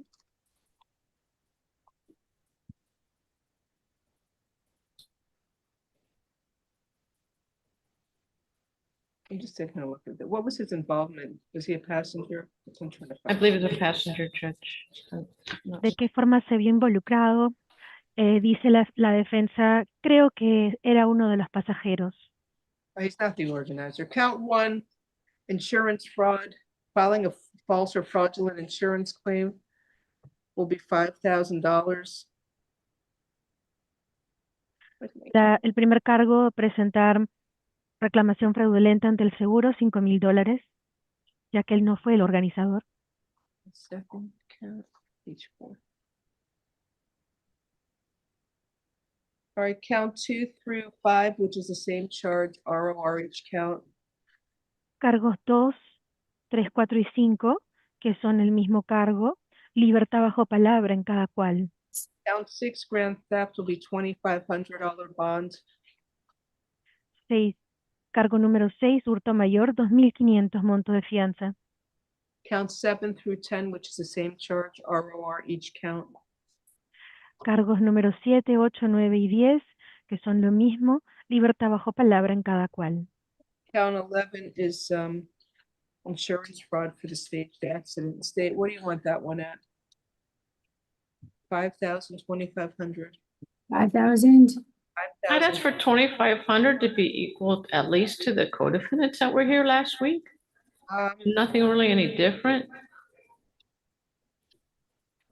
La señora juez pregunta cuánto quiere la Fiscalía de Fianza por fraude contra el seguro en base al accidente fingido.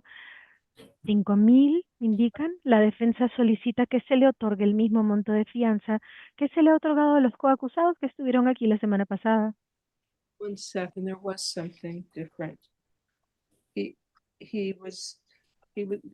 insurance company was billed over $11,000 and over just under 3,000 for x-rays. 500 was paid out. And I think it should be a higher bond. Judge, it was essentially equivalent to what the other defendant's involvement was. La señora juez dice que son más de 11,000 la reclamación que se presentó ante el seguro y solo por radiografías fueron 3,000 y ya habían dado $500. Maybe I was feeling more generous last week in setting the bonds. Well, they were arrest forms, not warrants last week. Claro, la diferencia es que la semana pasada indica la fiscalía que eran órdenes de arresto. En el caso del señor, orden de arresto. En el caso de los otros coacusados, distinto. Asking for the same, Judge, that's all. I know they had private attorneys, but I don't see why anything would be different. Le pido, su señoría, simplemente que sea de la misma manera con él. Todos tienen abogado particular, solo que sea igual para con los otros acusados. Others, nothing was paid out. For him, there was money paid out. Pero en el caso de los otros no obtuvieron dinero alguno. En cambio, en el caso de él, cobró dinero fraudulento. Judge, according to the last, let me see what, they don't have page numbers. I see it. I just said $500 was paid out for him. Acabo de decir que se le dieron $500. And the other people, it wasn't paid out. Y las otras personas no se les había pagado nada. Look, I lowered it from what it came in on. It came in under $70,000. So right now it's $12,500. That's a substantial reduction.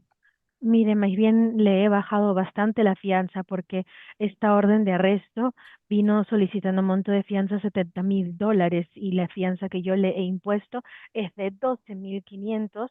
Esto quiere decir que le he bajado la fianza de manera sustancial. I'm leaving it as 5,000 in count 11. Good day, sir. Así que creo que son 5,000 en el cargo número 11. Buen día, caballero.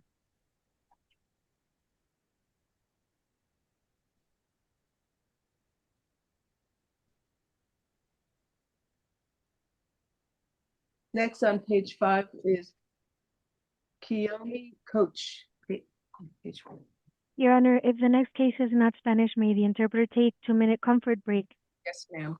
Thank you, Your Honor. Your Honor, his misdemeanor traffic case, he received an RR. Thank you.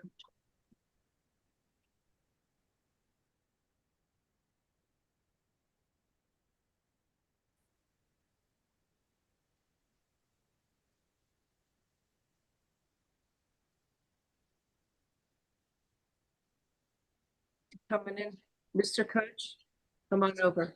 Good afternoon, sir. You were arrested for possession, armed possession with intent to sell cocaine, possession of cannabis more than 20 grams. I will appoint the public defender's office for you.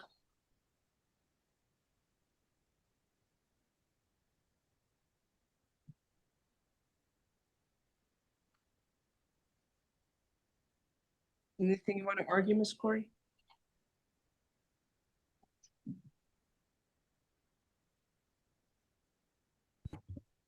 Judge, there's nothing indicating any intent to sell.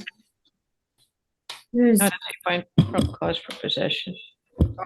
There's money, multiple bags.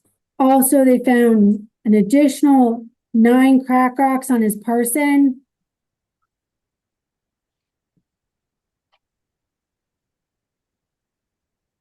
In the crevice of his buttocks, they Right, found and then there's the empty baggies.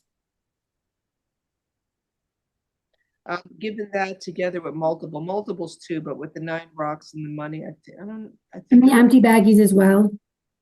the empty baggies, there would be probable cause. Count 1, the bond is $7,500. Count 2, armed possession of cannabis. I'm trying to see how much cannabis there was. I don't know. What do you want for count 2? It says 20, it says exactly, I'm sorry, it says approximately 20 grams. Count 1 is, what I say, armed possession with intent to sell cannabis. I mean, cocaine. Count 1 is $7,500. Count 2, armed possession of cannabis. I don't know, you want $1 on that? $1 is fine, Judge. Have a nice day, sir.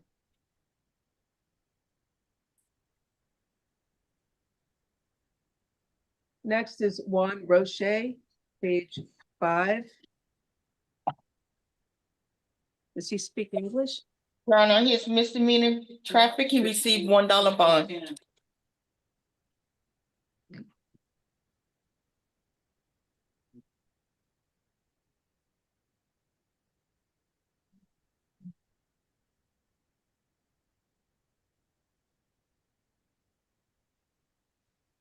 Good afternoon, Mr. Roche. Do you speak English? Spanish, please. Así Gabby took a break. Por favor, siéntate un momento. Necesito un intérprete para usted. Next on page 5, Ronald Olbrees. Bond out. Thank you. Juan Gonzalez Ramirez.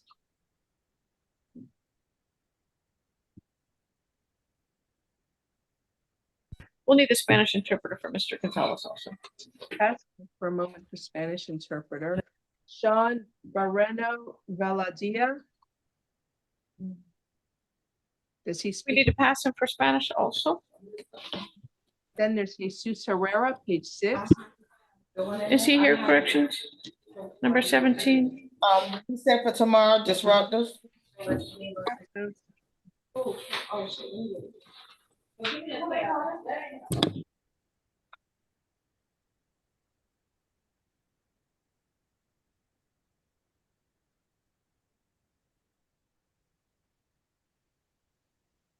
That's for both cases. Then there's Daniel Brown. He's a bond out, I've been told. Number 18.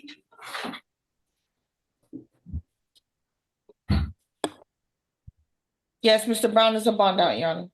Thank you. Bond out for Daniel Brown. Keon Fontaine, page 7. Good afternoon, sir. Your Honor, he has a fugitive warrant from Monroe County. Total bond 65,000. Sir, good afternoon. You were arrested for what did it say? Trafficking in MDMA, possession with intent to sell cocaine, possession of oxycodone, possession with intent to sell cannabis.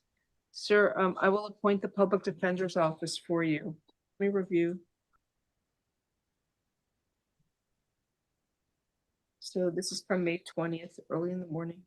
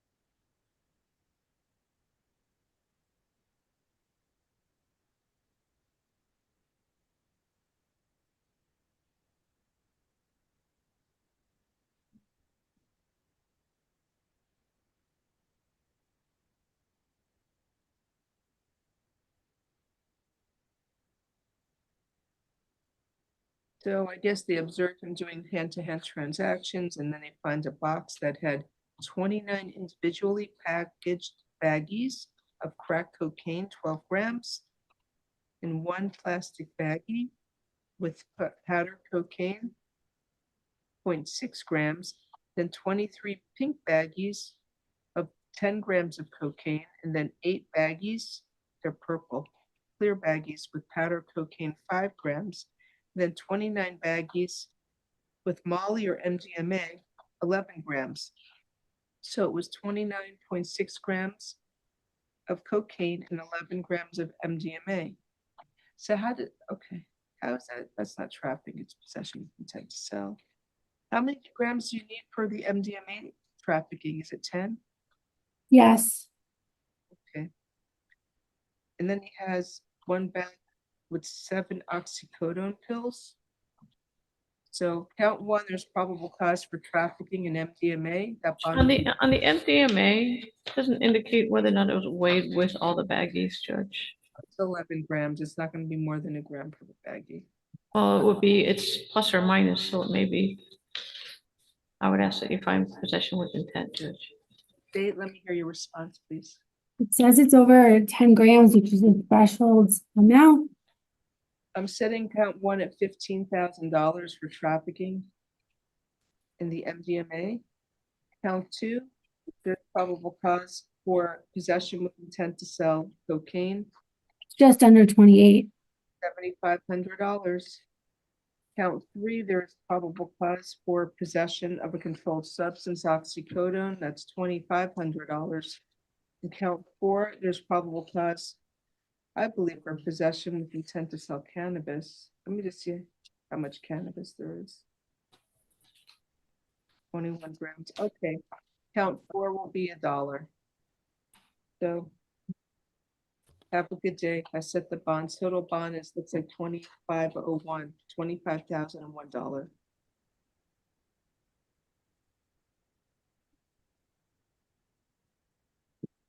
Next is Anthony Morris on page, oh, we have the interpreter back. I guess I'll do it after Mr. Morris's case if he's here. Oh, are you the victim? Yes. I'm sorry to keep you waiting. She's here in person. I'm so sorry. Oh, it's okay. I thought you were gonna call on the phone. Raise your right hand to be sworn, please. Yes. Yes. I do. What is your name, please? Vanessa Valiant. Are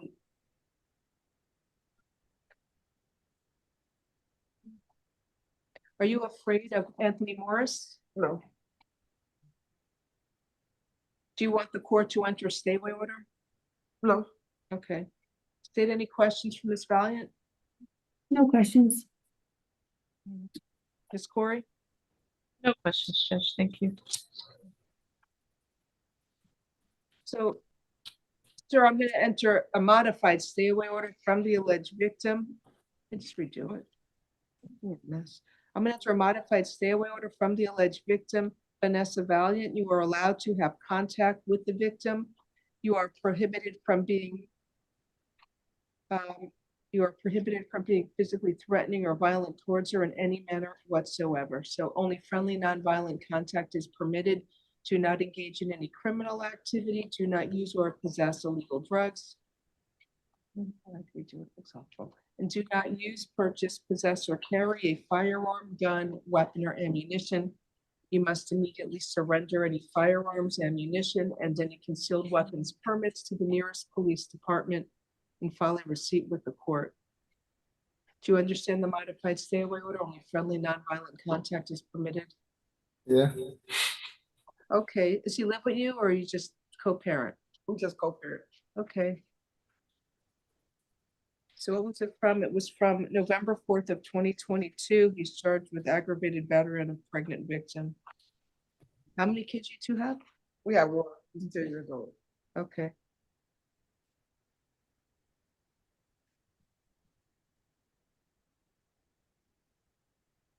He has nothing else since then?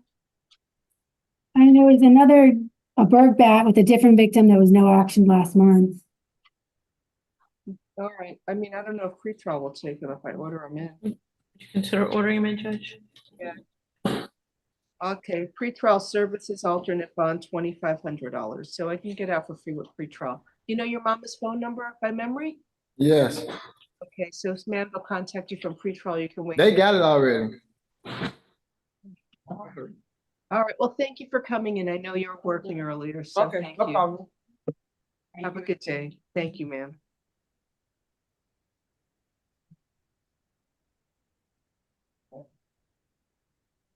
Ma'am, can you wait 1 second?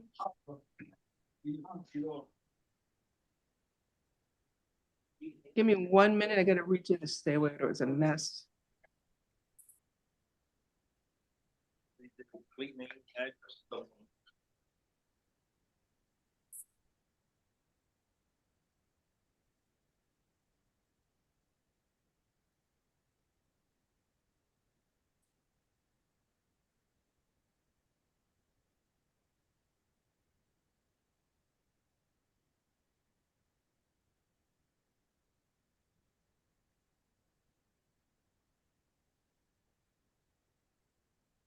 One second.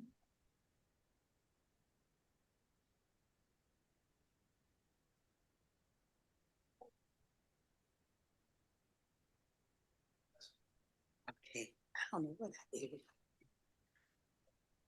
Okay, Renee, here's this if she wants a copy of the modified stay away order as well.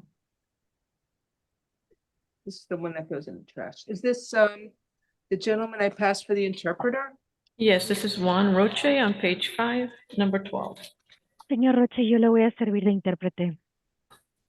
Sir, good afternoon. You were arrested for aggravated assault with a deadly weapon. I will appoint the public defender's office for you.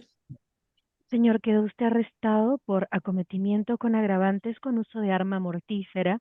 Se le asigna abogado de oficio para que le defienda. It's actually an aggravated battery. Did he hit the victim with the bat? The defendant hit the victim in the head and face multiple times, causing lacerations with the bat.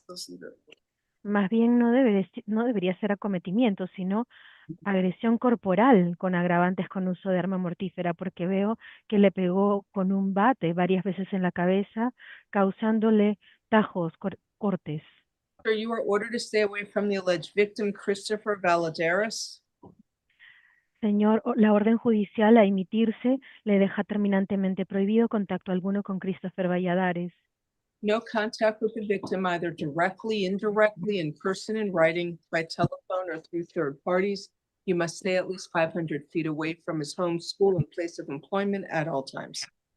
No puede tener contacto de manera directa ni indirecta, ni en persona, ni por escrito, ni por teléfono, ni a través de las redes, ni a través de terceras personas. Y tiene que conservar la distancia mínima de 500 pies de la persona del señor Valladares. All right, so there's probable cause for aggravated battery with a deadly weapon, and I'm setting a bond at $7,500. Así que lo que hay es base legal para agresión corporal con agravantes con uso de arma mortífera, monto de fianza 7,500. And have a good day, sir. Que tenga buen día, señor. Next case we have for the interpreter who passed, I believe, I don't know, is it Sean Barreno Belangia? Your Honor, we also have Mr. Gonzalez Ramirez. Gonzalez Ramirez, is he next? I don't know, whoever's next. Is it Mr. Gonzalez Ramirez? Present. Afternoon, you were arrested for trafficking in a controlled substance called ketamine. Is this for the interpreter, Your Honor? Yes, please. Joven González Ramírez se le acusa de hacer transacciones con una sustancia regulada llamada ketamina. I will appoint the public defender's office for you. Le asigno a la Defensoría Pública para que le represente. There is probable cause for trafficking in ketamine. They had over 1,000 grams of ketamine.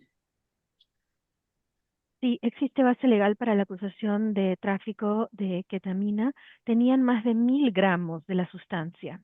I'll set the bond state. Are you okay with $15,000?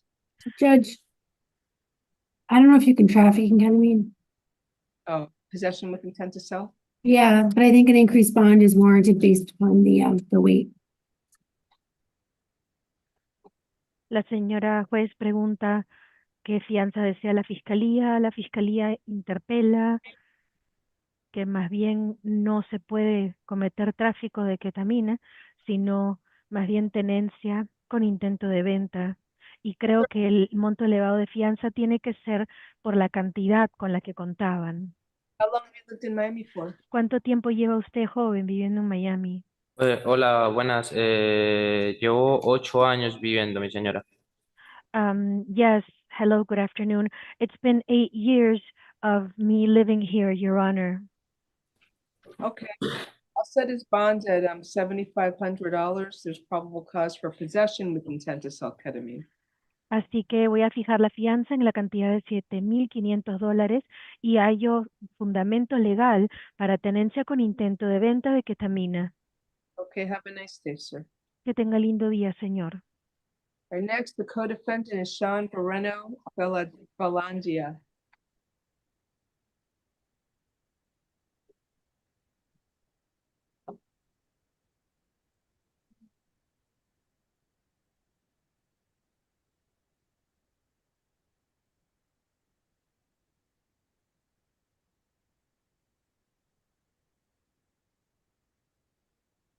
Good afternoon, sir. Spanish, please. You were arrested for trafficking in ketamine, but I believe the correct charge should be possession with intent to sell ketamine. Señor, buenas tardes. La acusación que le dejó arrestado es tráfico de ketamina, pero más bien creemos que la acusación adecuada es tenencia con intento de venta de ketamina. Sir, Judge, I would ask that you find no probable cause. There's nothing indicating that Mr. Belandia was aware of the contents of the glove compartment of the car as he was the passenger. La defensa solicita que la señoría declare que no hay base legal porque el señor era pasajero y no tenía conocimiento respecto al contenido de la guantera. Era un pasajero del auto. State? So the glove compartment, it would have been in front of him, but. What? So he's in the passenger seat, so the glove compartment's right in front of him, but if it was closed. Bueno, si era pasajero, la guantera está directamente frente a él, pero si la guantera estaba cerrada. He's in constructive possession of it. But he doesn't know it's there, so knowledge is an element of that. Pero es tenencia implícita. La fiscalía dice, pero él no tenía conocimiento. So what do you want me to find probable cause for, State? Ms. Corey, would you agree to just possession with pretrial? Because I think the state may have a hard time proving knowledge. Un moment. ¿Qué solicita la fiscalía? Otherwise, we set it tomorrow, bring the officer in. Solo por tenencia y con la fianza gratuita. Bueno, hagamos que venga mañana el agente policial a declarar.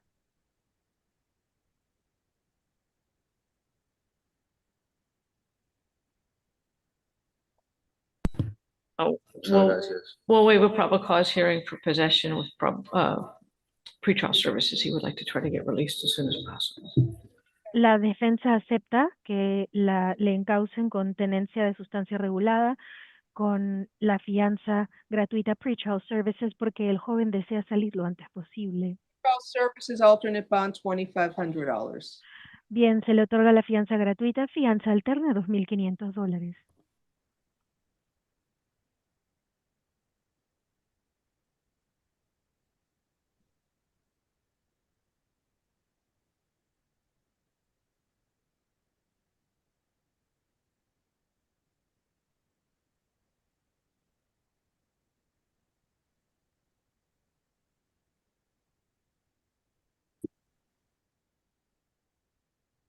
Disculpa, yo te hizo por los videos y eso, haces un buen trabajo y muchas gracias, Dios la bendiga. Your Honor, unintelligible, I'm very, very thankful to you. I feel you've done a good job. God bless you. Yes, thank you. All right, next is Darren Davis. Your Honor, NBC. It says added charge. We'll waive his presence. Cause for the charge. This victim's name is mentioned in here. It's 25, appoint the offender, waive presence, $2,500 bond.